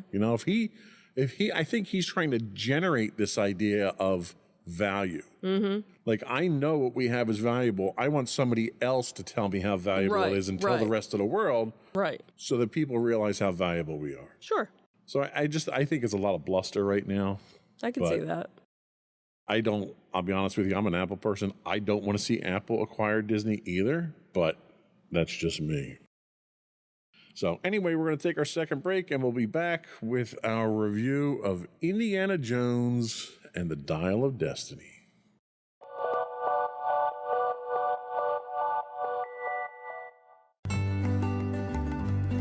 Insights into Teens, a podcast series exploring the issues and challenges of today's youth. Talking to real teens about real teen problems. Explore issues from braces to puberty, social anxiety to financial responsibility. Each week, we talk about the topics concerning today's youth. We look at how the issues affect teens, how to cope with these issues, and how parents, friends, and loved ones can help teens handle these challenges. Check out our video episodes on youtube.com/insightsintothings. Catch our audio versions on podcast.insightsintoteens.com or on the web at insightsintothings.com.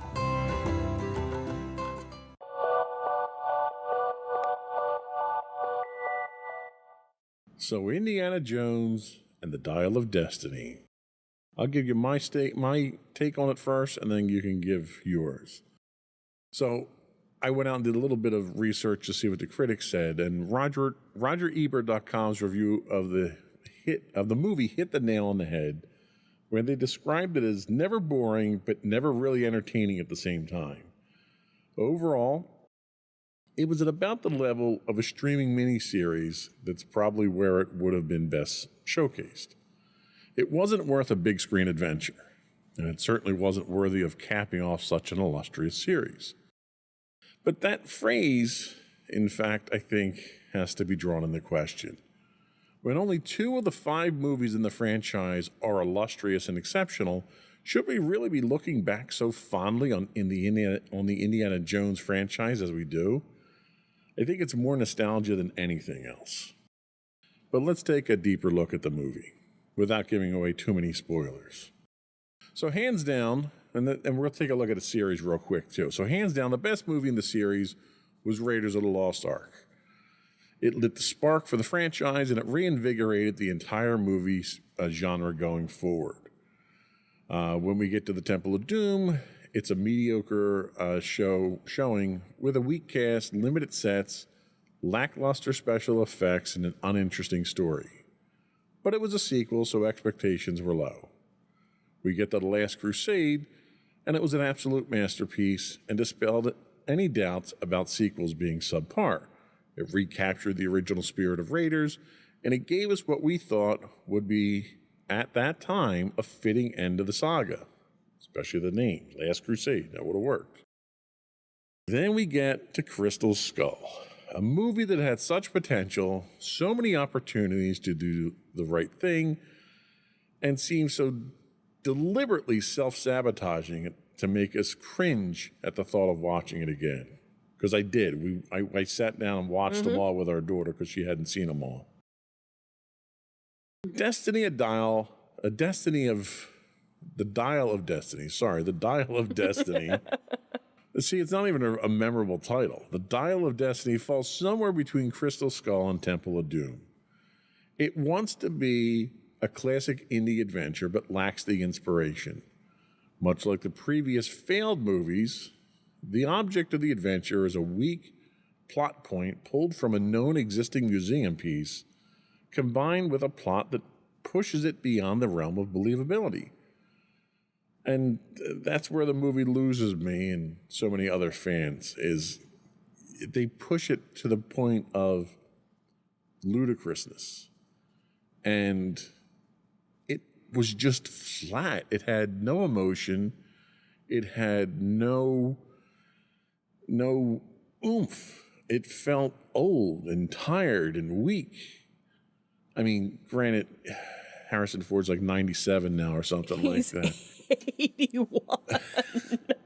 There's only so much oomph you can get from the man at this point in time. But for 80 years old, he's not, sitting in a nursing home, drooling in a corner. So you gotta kind of give him, credit for that, I guess. So what are your thoughts?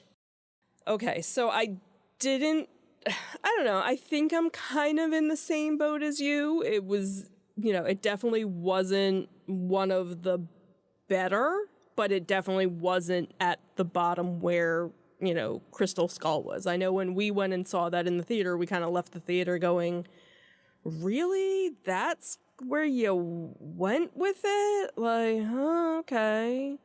So, so going into this, it was like, okay, they have to do something better. And they did. So it was definitely better. And again, interesting little plot twist that you kind of have going on with it.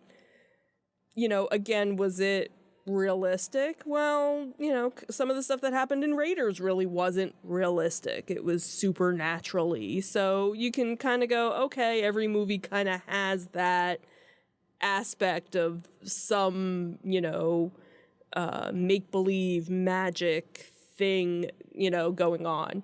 There were some touching moments. There were some sad moments of it. The one thing was like everybody that Indy is meeting up with is getting killed off. You have somebody you're like, yeah, I'm going to help you. But, oh, you're dead. Oh, I'm going to help you. Oh, you're dead. It's like, nobody help him. You're going to die. Haven't you learned your lesson? So that was kind of interesting. The bad guy is a bad guy, but he's trying to make things better for bad guys is really what it comes down to, and the little things that go back and forth. But yeah, in some cases it kind of felt flat, but he's also 80 years old. So yeah, the fact that he's kind of tired, and the one premise behind it is he's getting ready to finally retire from teaching. And it's like, great, now I can't retire because now I got to go across the world and try and look for this last, adventure. So it was, again, it was definitely, it kept moving. There weren't too many slow parts, but like, they had said in the review, it was like, okay, there was so much going on, but yet nothing was going on. Like, did you need to have all of that? Right. It was just make busy stuff. Right. It didn't drive a plot or anything. Right. I mean, right. They would have been better off calling it Indiana Jones and the Search for Social Security. I mean, that's really what it felt like. Yeah. It's like, I got nothing out of it. Like, I walked out of there thinking, oh, okay, well, let's watch the next episode next week. And it almost felt like it's a serial that left it hanging. Yeah. Like, and it's supposed to be the last one. Right. So I think the series would have done so much better had they just not done the last two movies and ended it with Last Crusade. Last Crusade. No, I could totally agree. I would have been perfectly fine with it. But to my point, you've got 5 movies in this series, and only 2 of them are good. Is it really a great series at that point? I mean, yeah, if you're a baseball player, you're batting .250 at that point. Like, it's not incredible. I can't get excited about that at this point. And it's almost like they're doing a discredit to the franchise. Like Crystal Skull was just abysmal. Well, it's kind of funny if you go to Hollywood Studios in Disney and they have the Indiana Jones stunt show, it's all stuff based on Raiders of the Lost Ark. They've never incorporated, with all of these other movies, they've never changed the script to match, where other theme park things, you have, Pirates of the Caribbean, that they made a movie based on the ride, so then they went back and added aspects of the movie to the ride, and every time a new movie came out, they would change the ride, where here you have something where, nope, this is the only thing that we've done, and that's what we leave it at. It's almost like they made the movie because they couldn't end the franchise on Crystal Skull because it was so bad. So I think they thought it would be successful as long as it wasn't as bad as Crystal Skull. And it wasn't. And it wasn't. So I think it's mission accomplished for them. Right. Well, but the movie didn't need to be made. I think it would have been better off if they had done it like a streaming, a six-part episode. Yeah. And that's how you would have. That would have worked just fine. Yeah. So, anyway, I wouldn't go and pay for it knowing what I know now. I'd wait for it to come out on streaming. That's just me. And kind of going, leading back to where everything was, now you're seeing movies that they're only out in the theater for 3 months and then they're available to stream. So a lot of people, which is another reason why Disney's losing money on streaming. Right, and that's kind of going back to, so people are like, well, why should I go to the movie theater when I'll be able to just watch it in my home, and I'll be able to pause it and get a drink and a snack. And, if something comes up, I can finish the movie tomorrow. I don't have to sit and waste, 3 hours. That's a reflection of them not knowing what to do with the new technology. Right. and they're basically abusing themselves with this technology because they don't know how to use it. Right. So I think that was all we had today. Yep. Before we go, I do want to once again invite our listening and viewing audience to subscribe to the podcast. You can find audio versions of this podcast listed as Insights into Entertainment. You can find audio and video versions of all the network's podcasts listed as Insights into Things. We're available on Apple Podcasts, Spotify, Google, Stitcher, iHeartRadio, etc., etc. I would also invite you to write in and give us your feedback. You can email us at comments@insightsintothings.com. You can find us on Twitter at insights_things. We do stream 5 days a week on Twitch at twitch.tv/insightsintothings. You can find us on Facebook at facebook.com/insightsintothingspodcast. We stream 5 days a week on YouTube at youtube.com/insightsintothings. You can find us on Instagram at insightsintothings. And you can find all that and much more on our official website at www.insightsintothings.com. And that's it. Another one in the books. Have a good week, everyone. Bye. Bye.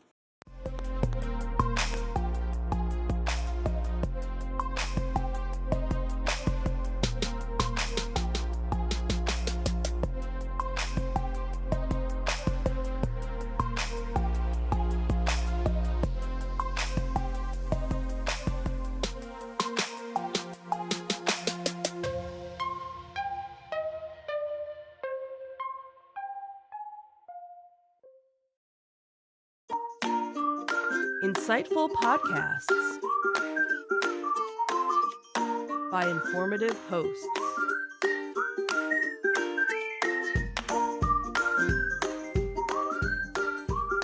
Insights into Things, a podcast network.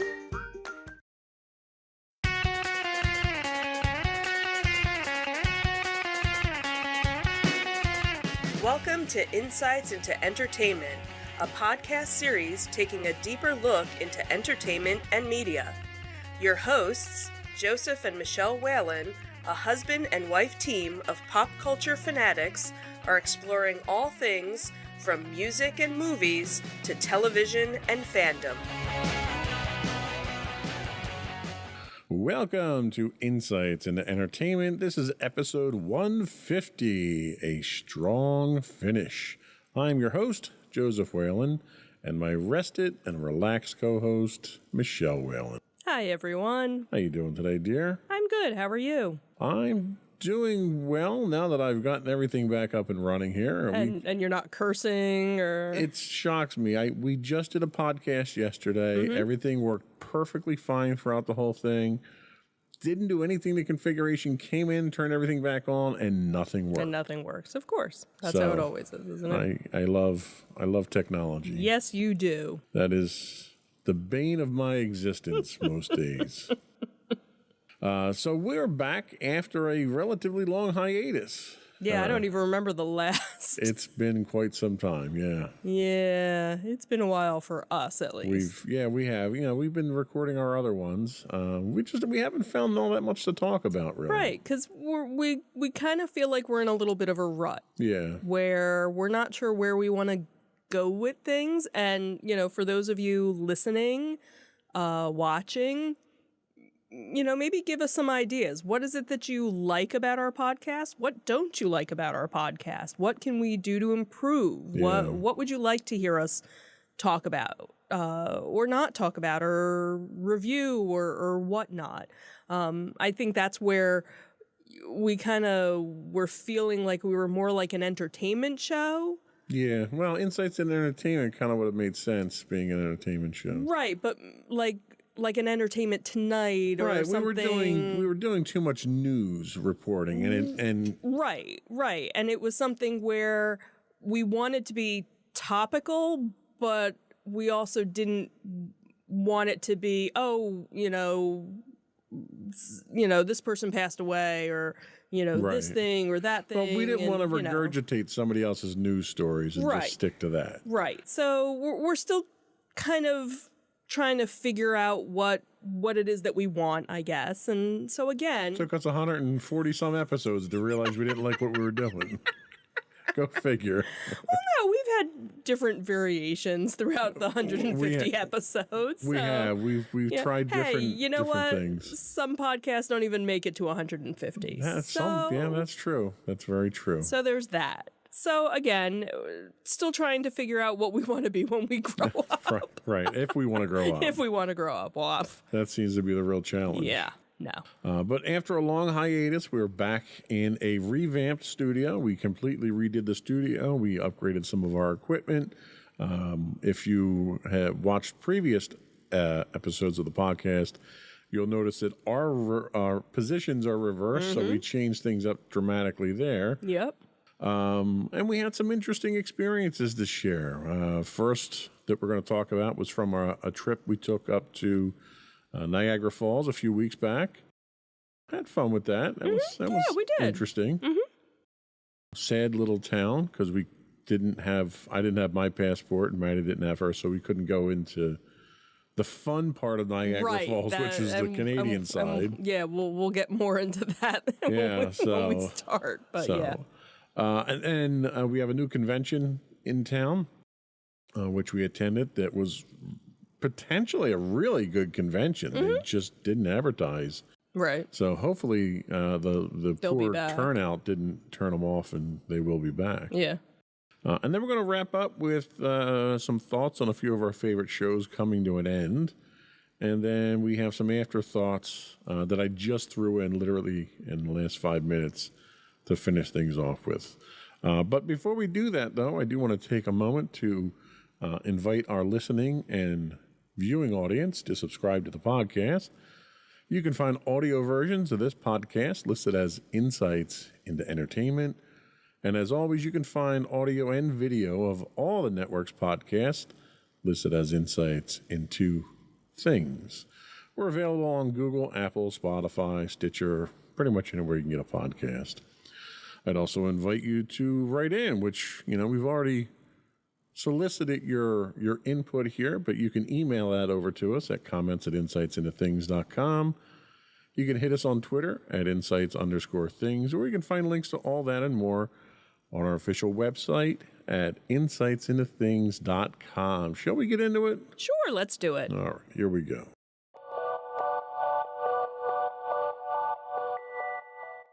So the first thing we're going to talk about is the Strong National Museum of Play, which when we were up in Niagara Falls, we actually went out to Rochester for a day trip because it's a bit of a ride from Niagara Falls, and found that we probably needed much more than one day to do this museum. Yeah, it was definitely, we spent pretty much the whole day there, and we still didn't get to see everything. There were a few areas that we were just tired because we didn't expect to have so much to see.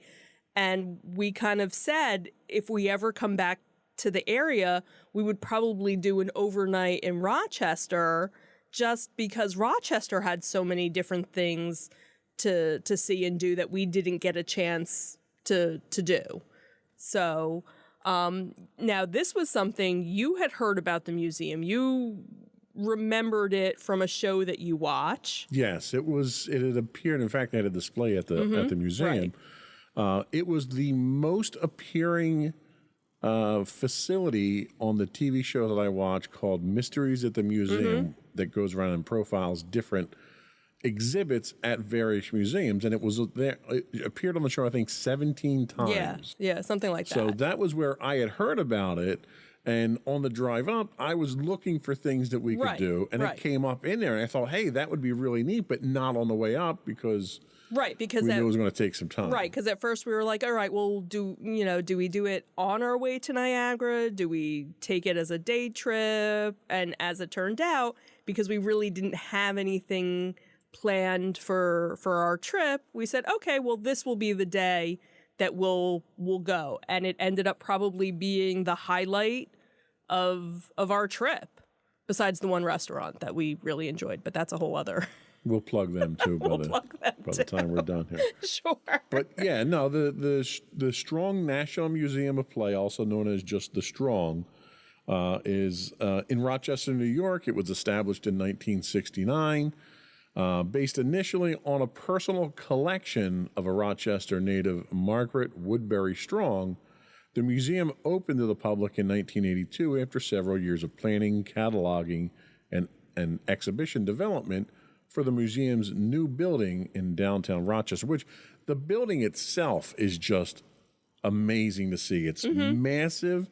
It's got probably one of the most incredible designs I've ever seen for a museum itself, both inside and outside, and it's just a wonder to see. Yeah. So for at least 15 years after its opening, the mission of the museum was to interpret the social and cultural history of average Americans between 1830 and 1940.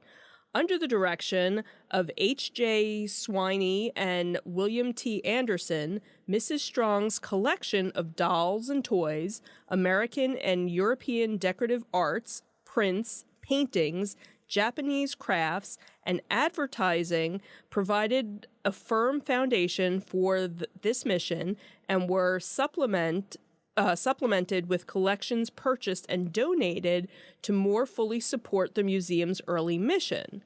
The museum received considerable local and national publicity and support and substantial financial support from the National Endowment for the Humanities Exhibition and Public Programs Division. And in the 1990s, the museum's board of trustees and director changed the museum's mission to collecting, preserving, and interpreting the history of play. Since then, it was refined and has increased its collections, hundreds of thousands of them. And believe me, we didn't get to see them all. There's so many there. Right. It's been expanded twice, and in 1996, it was expanded twice in 97 and 2006. The museum is now one of the 5 play partners of the Strong, which is also home to the National Toy Hall of Fame, the International Center for the History of Electronic Games, and the Brian Sutton Smith Library and Archives of Play, and produces the American Journal of Play. The National Museum of Play is the only collections-based museum anywhere devoted solely to the study of play. And although it is a history museum, it has the interactive characteristic of a children's museum, making it the second largest museum of that type in the United States. The museum includes exhibits that interpret the key elements of play, as well as allow guests to explore the worlds of Sesame Street, the Berenstain Bears, Reading Adventureland, and the Dancing Wings Butterfly Garden. The museum's exhibits are immersively themed for video games, storybooks, television shows, education, nature, history, comic books, carousel, and train rides, and they do have a massive carousel there, and children's lifestyles. E-Game Revolution is the first permanent video game exhibit in the U.S. and includes the World Video Game Hall of Fame. The National Toy Hall of Fame is at the museum. Dancing Wings Butterfly, as we mentioned already, features thousands of butterflies and is the largest indoor butterfly garden in New York. The Berenstain Bears Down a Sunny Dirt Road is an original permanent exhibit produced in partnership with the Berenstain family. So I was in awe, really, of the whole thing. Yeah. It was just shocking, the size, the quality of the collection. One of the things that really kind of caught my attention was a number of the exhibits were interactive in that they would ask your input. And as you provided your input, they would tally the input of the visitors and use it in the various studies that they do, that they release in their magazines and books. So it was kind of neat being able to be part of that, you know, a little bit of part of that history and that knowledge that's preserved there.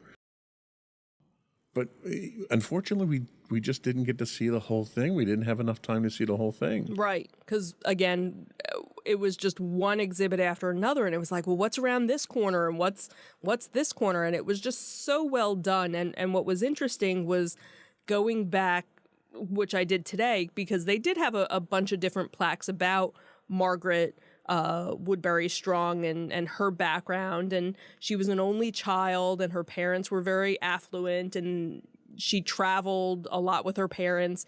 So by the time she was 11, she had probably seen more of the world than most people do in a lifetime.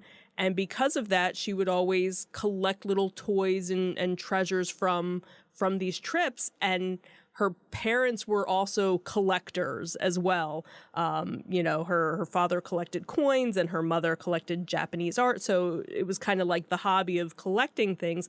And that's how her personal collection actually started, to the point where she actually built 2 wings onto her house in Rochester to display these things, and would have people come to her house and sign a little guest registry that they had been there. And over time, that was when the Historical Society kind of came in and said, hey, we really should do something with these. And that was kind of the start of the museum. And when she passed away, she had willed all of the items to start this foundation. So, it was all started just by a little girl collecting, toys, and just at the time to be able to see. And that's what's so interesting is, some of the sections, they kind of go through the history of, here's the history of a doll, from the 1800s to now. And it's so well done and so well preserved. And then you have, the board game section, and here's what board games were like in the 1800s to now. And again, just the video game section, which was, we probably could have spent so much more time just with the video games and the history of the video games and how it's evolved. And you figure the video games, that's a much smaller window of time that they have been around versus, some of the other things. So it was just so much to do, and for all ages, and it was funny because when we were thinking about going, we know of the Please Touch Museum in Philly. And that's one of those things where little kids go. Once your kids get to a certain age, you don't usually go back there. But with this, there were people there that didn't have kids who were visiting the museum, because there's just so much to see and do. It's a real museum. And for, the kids at heart, or you've played, anybody that goes there, you're going to find something that you've played with that was in your personal collection there. And, just finding the history of Legos and how Legos kind of came to be. And that was really fascinating, and all the different things. Well, and the other thing that really kind of struck me was that the entire facility was geared towards play and entertainment, to the point that even when we went to get lunch, the cafeteria where they served lunch, you had a skywalk that you could do, and it was various levels, and the kids strapped into these harnesses and could walk the sky over your head while you're sitting there eating. Lunch. or even when we left, they had a little coffee shop when you come in and you leave, where you just stop and get a little snack, a little pastry, have a little refreshment. But they've got board games on the shelf there that you can just pull those out and just play those while you're sitting there eating. So, like, literally everything that they had there was geared towards it. It was one of the most immersive experiences in the spirit of what the museum stood for that I've ever seen. Yeah. And the other thing that was really interesting was they had books all over the place that you could take out from their library. So obviously we couldn't have done it because we're not local. I'm sure that, it's something where you go to check it out. But, hey, if your little Tommy's reading a book and thought it was really cool, we'll borrow it. It's a big giant library with everything else. Yeah. Well, and even to that point, over where the Berenstein Bears is, they have an entire storybook area. And it's not just a place where you can sit and read. It's a place where they've got the props and they've got the toys and they've got the scenery. It's a place where the books that the kids are reading can come to life right in front of you there. Right. I can't imagine driving somebody's imagination any better than that. The one was the mystery room. Yes. Talk about that for a little bit. That was kind of really cool. We kind of came around this corner and it was kind of set up like a haunted house. But what was awesome was it had like secret passageways where you could go behind the walls and spy on the people that were in the room. Through the portrait. You could look through the eyes of the portrait. You could look through the portrait.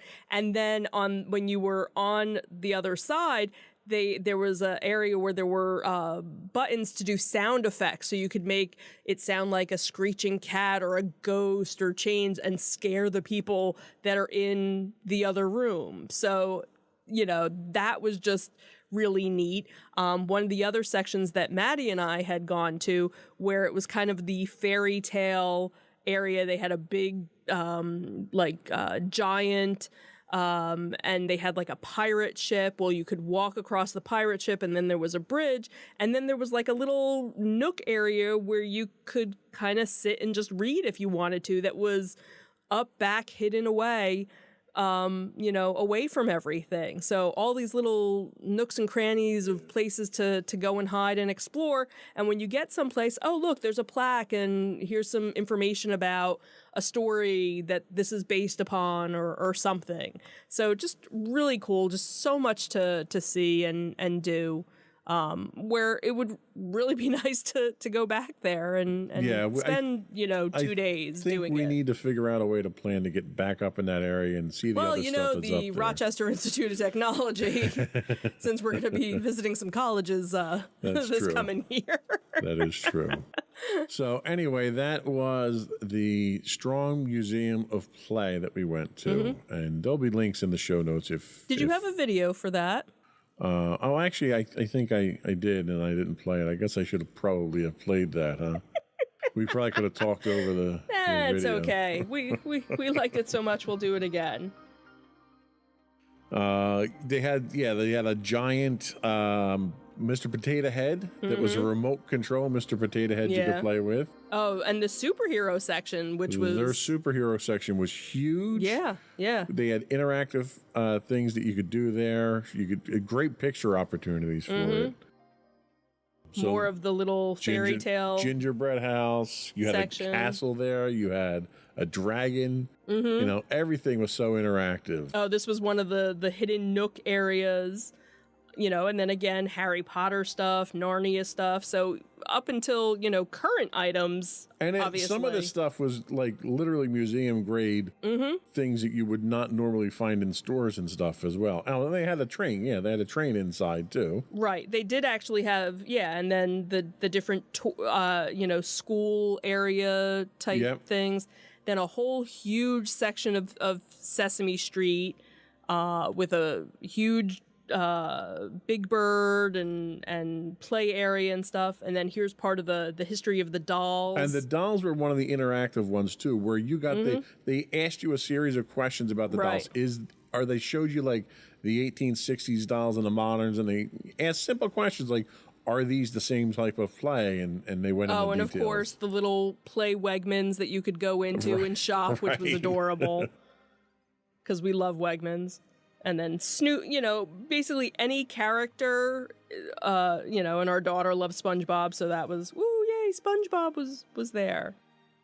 The video game section was because it was a walk down memory lane to begin with, because it was a lot of home video games and stuff like that.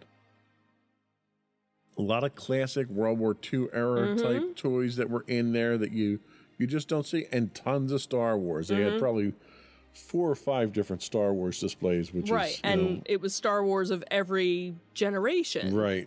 Between the old, the new, the original. No sequels though, which I was okay with. You were totally okay with that. Buffy was even represented. Action figures had their own section there, which was awesome.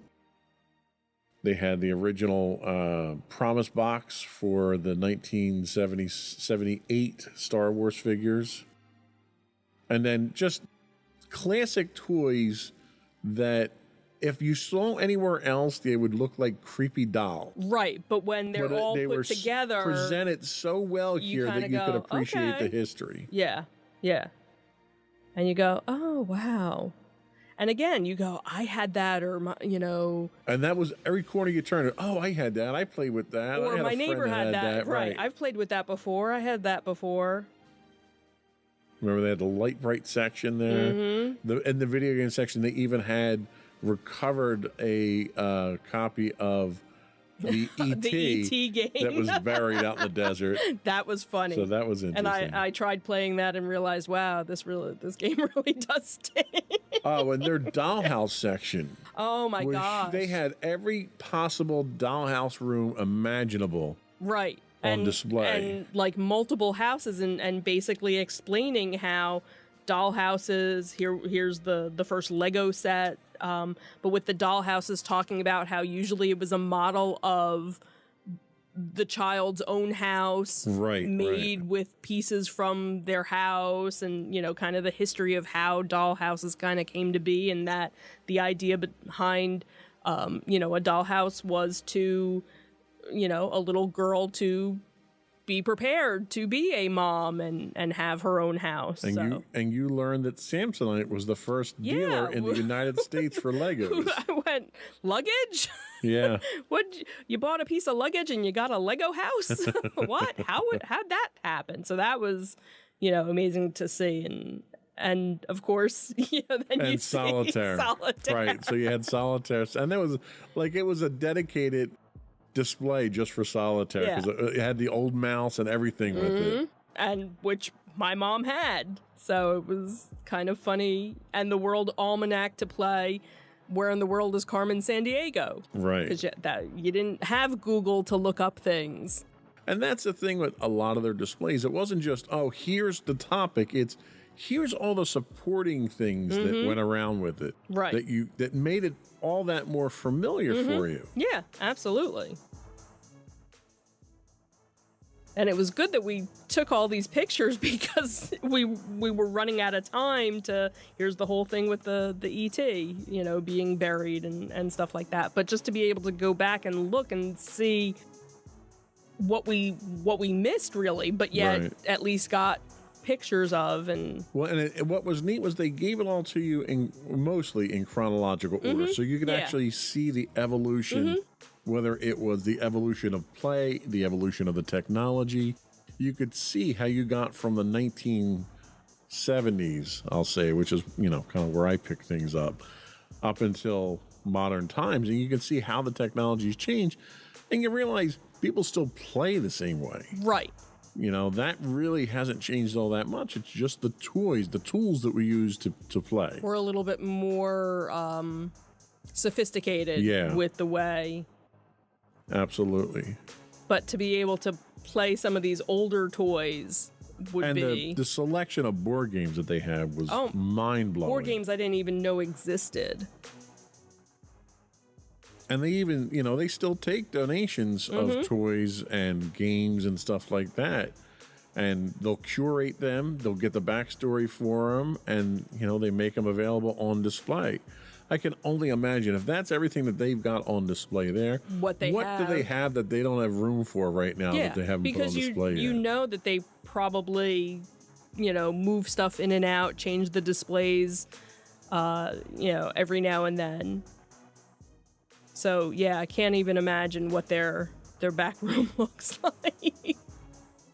And the technology that they had on display. They had one room where it was probably a massive wall that was, 50 feet long, and it had projections on it, projectors, throwing various interactive things on there, but you could walk into the projection and actually interact with the displays. You could, like, it was a kid's toy room that they were displaying. That was part of the Toy Hall of Fame display. You could walk over, which is what these pictures are showing. Virtually pick something up off the shelf and play with it, or bounce a ball or whatever. Right. And then you had the one wall that was the tall screen that you were able to do interactive bubble popping and stuff like that with.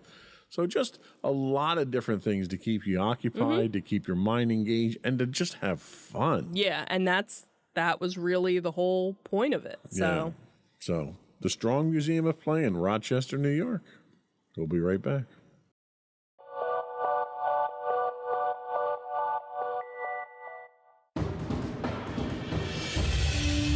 For over 7 years, the Second Sith Empire has been the premier community guild in the online game Star Wars: The Old Republic. With hundreds of friendly and helpful active members, a weekly schedule of nightly events, annual guild meet and greets, and an active community both on the web and on Discord. The Second Sith Empire is more than your typical gaming group. We're family. Join us on the Starforge server for nightly events such as operations, flashpoints, world boss hunts, Star Wars trivia, guild lottery, and much more.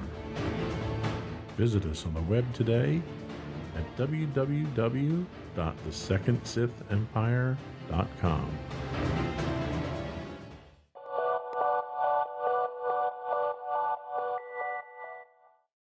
So welcome back. So for our next segment, we're going to be talking about one of the newer conventions that came to town this past May.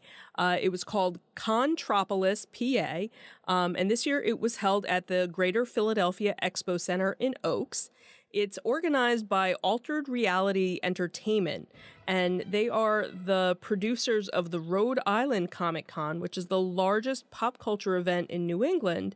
And and this is the first time that they've done something in the Philly area. That's pretty cool. It was huge. They had, I think, 4 halls I think they had open for it. Yeah, I think so. They had the cars. They had tons and tons of vendors, and vendors that we hadn't even seen before. Right, because a lot of the vendors were from the New England area. Right. Because we did talk with a few of them just to kind of see, how things had been, because we had gone, did we go on Saturday or did we go on Sunday? We went on Sunday. We went on Sunday, and we, and normally we go on Sundays, and Sundays are usually a little quieter, but it just seemed very quiet. So we had asked, were you guys busy, Friday and Saturday? And they said, the crowds really weren't that big, and it seemed that they really hadn't advertised it. Right. And there was a much. lot of stuff going on in Philly that weekend. They had playoffs for one of the sports teams going on, and a bunch of other things were going on that weekend. Right. So it's kind of a perfect storm of things that played against their ability to really put people in the convention there. But the vendors, they had a lot of vendors that were there. They had some vendors who didn't come back in for Sunday, I think, because they were because there were some empty spots.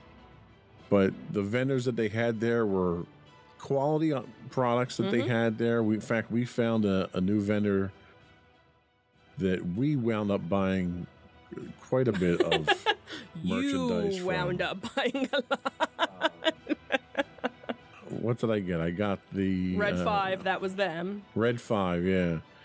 So that's me trying to convince our daughter to. Right. So Maddie bought her SpongeBob. What kind of backpack was it? Loungefly. Loungefly backpack. I bought my Rey Force Effects lightsaber. I bought a Haunted Mansion keychain. You didn't really spend all that much there. No, I didn't. And I wound up scoring another Darth Vader statue from a different vendor as well. Tons of artists, and I love the way they did it too, because they mixed their artists in with their vendors. Right, so that it's not just... You didn't have a dedicated artist alley, so it was a nice mix. You could get in there. You weren't elbow to elbow with people. They arranged everything, plenty of room. They arranged everything with sufficiently wide aisles. Which that's the one thing I hate, especially when we went to New York Comic Con. Right, that's probably our biggest on people. Yeah, our biggest gripe with New York. You had a great mix of comic book vendors, pop culture vendors. We're looking at a toffee vendor there. Yeah, there was something for everybody. It was a very nice mix. You had the homemade stuff. That's always nice. You have a couple of different authors that are there with books. A lot of crafty stuff. A lot of crafty things. And that's one of the things that I've noticed recently at the conventions is you're getting a lot of the laser engraved, laser carved wood objects and stuff now. Right. Now, they had celebrities here too. So let's talk about the celebrities for a minute that they had. And I'm not talking about Fezzik there. Sure. So who was the highlight performer, highlight celebrity that they had? So I think probably their top billed person was Corey Feldman. Yeah. From the Lost Boys, and he was and a draw other... though. He had a line. He had a line. He definitely had a line. Now, we didn't do any of the panels. We were going to do one or two of them, right? But we were just kind of tired, and we're like, all right, you know what? I think we're done. So that seems to be a theme in this episode. Yeah, we're just old and tired we're now. just tired. We needed a nap. So that would have been interesting to see. The how Bob many people... Eubanks panel. That would have been awesome. I think we had missed that because I think that was Saturday. Or the MASH one. I think that was Friday. Yeah, because they had Jamie Farr and Loretta Swit there. You know, so that was kind of interesting because, all right, Corey Feldman, yeah, I could see he's done, you know, the convention circuit before. But to see Bob Eubanks and Jamie Farr, and that was just kind of like, yeah, okay, that's kind of not the typical celebrities you'd expect. Right. And then a lot of the voice actors that unfortunately I don't know who any of them are. Right. Well, and the one who was supposed to be there that I wanted to see and would have sat through his panel, Sam Witwer, wound up pulling out, unfortunately. Right. But I also know him as not a voice actor. I know him as an actor. Well, yeah, he's an actor. Right. I'm saying, but you know him from the Star Wars game also. Right. So that would have been one, and from yes. Clone Wars, he was Darth Maul. Right. So that's what I'm saying. For people that are very into gaming and anime and things like that, some of he plays Star Wars, The Old Republic, too, you know. Okay. And he's on Twitch, too. Okay. Are you guys like best buds? Did you message him to find out? If we were, he would have showed up, right? I gotta drop a note and find out what happened. Like, I hope everything's okay. I missed you. When are you gonna be in town again, man? When are you gonna be in town? But again, it's one of our favorite locations to go and see conventions at. But as you can see, you know, some of the space is a little sparse. They weren't filled to the max with it. But again, enough of a selection of different things out there. They definitely overbooked the hall, which they'll probably correct that next time. Right. But as far as I know, they're coming back again. So yeah, they haven't updated their website with new dates yet. Right. So everything is still last year or this past May. Right. But plenty to see, you know, depending on what your interests are.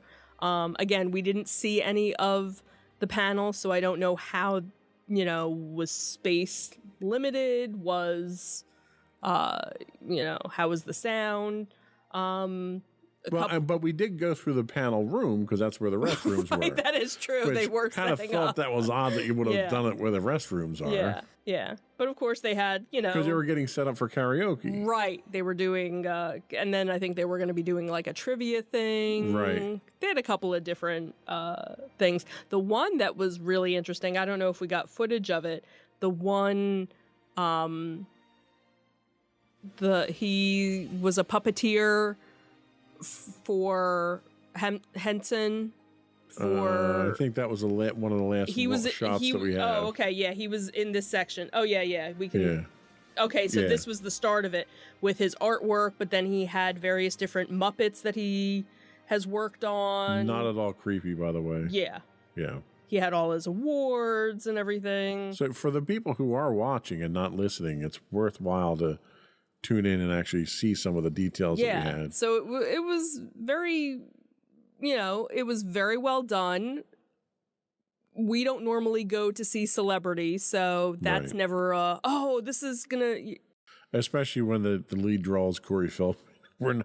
We're not standing in line for Corey Feldman. I'm sorry. I would have stood in line for for Jamie Farr and Loretta Swit because I love MASH. Right, and they had no line, had so no you line, probably right. could have just gone over and talked to them and said hi, and they Yeah. probably would have been ecstatic to. I was spent by them. We probably Yeah. should have did the celebrities first. We always should do that. Go and Yeah. find them and work our way back. Yeah. Maybe next one. So, do we have any conventions coming up in the near future? I think September. I don't think there's anything in the summer because the last one would have been Fan Expo that we decided not to go to. Right. We're not going to go to the Burst in Flames HorrorCon at Expo Center, the outside one again, or are they not doing that? they're not doing it. That they only Okay. did. They'll be doing Monster Mania. Will be back at Oaks in November. Okay. So we'll be doing that one again.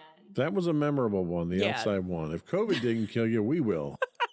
That's last weekend in May. I, It won't be so hot. I almost passed out. I'm over on the grass, sitting under this tiny little umbrella, trying not to die.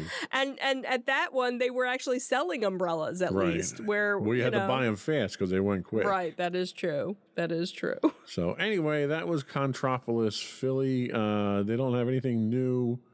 We're looking at the website now, actually. Yeah, they There haven't it is updated there. anything yet. We're not looking at any new information there. So hopefully they come back and, if they do, I'm sure we'll be going. Sure.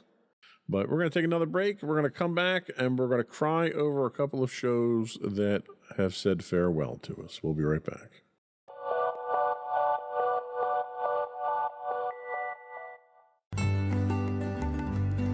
Insights into Teens, a podcast series exploring the issues and challenges of today's youth. Talking to real teens about real teen problems. Explore issues from braces to puberty, social anxiety to financial responsibility. Each week, we talk about the topics concerning today's youth. We look at how the issues affect teens, how to cope with these issues, and how parents, friends, and loved ones can help teens handle these challenges. Check out our video episodes on youtube.com/insightsintothings. Catch our audio versions on podcast.insightsintoteens.com or on the web at insightsintothings.com.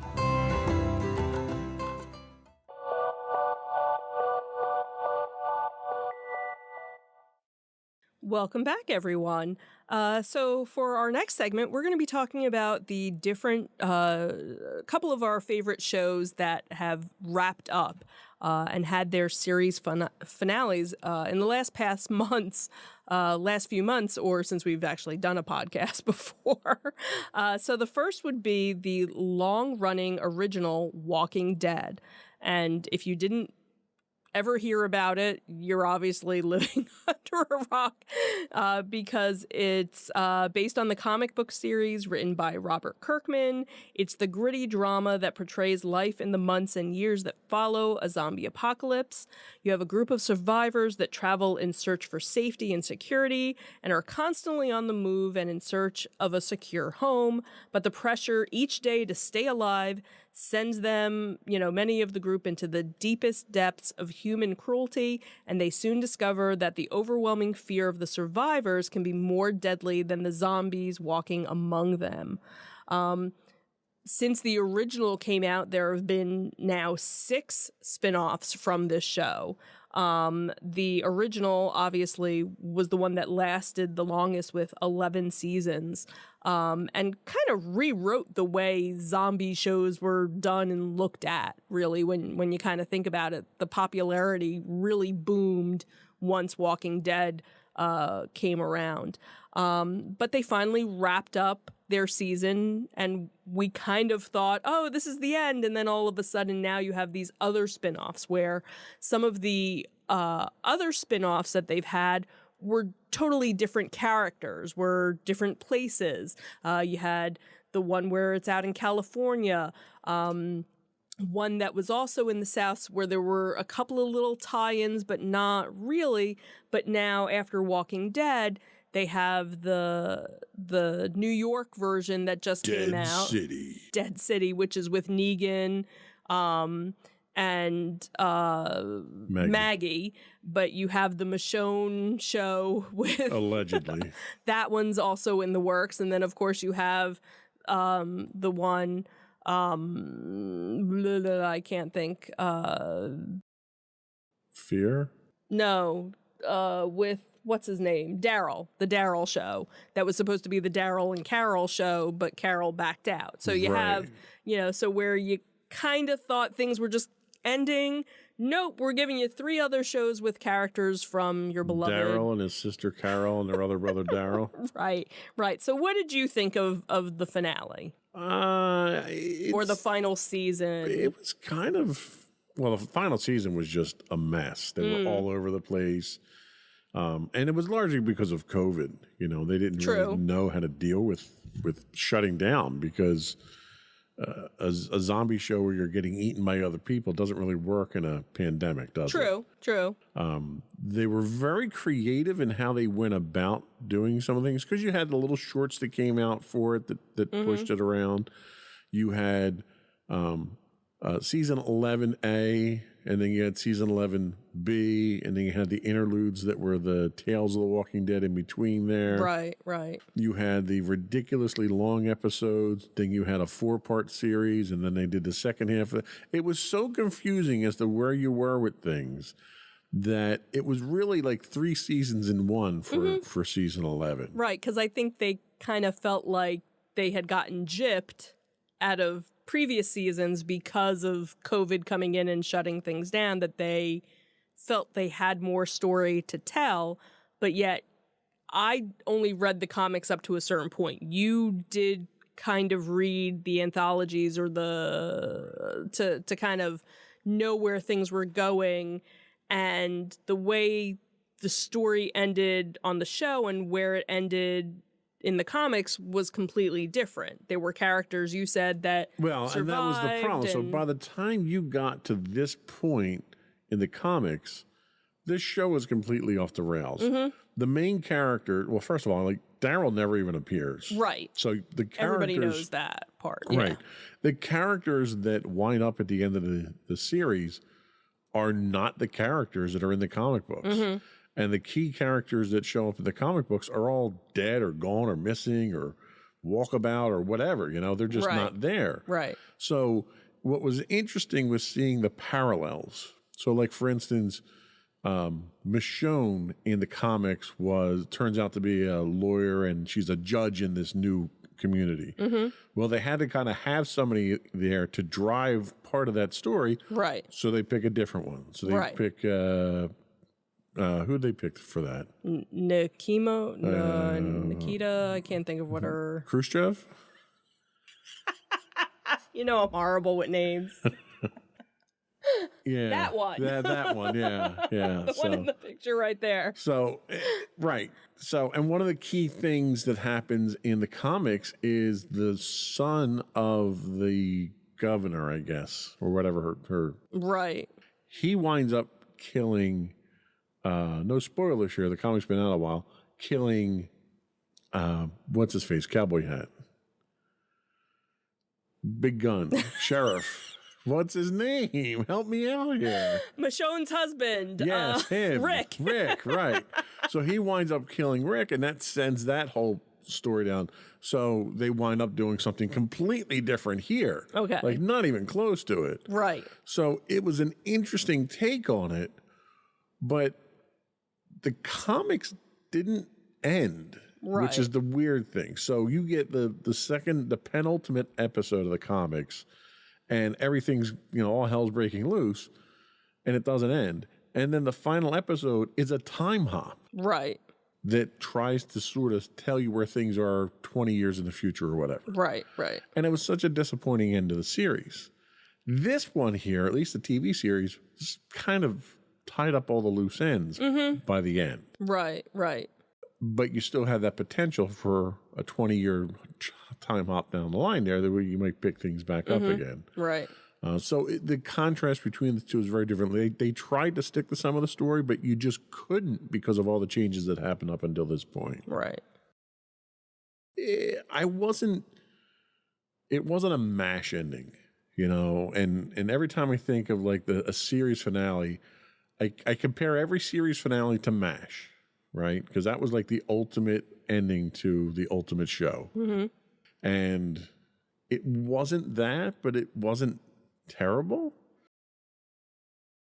I don't know. I don't have any other words to really describe. It was kind of just, oh, okay. That's how it ended. All right. Well, let's move on to the next show now.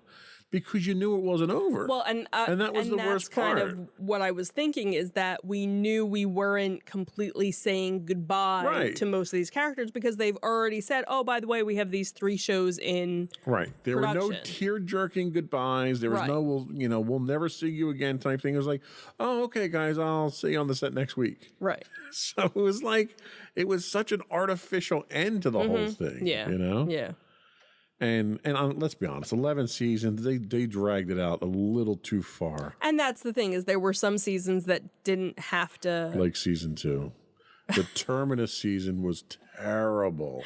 or that didn't have to be so long. There, Yeah. you know. And again, this is before COVID even happened, where there were seasons that were just kind of like, That one whole season where they were wandering in the wood. The only good thing that came out of that season was look at the flowers. Just look at the flowers. mm-hmm. Now, if you get that reference, I commend you for sticking with the show, okay? And that's the thing, is there were people who had started watching it and got to a certain point and they were just like, you know what? Well, and I told I'm you, done. when I binged watched the first 7 seasons, Right. had I watched season 2 week to week, I would have walked away from that bored out of my mind. The only thing that kept me with the show is that I had binged the entire season and was able to get it done in a couple of Right. days. Right. So, but anyway, that ended kind of in preparation Sorta. for the new ones to come out, which Right. Dead City is out. We saw first 2 episodes, right? We only watched the first one Just so the far, first one. But there have been 2. We haven't Right. watched the next one. What's your opinion of the first episode? I'm interested to see where it goes, but it's kind of there. Oh, look, there's more bad people. Oh, okay. Wow, there's more bad people, and they're really, really bad, and they're stuck on an island in New York. Ooh, let's go.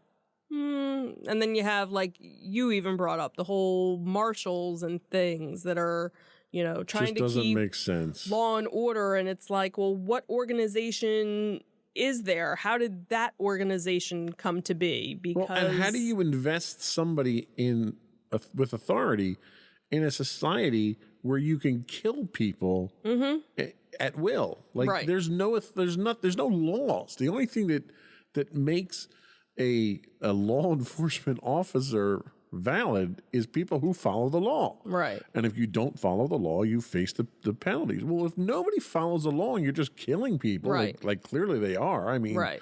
you literally have communities that are miles away from each other going to war with each other.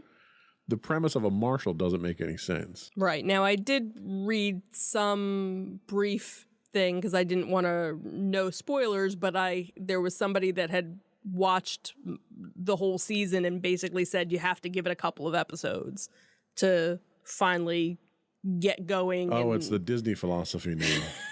yeah, pretty much. You need to get 4 episodes into the 7-episode series before it gets interesting. Right. So we'll see. We'll probably watch it just to What I think what annoyed me was there was always this curiosity of what could possibly bring Negan and Maggie together Right. to go on this adventure to New York City. right, because And you we knew called it months ago what it was, and the fact that we were so spot on for it was Right. just so disappointing. right, but still we don't know why Negan was where he is. They still haven't really, you know, like he kind of hinted, but nothing else. Like no more information Right. about what happened. But that's not what I interests me how he got there. Mm-hmm.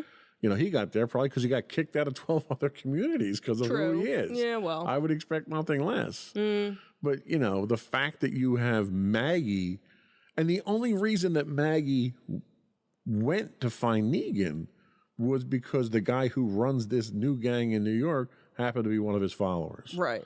That is such a weak driver, motivational driver for putting aside the fact that this man bashed your husband's brains out in front of you. Right.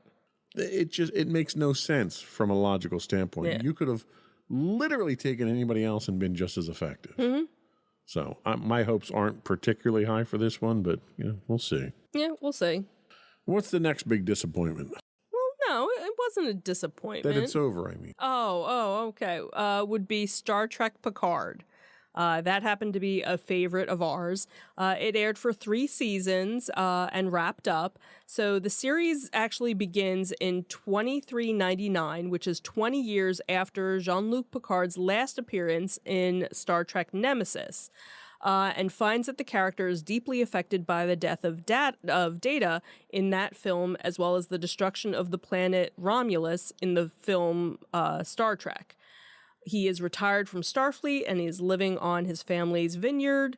Picard is drawn into a new adventure when he is, let me move my mouse, visited by a synthetic daughter of Data, one of the several new synthetic beings that seem to be coming out now in that time period. So Picard fights for their right to exist and gives his life to save them. After his consciousness is transferred into a synthetic body for the second season. Conveniently. We move to 2401, and now Picard and his companions are living new lives when an old adversary, Q, traps them in an alternate reality, and they must travel back to time to the 21st century to save the future of the galaxy.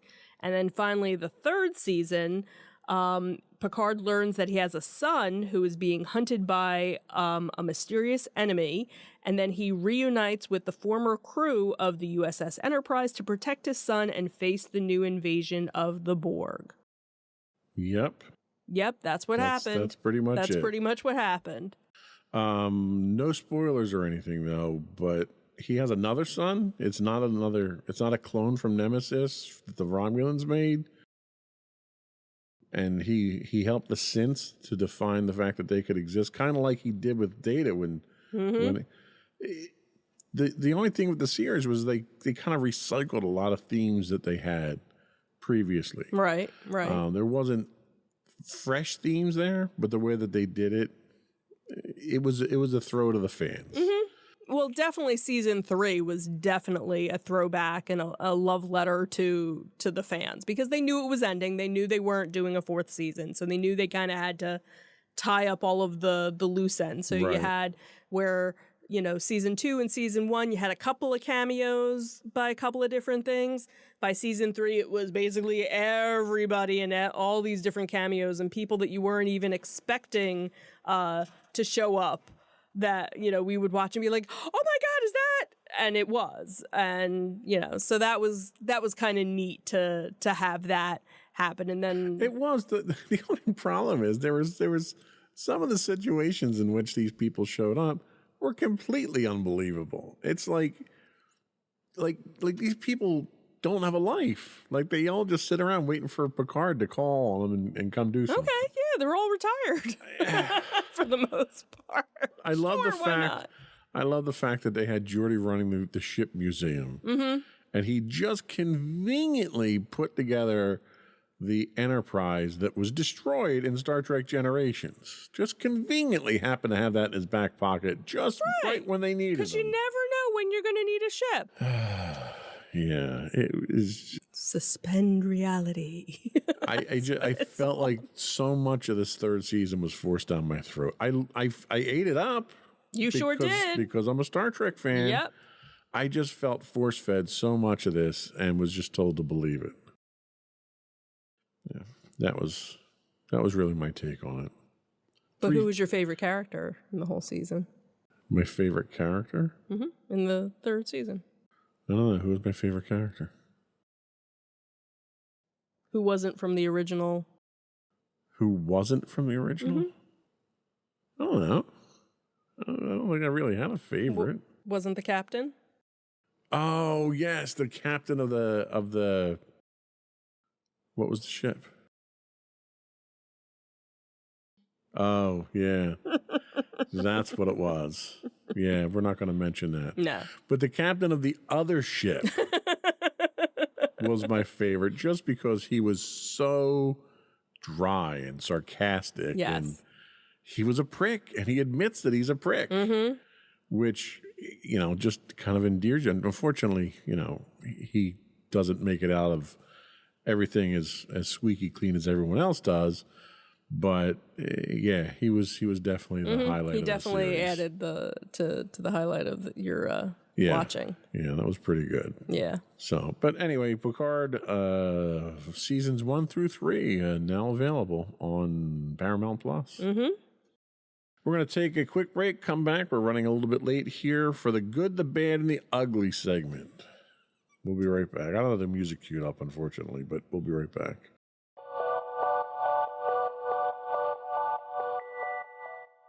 So the good, we mentioned it earlier during our trip to Niagara. Right. Down up to Niagara Falls. Mm-hmm. The one gem that we found in what was really a sad, rundown resort town that is on at bad luck, really, was a restaurant that we found on the other side of town from the resort we stayed in called The Bakery. Yes. The bakery itself, and I did a review. You can find my review up on Google. If you look it up on Google Maps. We have pictures and everything there. The bakery was the most unique eatery experience that I think we've had in a long time. It was genuine. It was authentic. You walked in there and you felt like you were in your mom's house from the 1950s and 60s. Yes. It was decorated beautifully, and the staff was attentive. When you had gotten up at one point in time to take some pictures because of how unique the place was, the chef came over. Right. And said, "Oh, well, if you're interested in learning more about it," and he took you on a tour of the place, he and gave he me a little showed you walk the through place. what was interesting. So it was originally a bakery, and the baker's house were next to each other. So that's what became this building. And he took me, you know, to the hallway where the restrooms were, and you could see through the architecture, oh, this is where the house was, this is where the bakery was, and they kind of built the two buildings together, and you could see where the front porch had been, where they had built an enclosure, and then, you know, the one area had been a dance hall, had been a speakeasy at one point in time. There was a back entrance that you would come in to go and to dance and drink and stuff. So just got all these historic things from it. There was even a picture of the original house, and a picture of the original family was there too. So if you didn't know that it was there, you know, you might not have even known the history of it. Yeah. So it was such a genuine experience, and it was so enjoyable. Chef Joseph was so attentive. You had gone off to the restaurant at one point in time, and he was talking to Maddie and I, and he was saying, you know, I don't live in town here. I commute in from Buffalo, and he was giving us, you know, suggestions things to do of other things. Yeah. It was just so. It really made kind of a lukewarm trip really special to do that, and it was before we went to the Strong, by the way. Right. Yeah. So that was the other highlight of the trip itself, was the bakery in Niagara Falls. Yeah. Now for the ugly. So we had talked about this a lot. We had talked about the anticipation of it coming. We had talked about the accommodations and the experience, and we talked about the price. And we said, I'll be shocked, and I have to go back and probably get my quote. I'll be shocked if this lasts 18 months. And of course, we're talking about Disney's Galactic Star Cruiser, which is set for its final voyage in September. Hasn't been open 2 full years now? Yeah, it's been 18 months, I believe. 18 months. And they're closing because they can't convince enough stupid people to pay the kind of money that they want you to pay.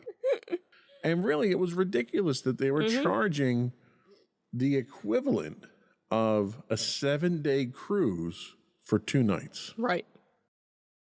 To basically stay in a prison cell. Right. And that's what people who've stayed there described it as. No windows. You're sleeping in bunk beds, like prison-style bunk beds. Your day is regimented. You have to do certain things because of the way that they have their interaction. Right. And it people just didn't find it enjoyable. Right. And if you weren't the type of person that enjoyed role playing or LARPing or anything to that, this wasn't for you because you're not going to get anything out of it. Now, people that were into that and liked dressing up and liked being interactive, they enjoyed the trip because it was immersive that way. But if you weren't that type of person, you were probably bored out of your mind because there wasn't anything else to do. Or you kind of felt weird hanging around other people that were doing these adventures and things like that. So I just want to take a moment to tell Disney, I told you so. I took great pleasure in hearing about this because there was as much as I would have loved to go and experience it, there was no way in hell that I was going to give Disney that kind of money for any kind of experience. I don't care. I'm not giving Disney that much money for something like that for 2 days. right. Now, if it was a week's vacation with, on an actual cruise ship, yes, I will give you that kind of money. Right. For me to actually go someplace and see something and do. But yeah, that was the thing. We were very excited when they were first announcing it, and we said, okay, let's see what it comes out to be, how much it's going to be, how much, okay, where's our price point, what we're willing to spend. And then when the prices came out, it was just, and then Disney slapped millions of people in the face with the fictitious price that they gave you. And it was just embarrassing. Right. I was embarrassed for Disney that they were asking people for that kind of money. Yeah. Second ugly thing, and this is one that's near and dear. Well, this is really the bad. This is probably more than ugly. Oh, right. This is the bad. Sorry. I went out of order. Yeah, it's okay. It's fine. Okay. You can fix it in post. Yeah, I'll fix it in post. I keep saying that. Anyway, we were robbed. Somebody stole money from us. And the people that stole money from us were the Philly Pops and the Kimmel Center, because we had bought tickets for a Star Wars concert event. And it was canceled at one point in time, allegedly. It was supposed to be last summer. Right. And then due to whatever reasons, they had to postpone it until June of this year. So they said, hold on to your tickets. They didn't offer any refunds. Right. You could transfer your ticket to something else, but just hold on to your tickets. Everything will be fine. We'll see you June 2023. Right. And then what happened? Oh, it's postponed again, but we don't know when now or where it'll actually even be. They were very communicative, the Philly Pops were, in telling us about this legal battle that they had with the Kimmel Center. And it was a terrible thing, and they kicked them out, and they're not giving them any concert hall time, and blah, blah, blah. And I didn't give a damn about any of that. All I know is I paid money for a concert that they didn't put on, and I don't care whose fault it is. The concert was scheduled for last week. I want my concert, or I want my money. Right. I don't want to wait. I don't want to hear it's postponed. I don't want to hear this guy did this. I don't want to hear that you're crying poor mouth. You took my money. You didn't give me a product. You stole my money. And it was the Philly Pops and it was the Kimmel Center that stole my money. And at this point in time, I'm waiting for the class action lawsuit because I know it's going to come out and I'll get $3 back from it and the lawyers will get the rest of the money. But at least based on principle, someone's going to pay something for this. And neither the Philly Pops, which we've gone to a number of their shows already, nor the Kimmel Center will ever get another dime from me because they stole my money.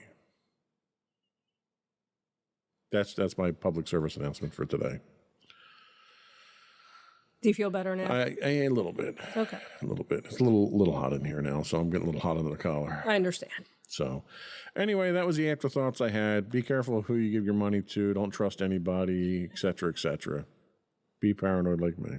Sure. And bitter. Be bitter too. Be bitter. That's the important part. Nice. I don't forgive. I don't forget either. So I guess it doesn't really matter. Anyway, that was all we had for the show today. Before we go, I do want to once again invite folks from our listening and viewing audience. If you don't already do so, please subscribe to our podcast. You can find us on Apple Podcasts, Spotify. You're looking at me as though I have to say something. No. Okay. We're on Google, Stitcher. I would also ask you to take a few moments, give us a review. Give us a thumbs up or a star or whatever your podcast of choice uses for a rating system itself. High five. High fives work too. Fist pump. I don't know. That works. I don't know of any of them that do fist bumps, but that could be kind of awkward. Also, reach out to us. Give us your feedback. Tell us how we're doing. You can email us at comments@insightsintothings.com. You can find us on Twitter at insights_things. We do stream 5 days a week on Twitch at twitch.tv/insightsintothings. You can find us on Facebook at facebook.com/insightsintothingspodcast. On Instagram, we're at Insights Into Things. And you can go to our main website that has links to everything that we mentioned, which is www.insightsintothings.com. That's it. Another one in the books. Have a good week, everyone. Bye. Bye.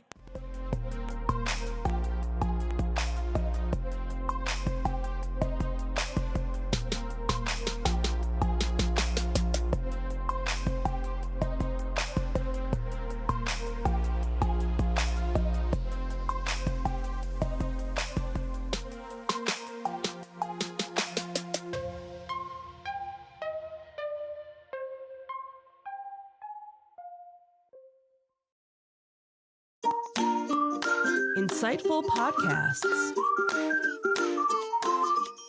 by informative hosts.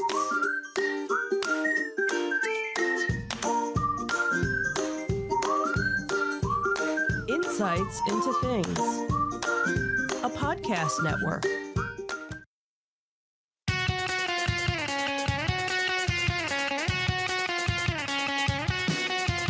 Welcome to Insights into Entertainment, a podcast series taking a deeper look into entertainment and media.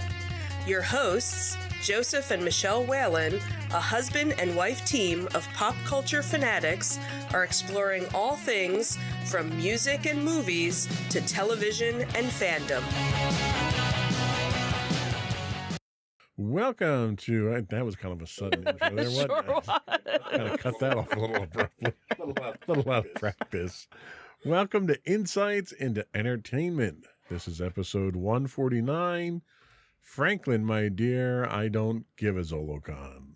I'm your host, Joseph Whalen, and my rested and relaxed co-host, Michelle Whalen. Hi, everyone. How are you doing today, dear? I'm doing well. How are you?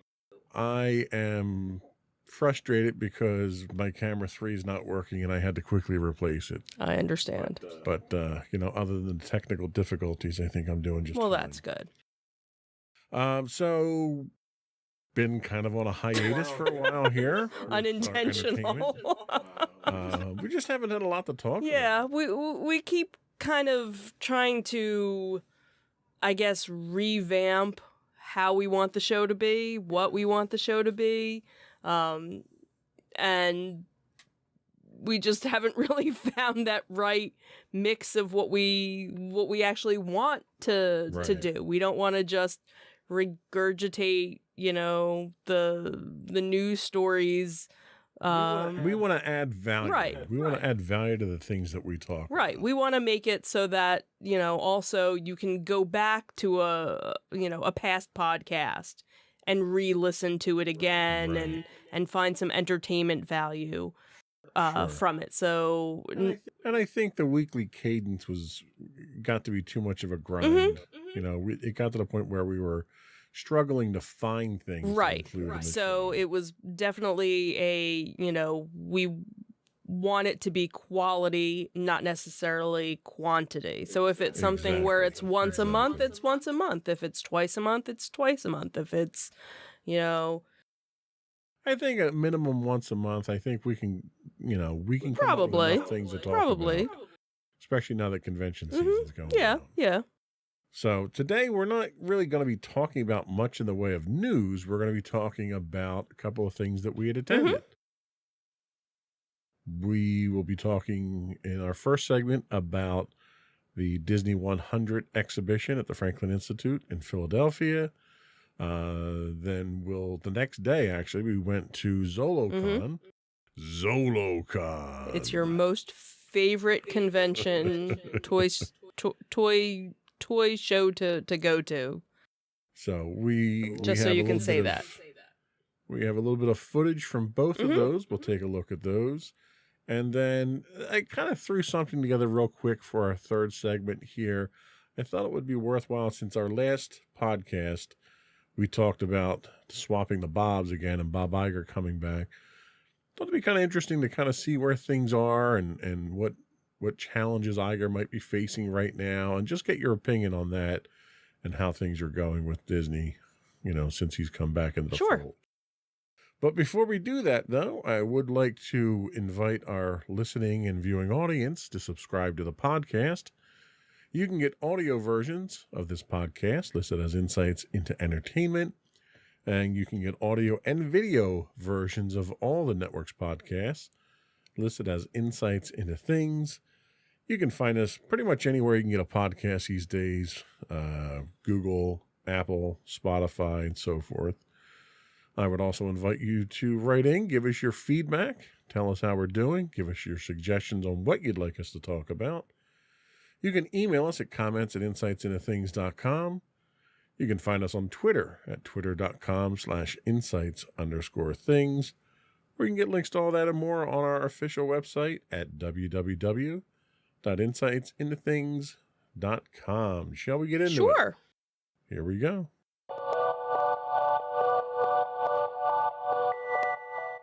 So, Disney 100, Franklin Institute, Philadelphia. We were there Last weekend. last weekend, which was that opening No, weekend? it was their second weekend. Second weekend. They Second opened weekend. the week before. Right. So we were there early in the morning. We got there. We did the museum. We had a 12:30 time for the exhibit. And they have it in the same exhibit hall they have all the other ones. We've done the Star Wars one. We've done the Marvel one. What are your thoughts? Walk us through it. So I have to say, if you are a fan of Disney, any aspect of Disney, being in this area, we're very fortunate because this is the only location within the United States that this is going to be. So there are people that are traveling from all over the country to come and see it because this is the only place. So that's kind of special to think that that we're kind of hosting it, even though we're not physically hosting it. And let's be fair, since they always do the D23 in California, the least they could do is give the East right, Coast something. exactly. And that's when you think about all of the D23 events and everything else, it's usually always Florida or it's California. So to actually have it, in Philadelphia, so really for anybody that's within, a couple of hours, and you're a Disney fan, this is a look into, behind the scenes stuff that you don't normally get to see. Disney has been doing a lot of different behind the scenes shows on Disney Plus, like Behind the Vault, or all these different shows. There's a couple of different ones. You mean that show that you started watching again without me? That Disney show? No, the other one that we already watched. The other one that you're watching. No, we already watched it. Well, I thought you stopped at one point. That's the attraction one. That's the other one. I know there was one of them. There was one that you left me out of. I know that. Well, anyway, there's various different shows that are on that Disney Plus is running, that they've been running, where they give you some of these behind the scene things from the archives. Look at stuff that, unless you work for the Disney Corporation, you've never seen. So this is such an opportunity to be able to see so many different things, from so many different decades, going back 100 years really with the company when you think about it, and different aspects of it. So you have the animated part of it, you have the music part of it, you have the attractions, so they break down the whole exhibit into, I think they had it in 10, what did they call it? What did they call it? Why can't I think of the word? I don't know. What do they call it? The different themed galleries, the different galleries that, and each gallery had a different theme to it.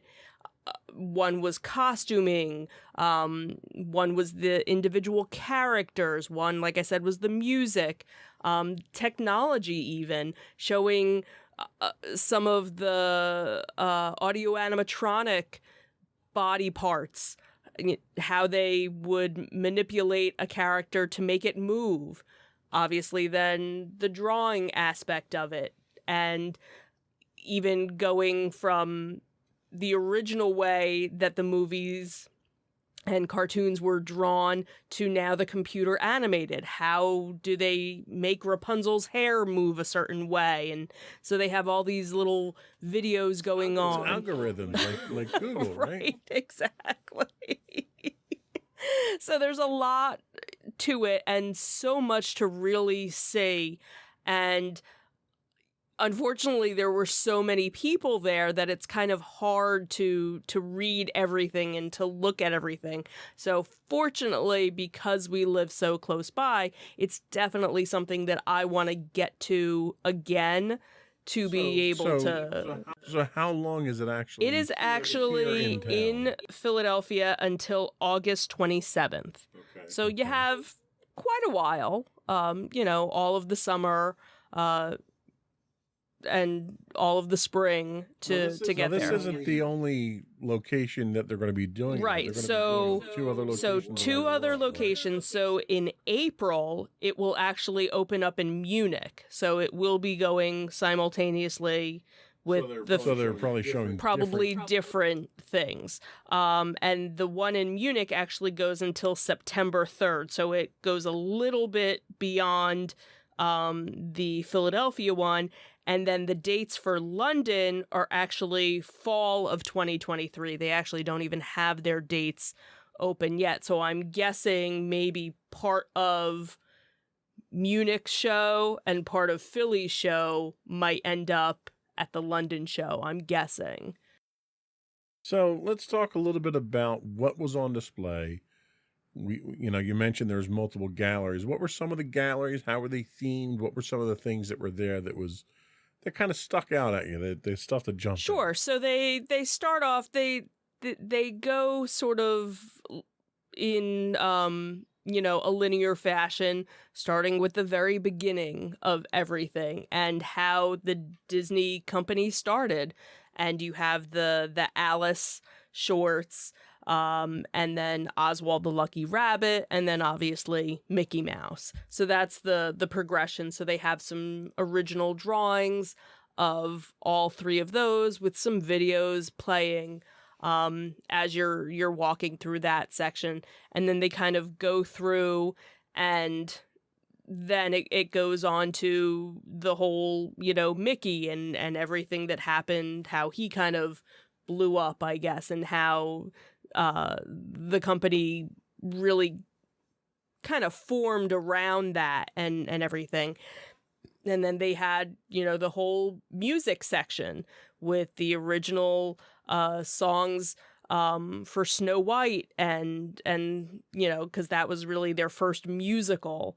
And so they had some of the original sheet music from that, and along with drawings and things like that. So you have that whole aspect. And then they go through the whole character development. How do they develop a character and basically take you through the different iterations of the character. So you have, here's their first sketch of a character, and then where does it go from there? And then to the maquettes, where here's our final model of a character. So now you can actually see it in a 3D form to be able to manipulate it and do other things with it. So the exhibits themselves, there's a lot of static exhibits that are there. There's a lot of descriptive plaques to read to give descriptions and stuff like that.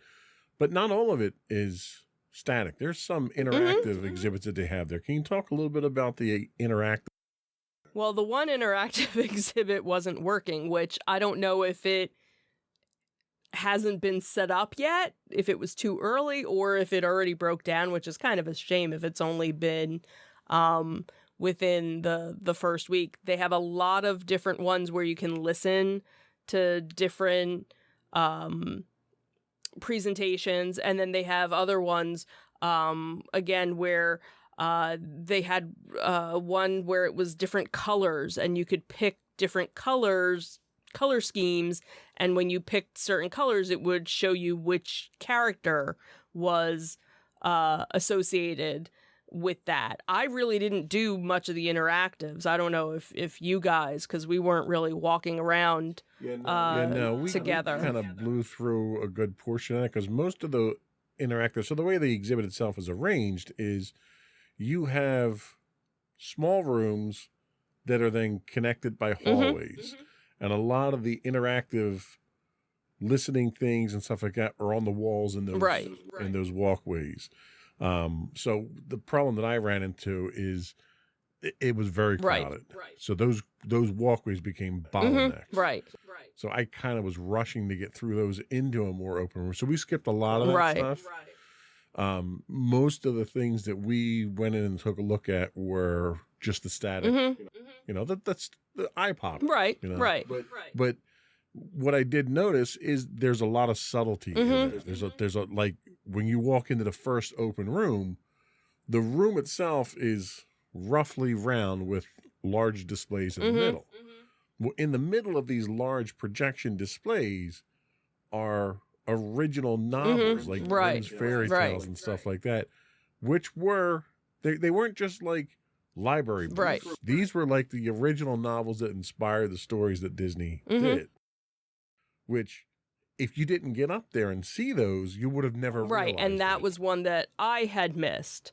Whereas one of the things that I ended up seeing was a Winnie the Pooh that was from the live action movie, and then they had from the live action Beauty and the Beast movie, they had models of two of the characters from that, and that was kind of like back around a corner. So there were certain things where you had to kind of wait in line to see because, you know, so many people were going to see, but if you went past it, you would have missed it because you know, they were kind of back in the corner in a certain area. So they did have a section there for one of the galleries was kind of dedicated to the parks and things that came out of the parks. Talk about that a little bit and what were some of the things that they had? Yeah, so one of the things was they had one of the original ride vehicles from Peter Pan. So that was really cool to see. And really, that hasn't changed much over the years. If you know, have gone to the park, you know, recently, it pretty much looks the same. Then one of the bobsleds from the Matterhorn was there as well.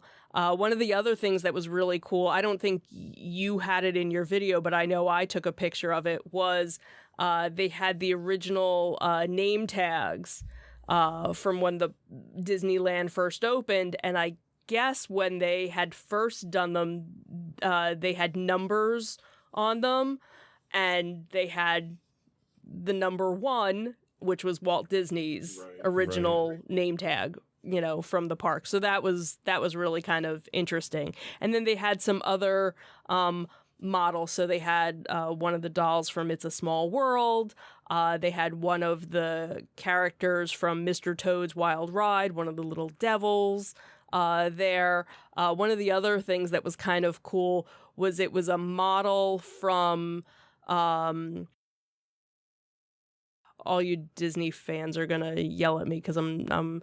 Is it in the movie? I don't think it was in the movie, but it was the Inner Space ride, Oh, but the little model, it's the Doom buggy. It's but it was blue because on that ride it was the Omna. I can't think of the ride vehicle, but it looks like it's a little Doom buggy, except it's blue and there are people in it. So that Maddie did catch yeah, that. I was like, oh look, there's my Doom. Oh, it's not the Doom buggy, but I knew what it was because I knew they used that same ride vehicle in other rides back in the day.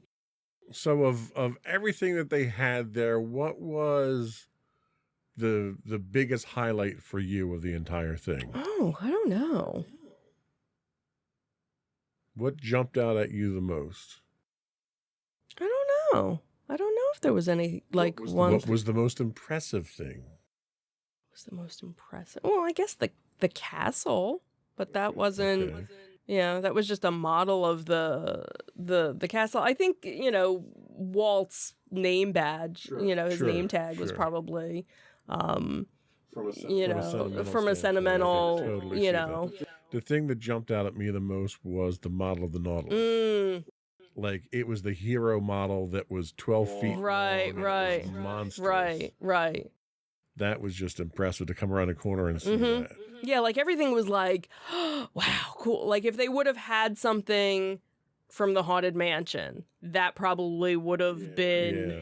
like my But they didn't, and that was kind of disappointing. But that's the whole thing is I don't know if It's a shame because it was such a pet project of Walt's. Right. To do. Right. He was so involved in doing that. like I would have liked to have seen more stuff with the audio animatronics Yeah. and a little bit more of the history and the technology for that. But again, they had the different movies going on. In one of the movies, one of the clips they had was a behind the scenes of the Haunted Yeah. Mansion. So they did have Well, that. let's run the video. Sure, You sure. can kind of give us some commentary over the video and point out the things that catch your eye. Sure. So this was a cute little pre-show, I guess, when you first, walked in. And it was neatly done because Uh-huh. it was when you're there, it's a hologram. It's a multi-screen 3-dimensional hologram. Yeah. So of course, being able to see, Walt Disney like that was really kind of cool. Kind of creepy, but kind of cool all at the same time. We believe in There it we all go. the way. We have confidence in our ability to do it right, and we work hard to do the best possible job. There's really no secret about our approach. We keep moving forward, opening up new doors, doing new things, because we're curious. And curiosity keeps leading us down new paths. We're always exploring and experimenting. Everybody ready? Then on with the show! And move along. Right. Yeah, so this is the first section that you kind of walk through, and it shows, Oswald. Then this was an area where they had concepts of the different parks, different lands, and of course the Haunted Mansion right there. This was that book section that you were talking about. So this was talking about where they got the inspiration for their different movies and shorts and things like that.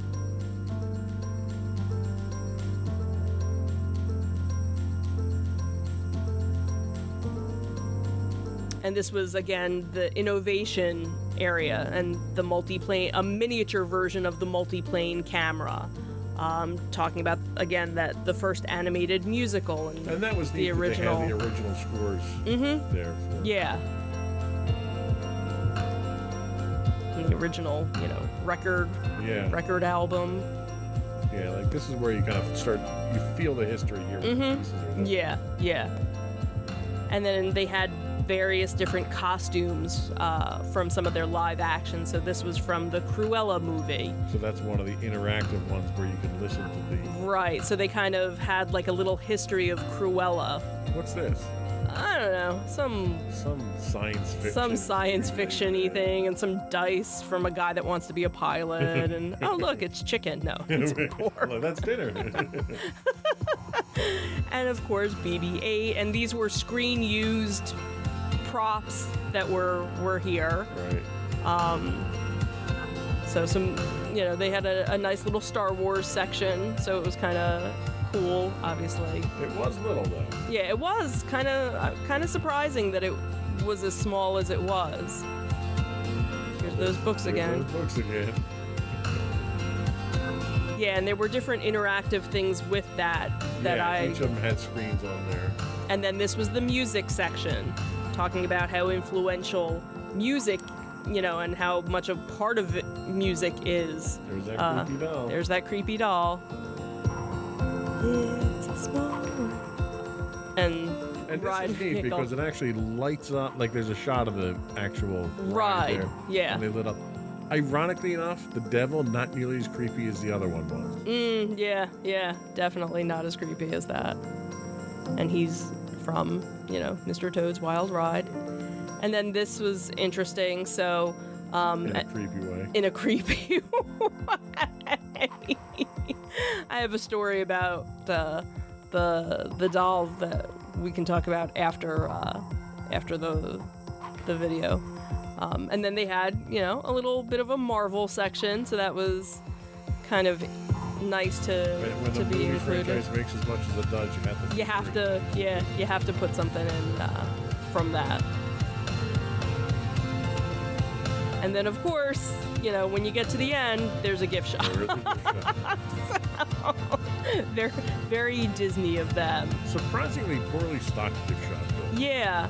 Not as many exclusive things as I would have expected. This was actually seeing things from the musicals, too. Yes, they did a whole, so along with the musical, they also had the Broadway aspect of it. And then here's that the Nautilus.